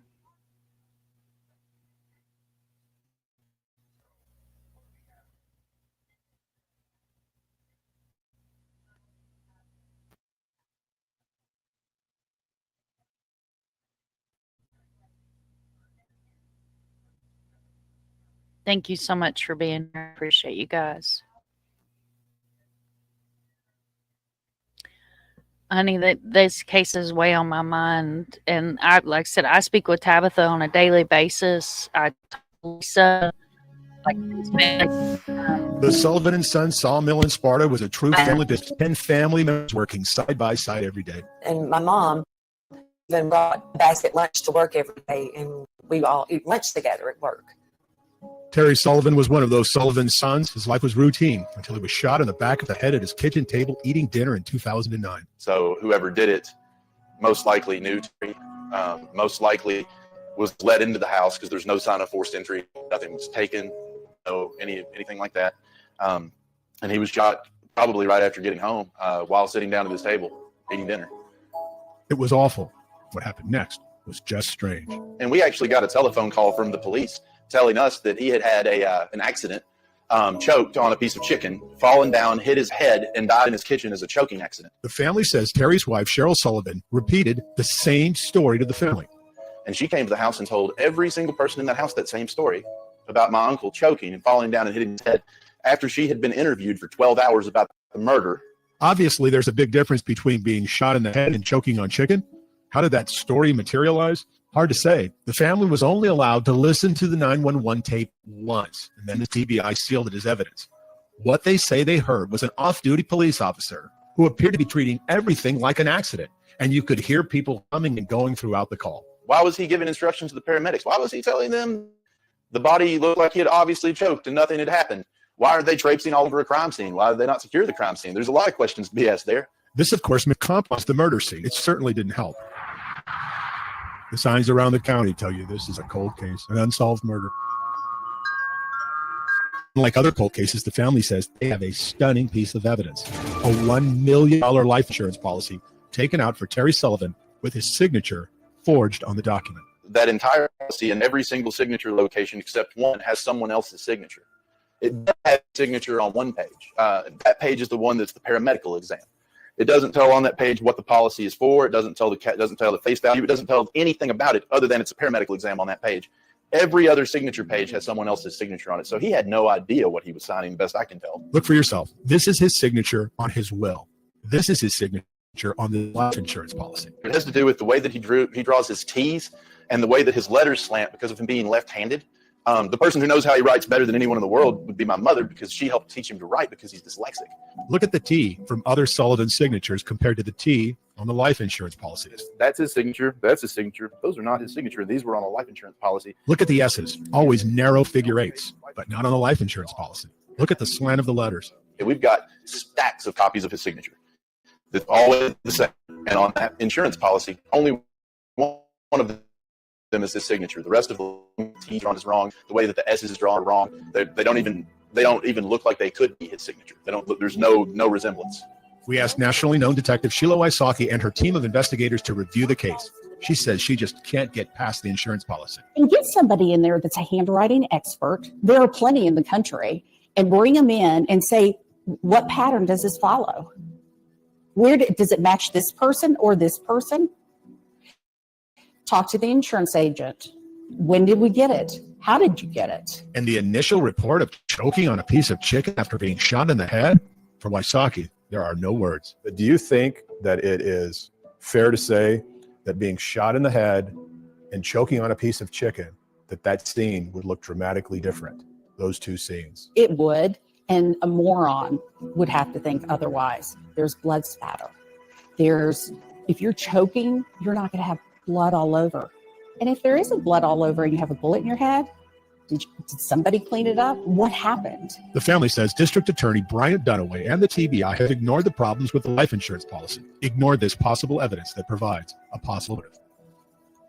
Well, most of the time we feel like we're being ignored because we plead and try to get things done, and we don't really have anybody that's listening and trying to do anything for us.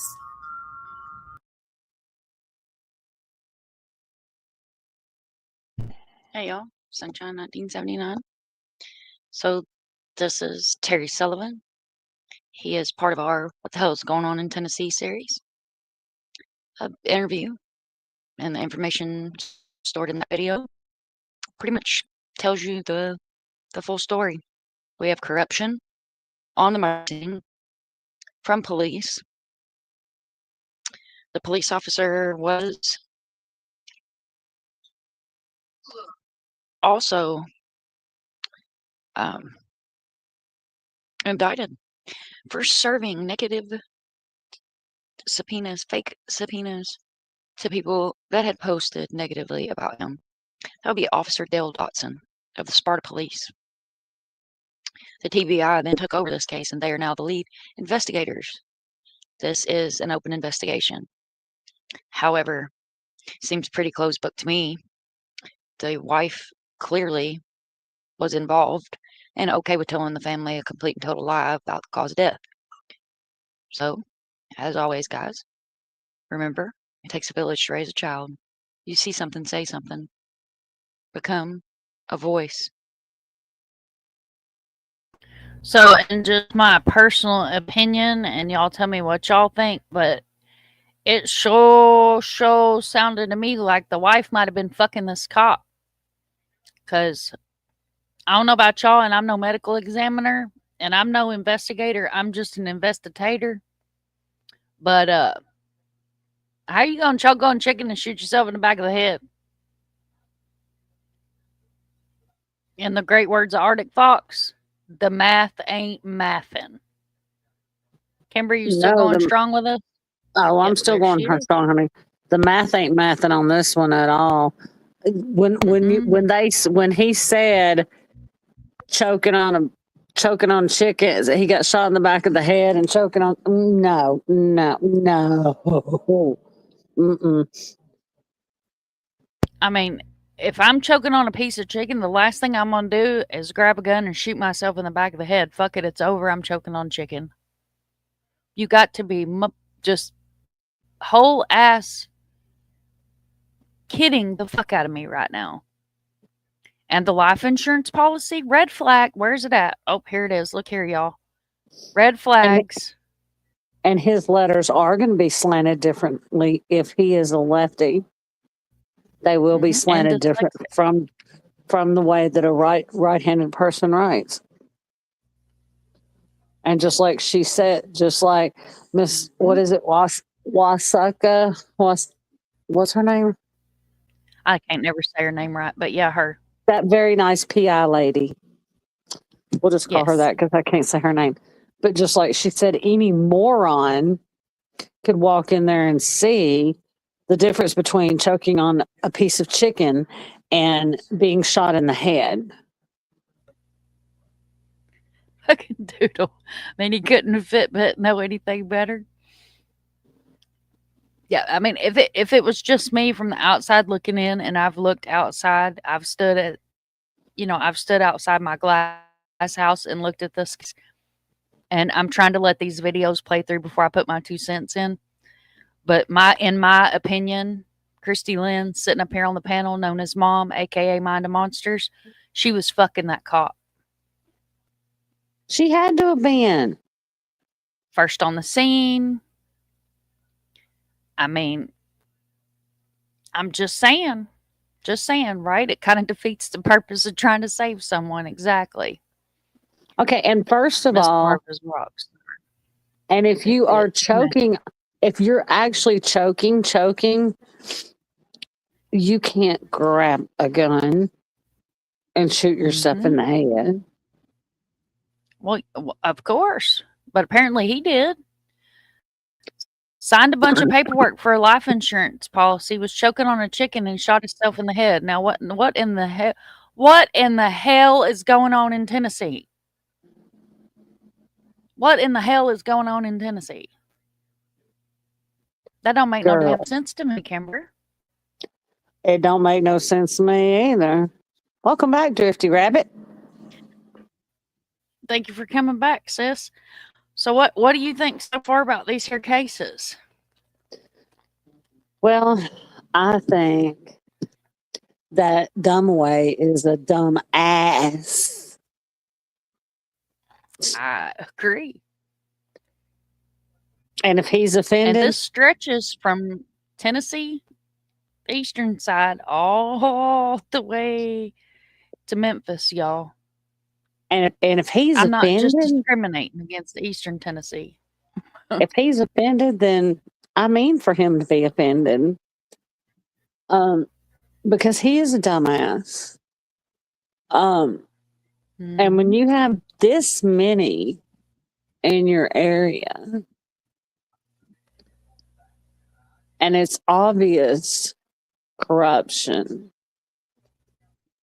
I mean, even to the untrained eye, so to speak, the untrained eye can look at it and go, oh, you can just put on your critical thinking cap for a moment. You really don't even have to put on your critical thinking cap. You can just look at it and go, hey, that's bullshit, because no, that could not have happened that way. And you know, all of them make me furious. And you know, just like the whole, oh well, we couldn't charge him for anything because you know he ran over that day. It is illegal to leave the scene of an accident in the state of Tennessee. I cannot get over that fuck shit. I am sorry. I'm so glad they're not monetized, because I just want, and if anyone's offended, I'm sorry. I just have to let the cuss words flow tonight because I cannot get over that fuck shit. It is illegal to leave the state of Tennessee. If I go out right now to the store and I am 100% sober as a church mouse, if I go out, I'm not going to say sober as a judge because they're usually not sober, but if I go out right now, drive to the store, and I get into a fender bender and I drive off, they're going to come and get me. And they're going to get me for leaving the scene of an accident. They're going to haul my ass to jail. Even if I drive home, they're going to find my car. They're going to come and get me, and they're going to take me to jail. So this is a bunch of total fucking fuckery. It's a bunch of bullshit. It's the good old boys club. They can all fucking.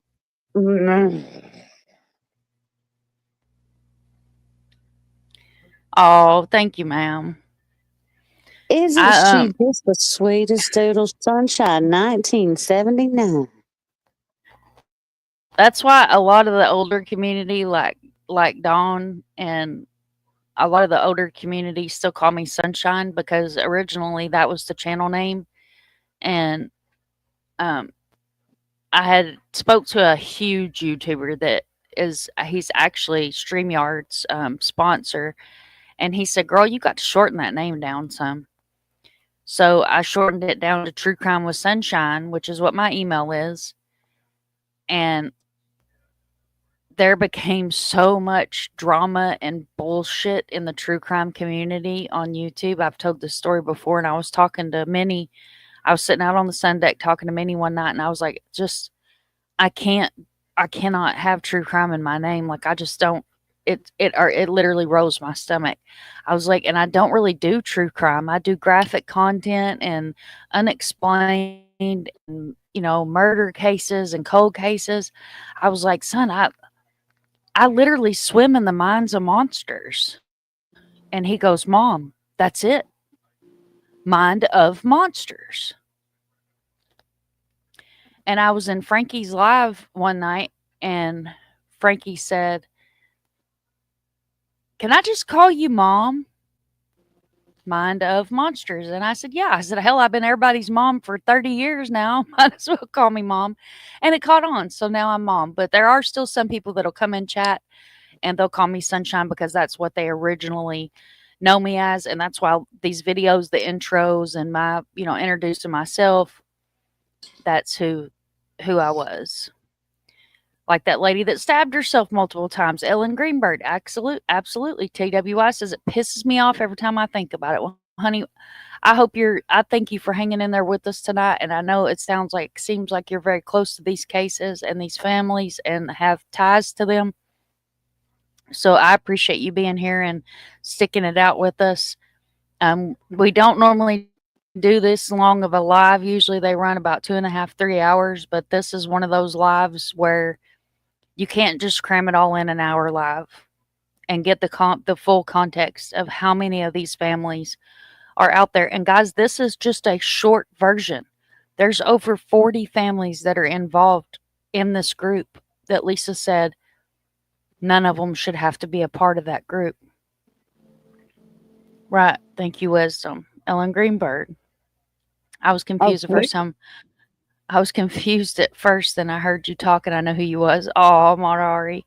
Matahari is another OG that knows me as Sunshine. Oh, sweet baby Jesus, said Ellen Greenberg. Man, I can't even believe that they ruled that as a suicide, and then that stupid attorney general gets up there and goes, "Oh, well, they're reopening it, but blah blah." He needs to sit all the way down. Don't even get me started. All the fucking way down. He needs to He fucking needs to shut sit his all the mouth. fucking way down. That was not okay. Yeah, TWI, thank you. she stabbed herself in the front and in the back all those times. No, you asshole.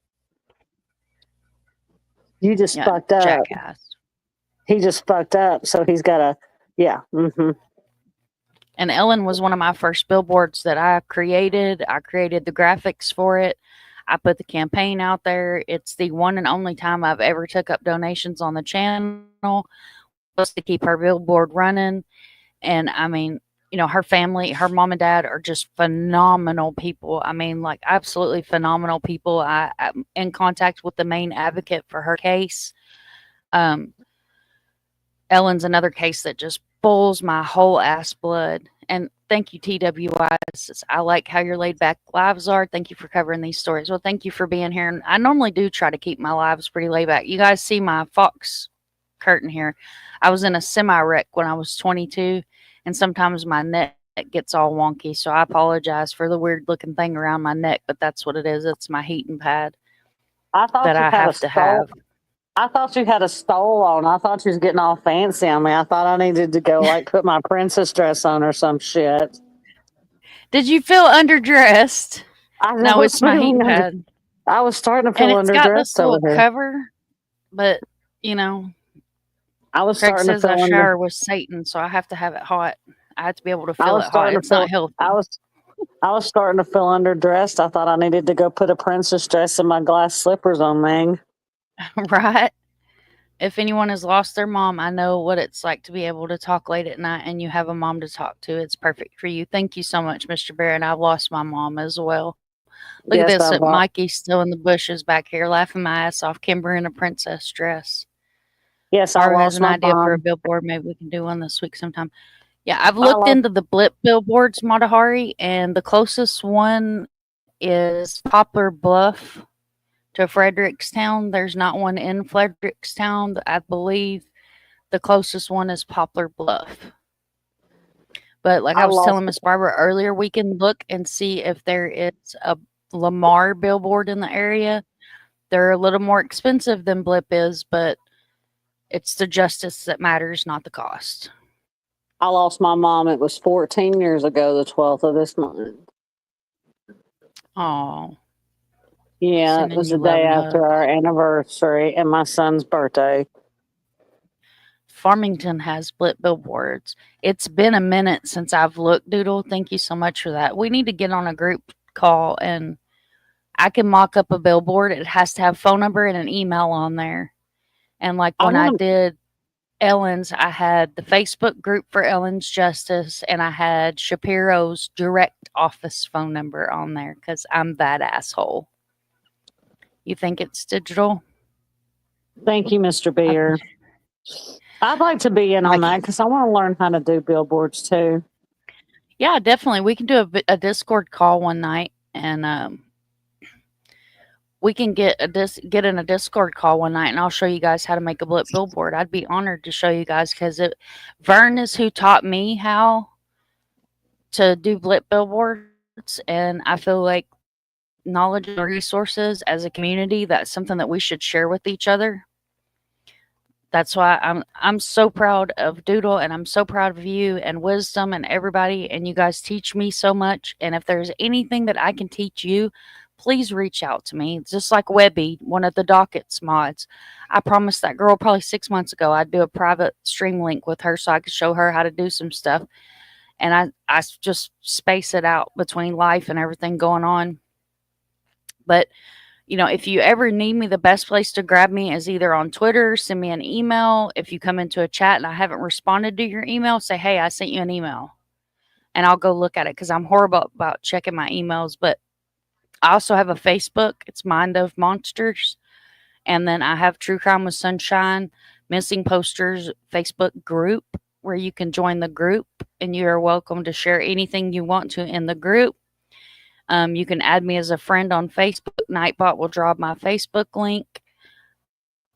You don't have to be like join a group or anything. It's just like a normal profile. I have 2 profiles. I have a normal profile that's Mind of Monsters, just like as if it was your personal Facebook. You just add me as a friend or follow me. And then True Crime with Sunshine is an actual group that I run. And you just join group, and I don't have like a bunch of questions or any of that crazy shit. What color underwear you wearing or none of that. You can keep all that personal information to yourself. And you're welcome to drop anything in there. Miss Barbara has used it to drop stuff in there. Like I don't have it where it has to be approved by an admin or anything like that. It's an open forum. Discord is an open forum. So, I'm here for you guys and I'm here for the community. I'm not like a lot of like these creators that have all their shit locked down, because I just don't feel like that's good about, I just don't feel like that's a good idea to lock everything down with what I do here on the channel, since I'm not monetized. And I do want this to be y'all's channel as much as it is mine. All right. I'll quit blabbing now. The Discord is drama free. Yeah. No drama. Yes, we do have a drama free Discord, and we have a barista. Yes. A barista. And she will tell you dirty and nasty. No, I'm playing. Well, I don't know. She might. Her and Phil had a whole conversation today about Phil's secret love affair with Nightbot and how Nightbot's nothing compared to barista, because she's barista's a little antiquated. Yeah, she's real cocky. Her and cocky. Doodle have a relationship. Yeah, Doodle's in a relationship with barista, and Nightbot is totally antiquated compared to Nightbot, and Nightbot will, barista will let you know that, because barista thinks she's the best thing since sliced bread. She will get sassy. She's very sassy. She's very sassy. And many created her, so make sure you got your ready pants on whenever you get it. As Mr. Rare says, I want to help a friend who has a growing channel who needs help with setting up call-ins. I know she would appreciate the help, and you should come on her show. Absolutely. Just hit me up sometime, Mr. Bear. Definitely hit me up, and email me, and we'll take a look and get it we'll get it rolling. And Google Voice is free, so just for a heads up, that's the best way to do a call-in show. I have locked myself out of my Google Voice, so I'm not able to do call-in shows right now until I figure out what the hell I did to my Google Voice. I do have one, but I've done something to it. Well, I'm going to try to call. So this one is Joshua Bohannon. I'm going to try to get a hold of the corporate office again on probably Tuesday, because I know they won't be open on Sunday, and they definitely won't be open on, President's Day. But I'm going to contact them again and see if they got rid of all their, herpes and fleas and stuff on Tuesday, to see if I can get that Chase Lounge. Oh, I'm dead. All right, here we go with Joshua Bohannon. Guys, again, thank you for hanging in there. We're almost through these cases.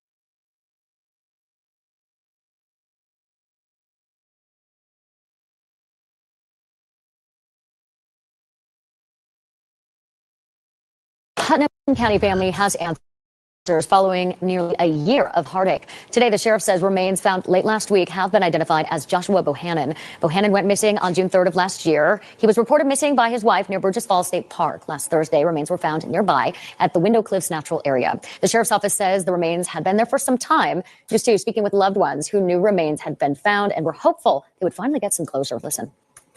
Someone didn't know Josh. He was a very, very loving man. He loved his family. He stayed in contact with his family every single day, no matter what. It didn't matter if he was in trouble.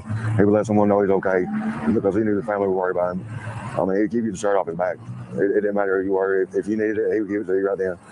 Family and friends telling News 2 they suspect foul play was involved in Bohannon's death. Right now, an autopsy is still pending. We'll keep you posted on that one.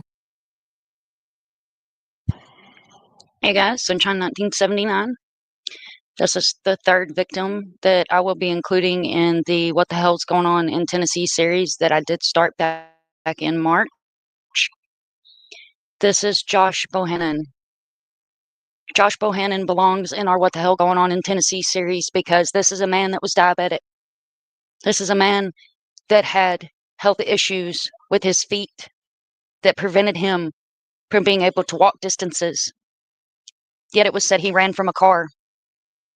We will deep dive into this case, but as the other two videos that I have already included for the victims and families in this series of the unjust and the corruption in the 13th district, Josh Bohannon survives a family that has had major heartbreak, and a murderer walks free. As always, guys, thanks for watching. Remember to be a voice. Become the army for the voices.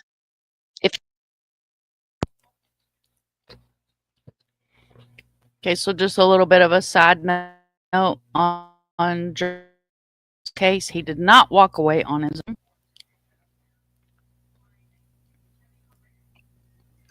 I talk a lot. I never quit talking. Most of the time, my kid is evil, either attacking me or laying down on my keyboard because he doesn't like me to type. That's funny. Usually my winner's up here corrupt in my live. All right. So this is Courtney Cash. Buckle up.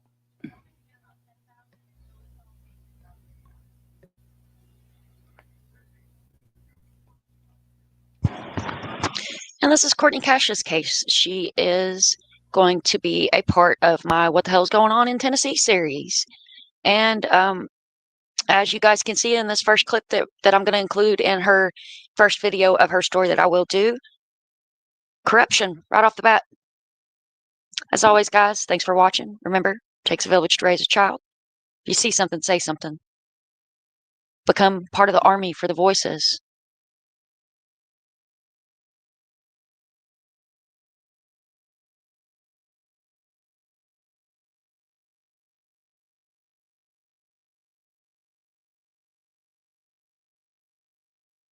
Courtney Cash's accused killer was back in court today. The 23-year-old great niece of country legend Johnny Cash was found murdered inside her home back in 2014. News Channel 5's Chris Conti has the latest from Putnam County tonight on what was a major setback for the defense. Defense attorneys in this case have been arguing that prosecutors need to be thrown off. They are citing what they call a conflict of interest. Today, though, the judge wasn't buying it.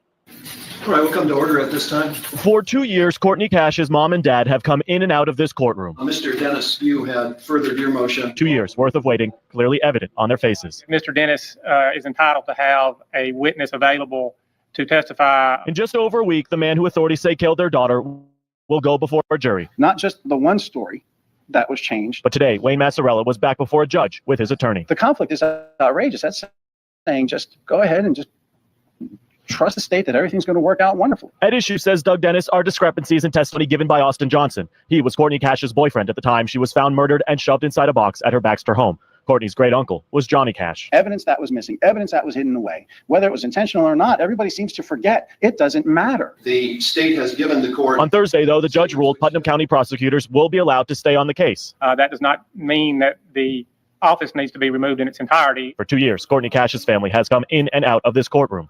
2 years that have taken their toll. So now a jury will decide. The case will go before them on August the 1st. In Putnam County, Chris Conti, News Channel 5. Chris, thanks. We're told that Wayne Massarella was offered a plea deal over the weekend, but he decided not to take it.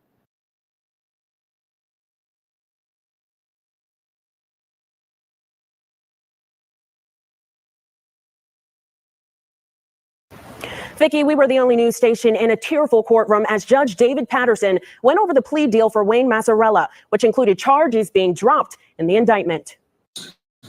And you'll be pleading guilty to count 1 as a lesser offense of second-degree murder. Is that correct, sir?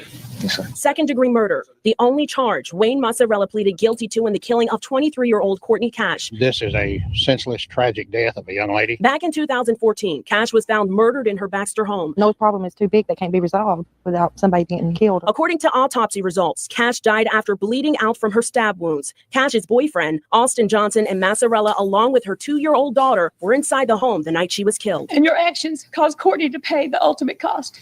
You left a tiny little girl to suffer the consequences. Though Mazzarella claims he acted alone, the family believes justice has not been served. You and her father put her mother's body in that box. Cash's body was found inside a box 24 hours after Mazzarella allegedly cleaned the crime scene. After 24 hours, the defendant then stuffed Mrs. Cash's body in a pine box and covered it with a blanket. And Johnson was not charged in the case. This little girl has a life sentence, and Austin has nothing. The court's going to accept your plea today as you are pleading to that. Going to dismiss the other counts in the indictment. The maximum sentence for second-degree murder is 60 years. She was full of life. And Mazzarella will serve the minimum of 15 years in prison. I can't imagine why anyone would want to kill her. And I think you should have gotten a life sentence because we have a life sentence. We don't have her anymore. Putnam County Sheriff Eddie Ferris sent us a statement this afternoon. In it, he says, "I'm glad that we can put this behind us and move forward without delaying justice any further."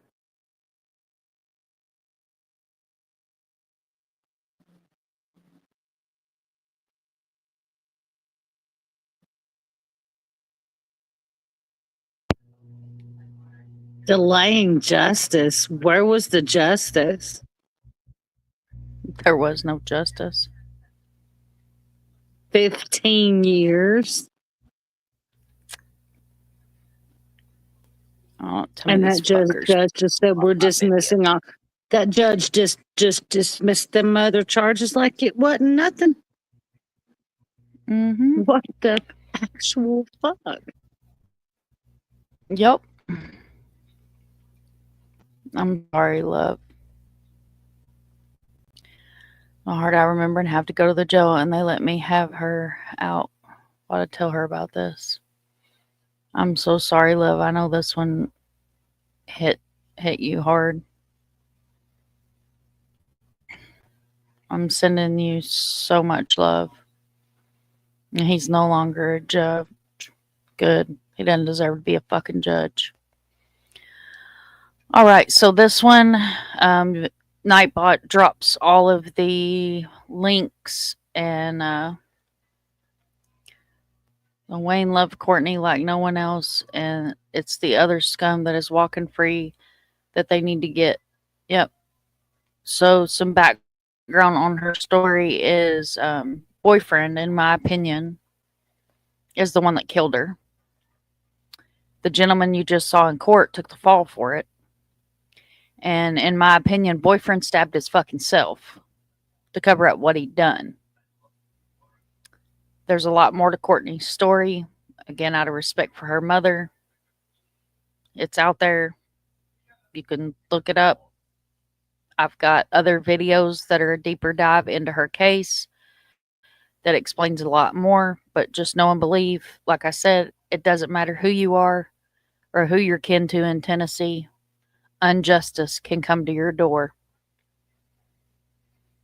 This next video that I'm going to show, YouTube usually blocks my lives over it, where you have to click a little button that you understand that if you feel the need to harm yourself, please reach out.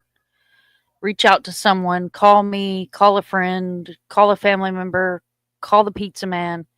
Talk to somebody. I'm going to let this play, and then I've got additional video that I want to show on Aaron Shane Key. This is Lisa Key's son. Lisa Key is the reason that I know these families' names, that I know these victims' names.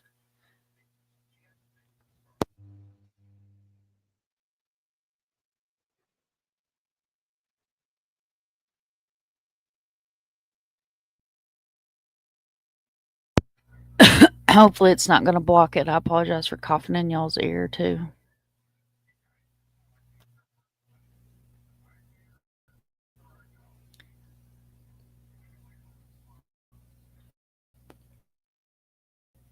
Like the subject matter, so I'm just hoping they didn't block the freaking video, assholes. Come on.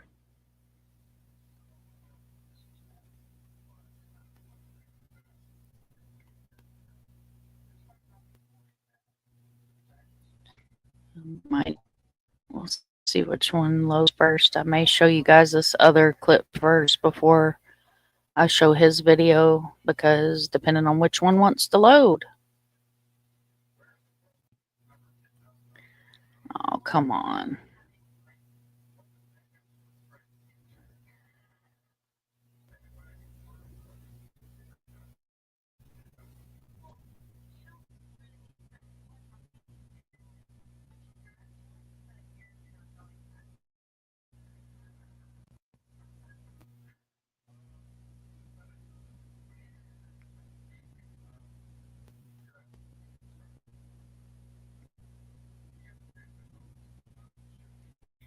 Okay, like this one's gonna decide to load first, so I'll show this clip first and then I'll go to his video. Apologies, guys.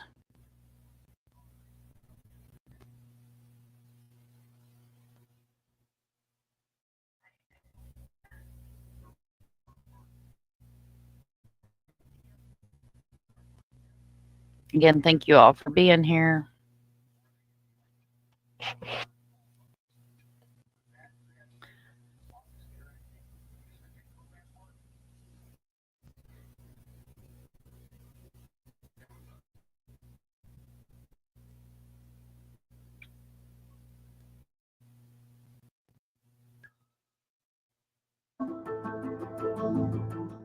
On the Cumberland Plateau, people drive by this billboard behind us every single day. It's essentially for 11 different victims. Well, their families say their loved ones' cases have been neglected, ignored, or poorly prosecuted. Fox 17 News' Dennis Ferrier explained the fight for justice. Authorities say suicide. The family says murder.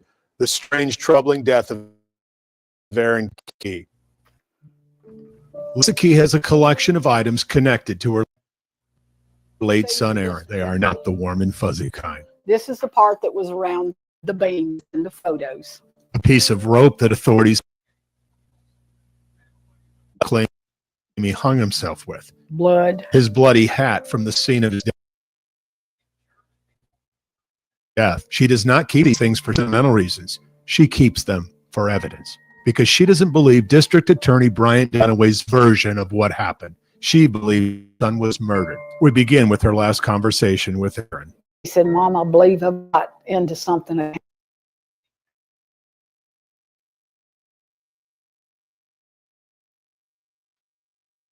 Get out of. Now, I said, son, just pack your stuff and leave. He said, they won't let me. Something happened. The law enforcement theory from DA Dunaway and the Overton County Sheriff's Department. He hung himself in this storage shed on Turkey Town Road in Helm, Overton County. The first problem with that theory is if he hung himself, what happened to his face? I'd seen him on the embalming room table. I didn't even recognize him. He was, the damage was just incredible. He had a cut that run from here down through his eyelid, past the corner of his right eye. This meat just folded down over his cheek. Several people lived in this house at the time of the death. The 911 call mentions a big fight. They're fighting.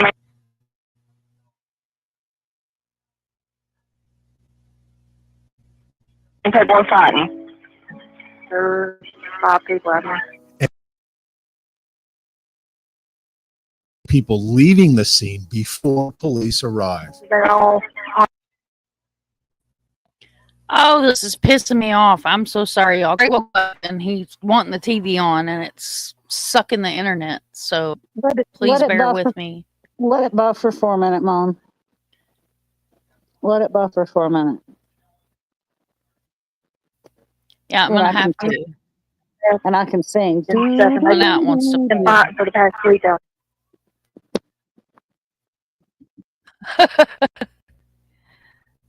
Thank you guys so much for being here.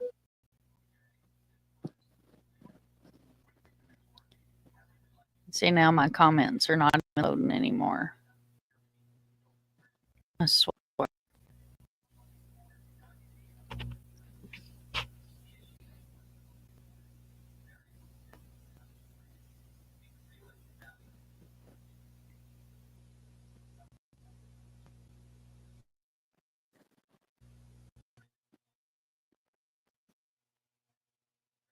Come on, it's pros all together.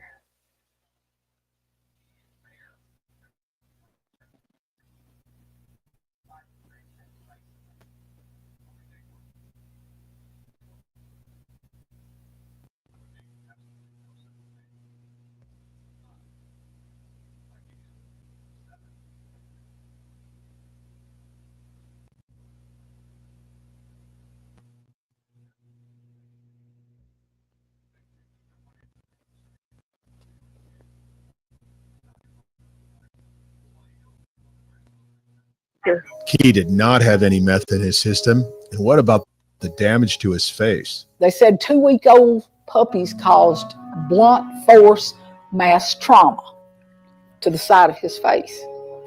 Just take a look at the death scene. The rope is tied from a beam near the top of the shed. How did Aaron Key get up there? Aaron's right wrist was broke. I mean, you know, the pole, 16 feet high, reach out 4.5 feet. It's not possible to tie a slip knot with one hand hanging on like that. Then there is the bandage. This was always on Aaron's barefoot under.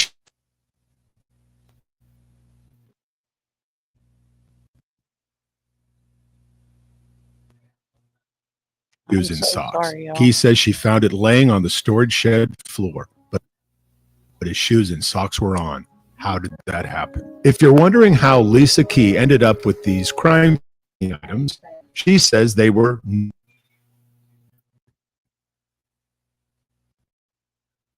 never collected by law enforcement. Afterwards, when she was trying to figure out what happened, she said she will never forget why.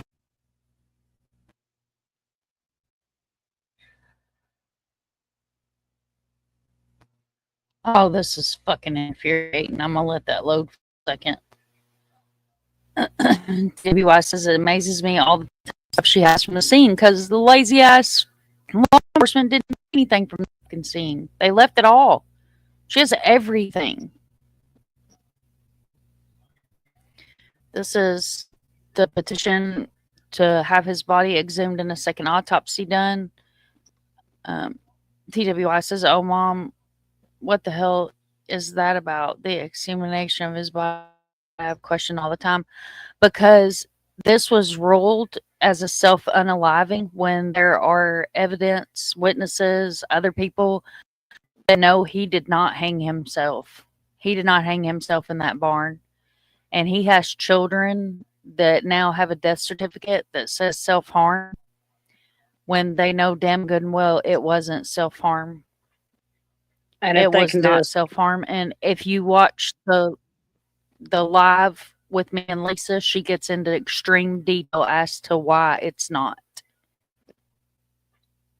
And if they can exhume the body, if they can exhume the body and do a second autopsy and prove it, and they can get it changed, they could reopen the case.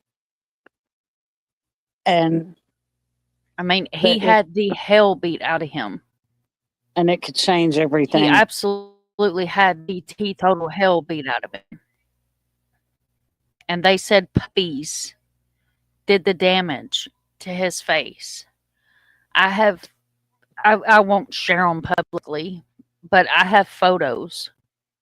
And let me tell you what, no puppy did that. to that. Now, And this is a big man. She's not just able to say that she wants the body examined. A medical examiner has to request it. They have to. It has to be. There are things that they have to go through to get a body exhumed. She can't just go, "Hey, I want his body exhumed." There are steps that have to be gone through to get a body exhumed. The few things that law enforcement had, Lisa had to fight them tooth and fucking nail to get on back. And she was threatened by some of the most horrible freaking things by officials over Aaron's case. And Lisa, like I said, reminds me a lot of Miss Barb. Lisa's a fighter, and she'll fight as long as she can for justice for Aaron. Let me see if this will play, y'all. Walking into the house on Turkey Town Road. The bleach smell in the house was so bad I had to walk back out. The medical examiner determined the cause of death was hanging. He notes unusual patterns of abrasions, contusions, and lacerations of the eyelids, but attributes them to the small dogs on the scene. As far as the hanging, he notes no hemorrhages or injuries in the neck structure. The hyoid bone, often broken during hanging, shows no surrounding soft tissue damage. This was a big man, 6'5", 240, allegedly found on the floor of the shed, the rope severed. How did he have no neck injuries? We asked nationally known Detective Sheila Wysocki and her team to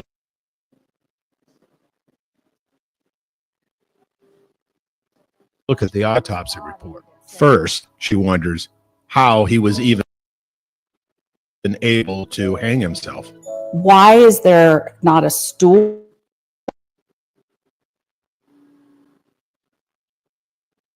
ladder or chair in the pictures that show he jumped off something? It's called mean. Opportunity. And then there is the autopsy report and the mild neck injuries. He is 200 and let's say 50 pounds, big guy. The gravity of hanging yourself would have done so much damage. Wysocki also has question about the damage to Key's face. They should have checked the puppies and taken pictures of the blood on the puppies. They should have checked him for puppy saliva. If they did the damage on his eyes, there would have been evidence. Lisa Key says she is not a mother in denial. She is a mother seeking justice, and just too many things don't add up. I believe that they just assume everybody's undereducated, afraid, and won't say nothing. I just wasn't built to do that. You know, you're a mother from the time they get here to the grave. DA Bryant Dunaway responds, quote, the autopsy performed by the medical examiner determined that the cause of death of Mr. Aaron Key was hanging and that his manner of death was suicide. The investigation does not indicate otherwise. Your story is subjecting a grieving mother to more stress. I wish you were interested in reporting the truth. I don't have this trouble with other reporters, unquote. I'm Dennis Ferrier, Fox 7. Okay, so if you go back and you look at the live, if you watch the live with me and Lisa, she addresses Dunaway quite bluntly in that interview that Dennis Ferrier did nothing but help her and fuck Dunaway. Dunaway doesn't like Ferrier, and he wouldn't like, who is it on chat? Phil Williams. You know, he used to be an investigative reporter, like he liked the Ferrier files. So the reason Ferrier says that he does not like, I mean, the reason that Dunaway says he doesn't have any trouble with any other reporters like he does with Ferrier is because Ferrier is an investigative reporter and he digs. He digs. That's why most just interview. Ferrier doesn't just interview. Ferrier digs. So that's why you have problems with him, Mr. Dumaway, because he digs and he digs into your corruption, Mr. Dumaway. And he's digging into your corruption. You are not getting justice for these families. You're not getting justice for these families. What is clearly murder that people can actually see, that aren't police officers, that aren't detectives. We can clearly see it. Why can't you see it? You're a district attorney. You went to college to do what you do, and you're just a dumbass. You're a dumbass. And you can't get me for defamation because it's a true statement.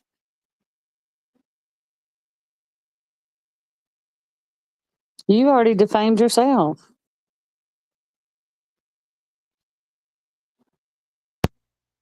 Kimber said it best.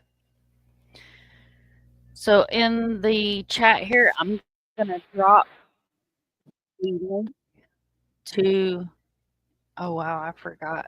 This has been a long time ago. Callie is long gone. She's not part of the community no more. Whoa. I'm not going to make you guys sit here for 3.5 hours to watch the interview, but this is the link to the live that I did with Lisa Key. Please go watch that live, because this mama, let me tell you what, I'll show you guys. This mama got on panel and Lisa let them fucking have it, girl. Let me tell you. Lisa fucking let them have it. Will you drop that link in Discord for me, because I cannot get it? Yep, I sure will. Thank you.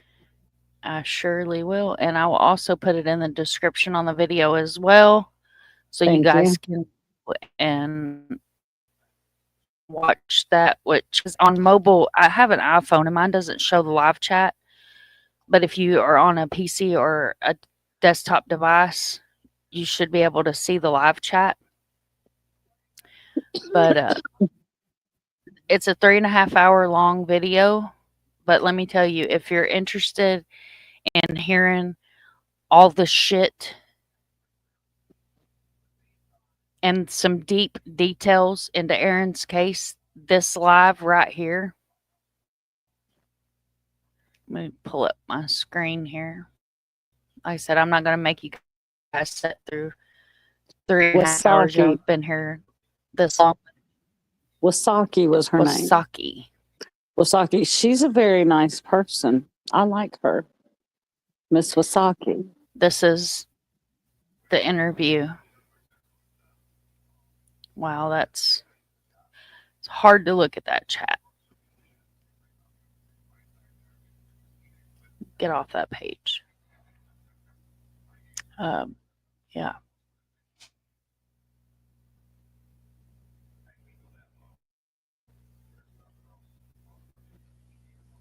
Definitely, guys, go watch that interview.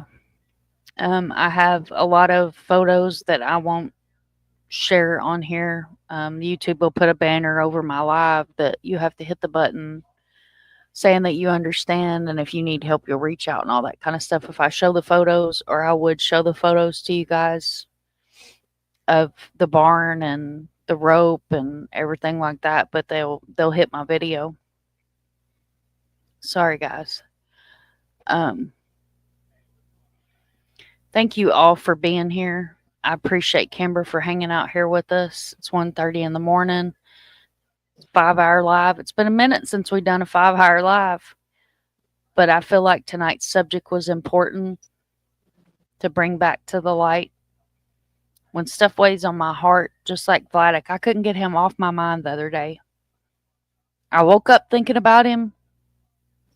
Absolutely could not get him off my mind. And I had a totally different subject ready to cover that night. And something just told me to cover Vladek.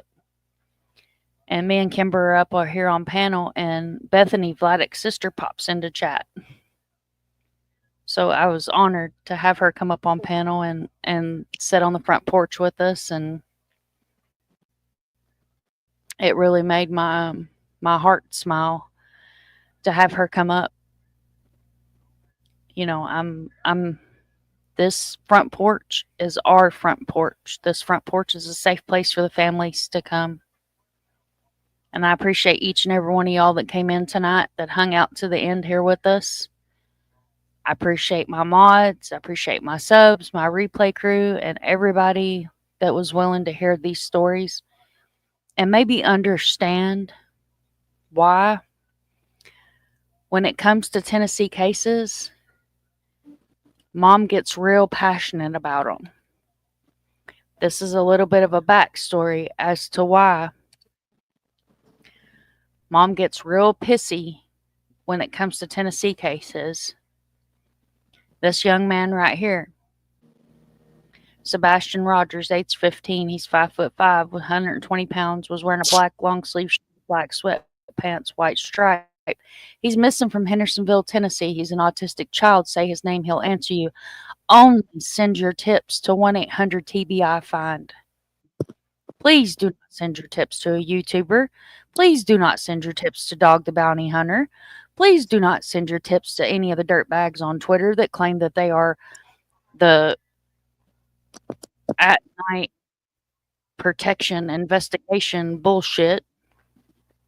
At-night intelligence. At-night unintelligence agency. What Kimber said, because I ain't got nothing nice to say about them fuckers. Me either. But these cases are very close to my heart. And that's why I get so damn passionate. It's great being here with all of you. Thank you for all your hard work. Love you, Miss Barbara. Thank you so much for hanging out. TWY, thank you for being so welcoming. And I appreciate you all. I'll be back if I can catch you all. Well, thank you so much. I hope you come back. Thank you, thank you, thank you so much. I'm really honored to meet you and Rachel. Aw, thank you, Mr. Bear, for coming in. Mr. Bear's been with us since Riley Strain's case and comes in, and we were honored to meet your wife tonight. Miss Whiteclaw, was honored to have her here and chat with us tonight. Thank you so much for both of you guys for being here. You know, Sebastian's still missing. Michael Monkey Vaughan's still missing. Summer's still missing. Oakley's still missing. Cody's still missing. Harmony Montgomery's still missing. The list goes on and on and on and on. The list just keeps going on and on.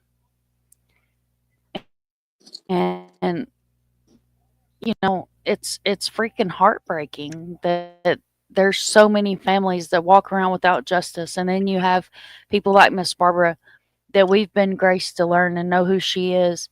And this woman has turned into her own investigator. I have a meme somewhere that I put up randomly, and it says, your best FBI agent is a mom. And I think that's absolutely the truest statement I've ever seen on a meme board. Mr. Bear says, Mom, we had a caller the other night, 16 and autistic. It was a good insight from someone's age as Sebastian. Exactly. I'm about to email you about it, Mom. No worries. Thank you. Email me. Thank you so much. On your screen here, you see the Amber Alert, Sebastian Rogers, Sumner County, Tennessee, the Sumner County 615-451-3838, 1-800-TI-FIND. This billboard is a billboard that Vern created. He's an advocate on Twitter that I hold close and dear to my heart. The billboard is up and running. The locations that it is up and running are undisclosed locations. I'm not able to share where the locations are. Just know and believe that there's a group of people that have donated enough money to keep these billboards running for a long time. And those are for the those only of y'all two that don't know, go ahead. And those are the only two numbers that should be called, or 911. Or 911, absolutely. For those of y'all that don't know, I've been a part of blip billboards long before it became a YouTube fad. So just know and believe that this young man has billboards up. They're blip boards. They're blipping They blip for him, and they'll continue to blip for him. It's being done privately from a small group of people because people on YouTube and your little Twitter trolls like to cause issues, like to start shit, fight with each other, and sue each other, apparently, when it comes to missing kids in Tennessee. So, again, thank you guys for being here. Thank you so much for listening to these stories. Please subscribe, like, and share. Even if you don't subscribe to the channel, share these stories out. The playlist is on my channel. If you go to my top where it says live videos, all that stuff, post, there's a thing that says playlist. If you go in that playlist, it's called What the Hell's Going On in Tennessee. There's a couple of videos in the playlist that I didn't play tonight because they're not case specific. They're informational specific. So please share these out because these families are still without justice. And that's not fair. That's not fair to them. And if you're going to have a platform and you're going to come on here and you're going to call yourself an advocate, do me a favor. Advocate for these families instead of advocating for lining your freaking wallets. Please and thank you. Be a voice for the voiceless instead of a voice for your trip to the mall or your new camper or your monkey or your dive equipment or your fancy new drones.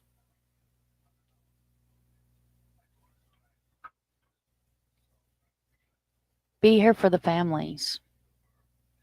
Or I say this with my whole chest. Get the fuck out of my community.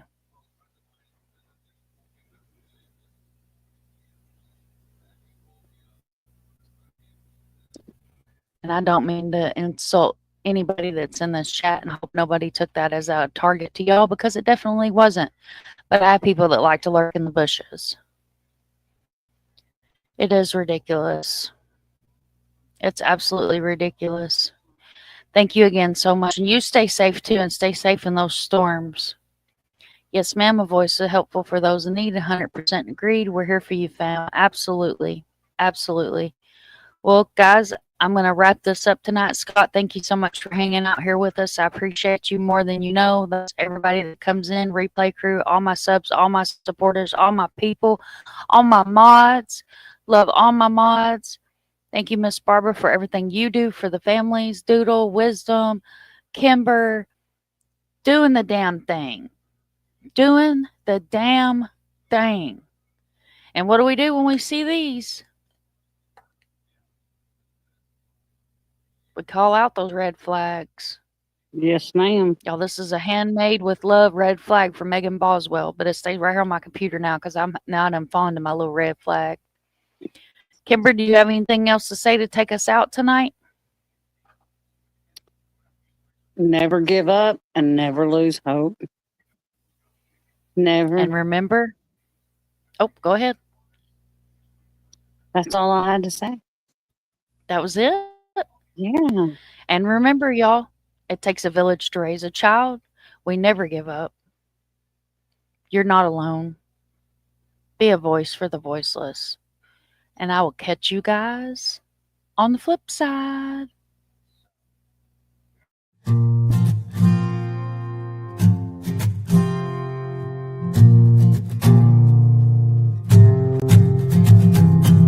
I stand on this mountain, I look down and see a world I was once underneath.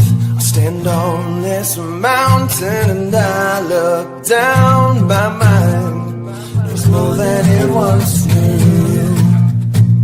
Then I knew, then I knew, then I knew, then I knew. Now you're here, you're here, you're there. Now everywhere with me. If this is lost, then there's no place I'd rather be.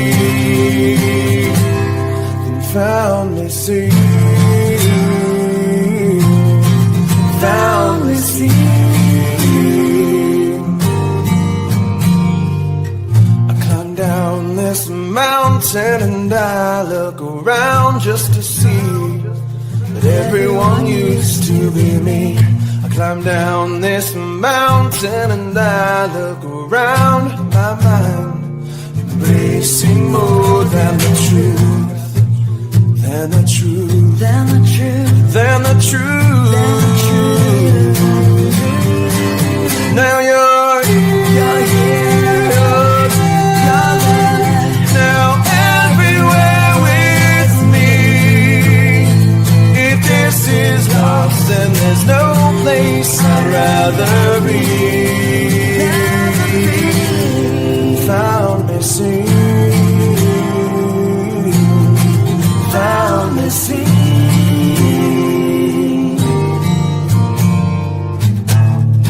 I once was blind, but now I see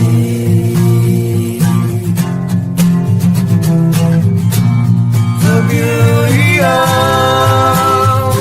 the world before me. Now you're there, now everywhere with me. If this is lost, then there's no place I'd rather be. Now you're now everywhere with me. If this is lost, then there's no place I'd rather be. And found me sing, found me sing, found me sing.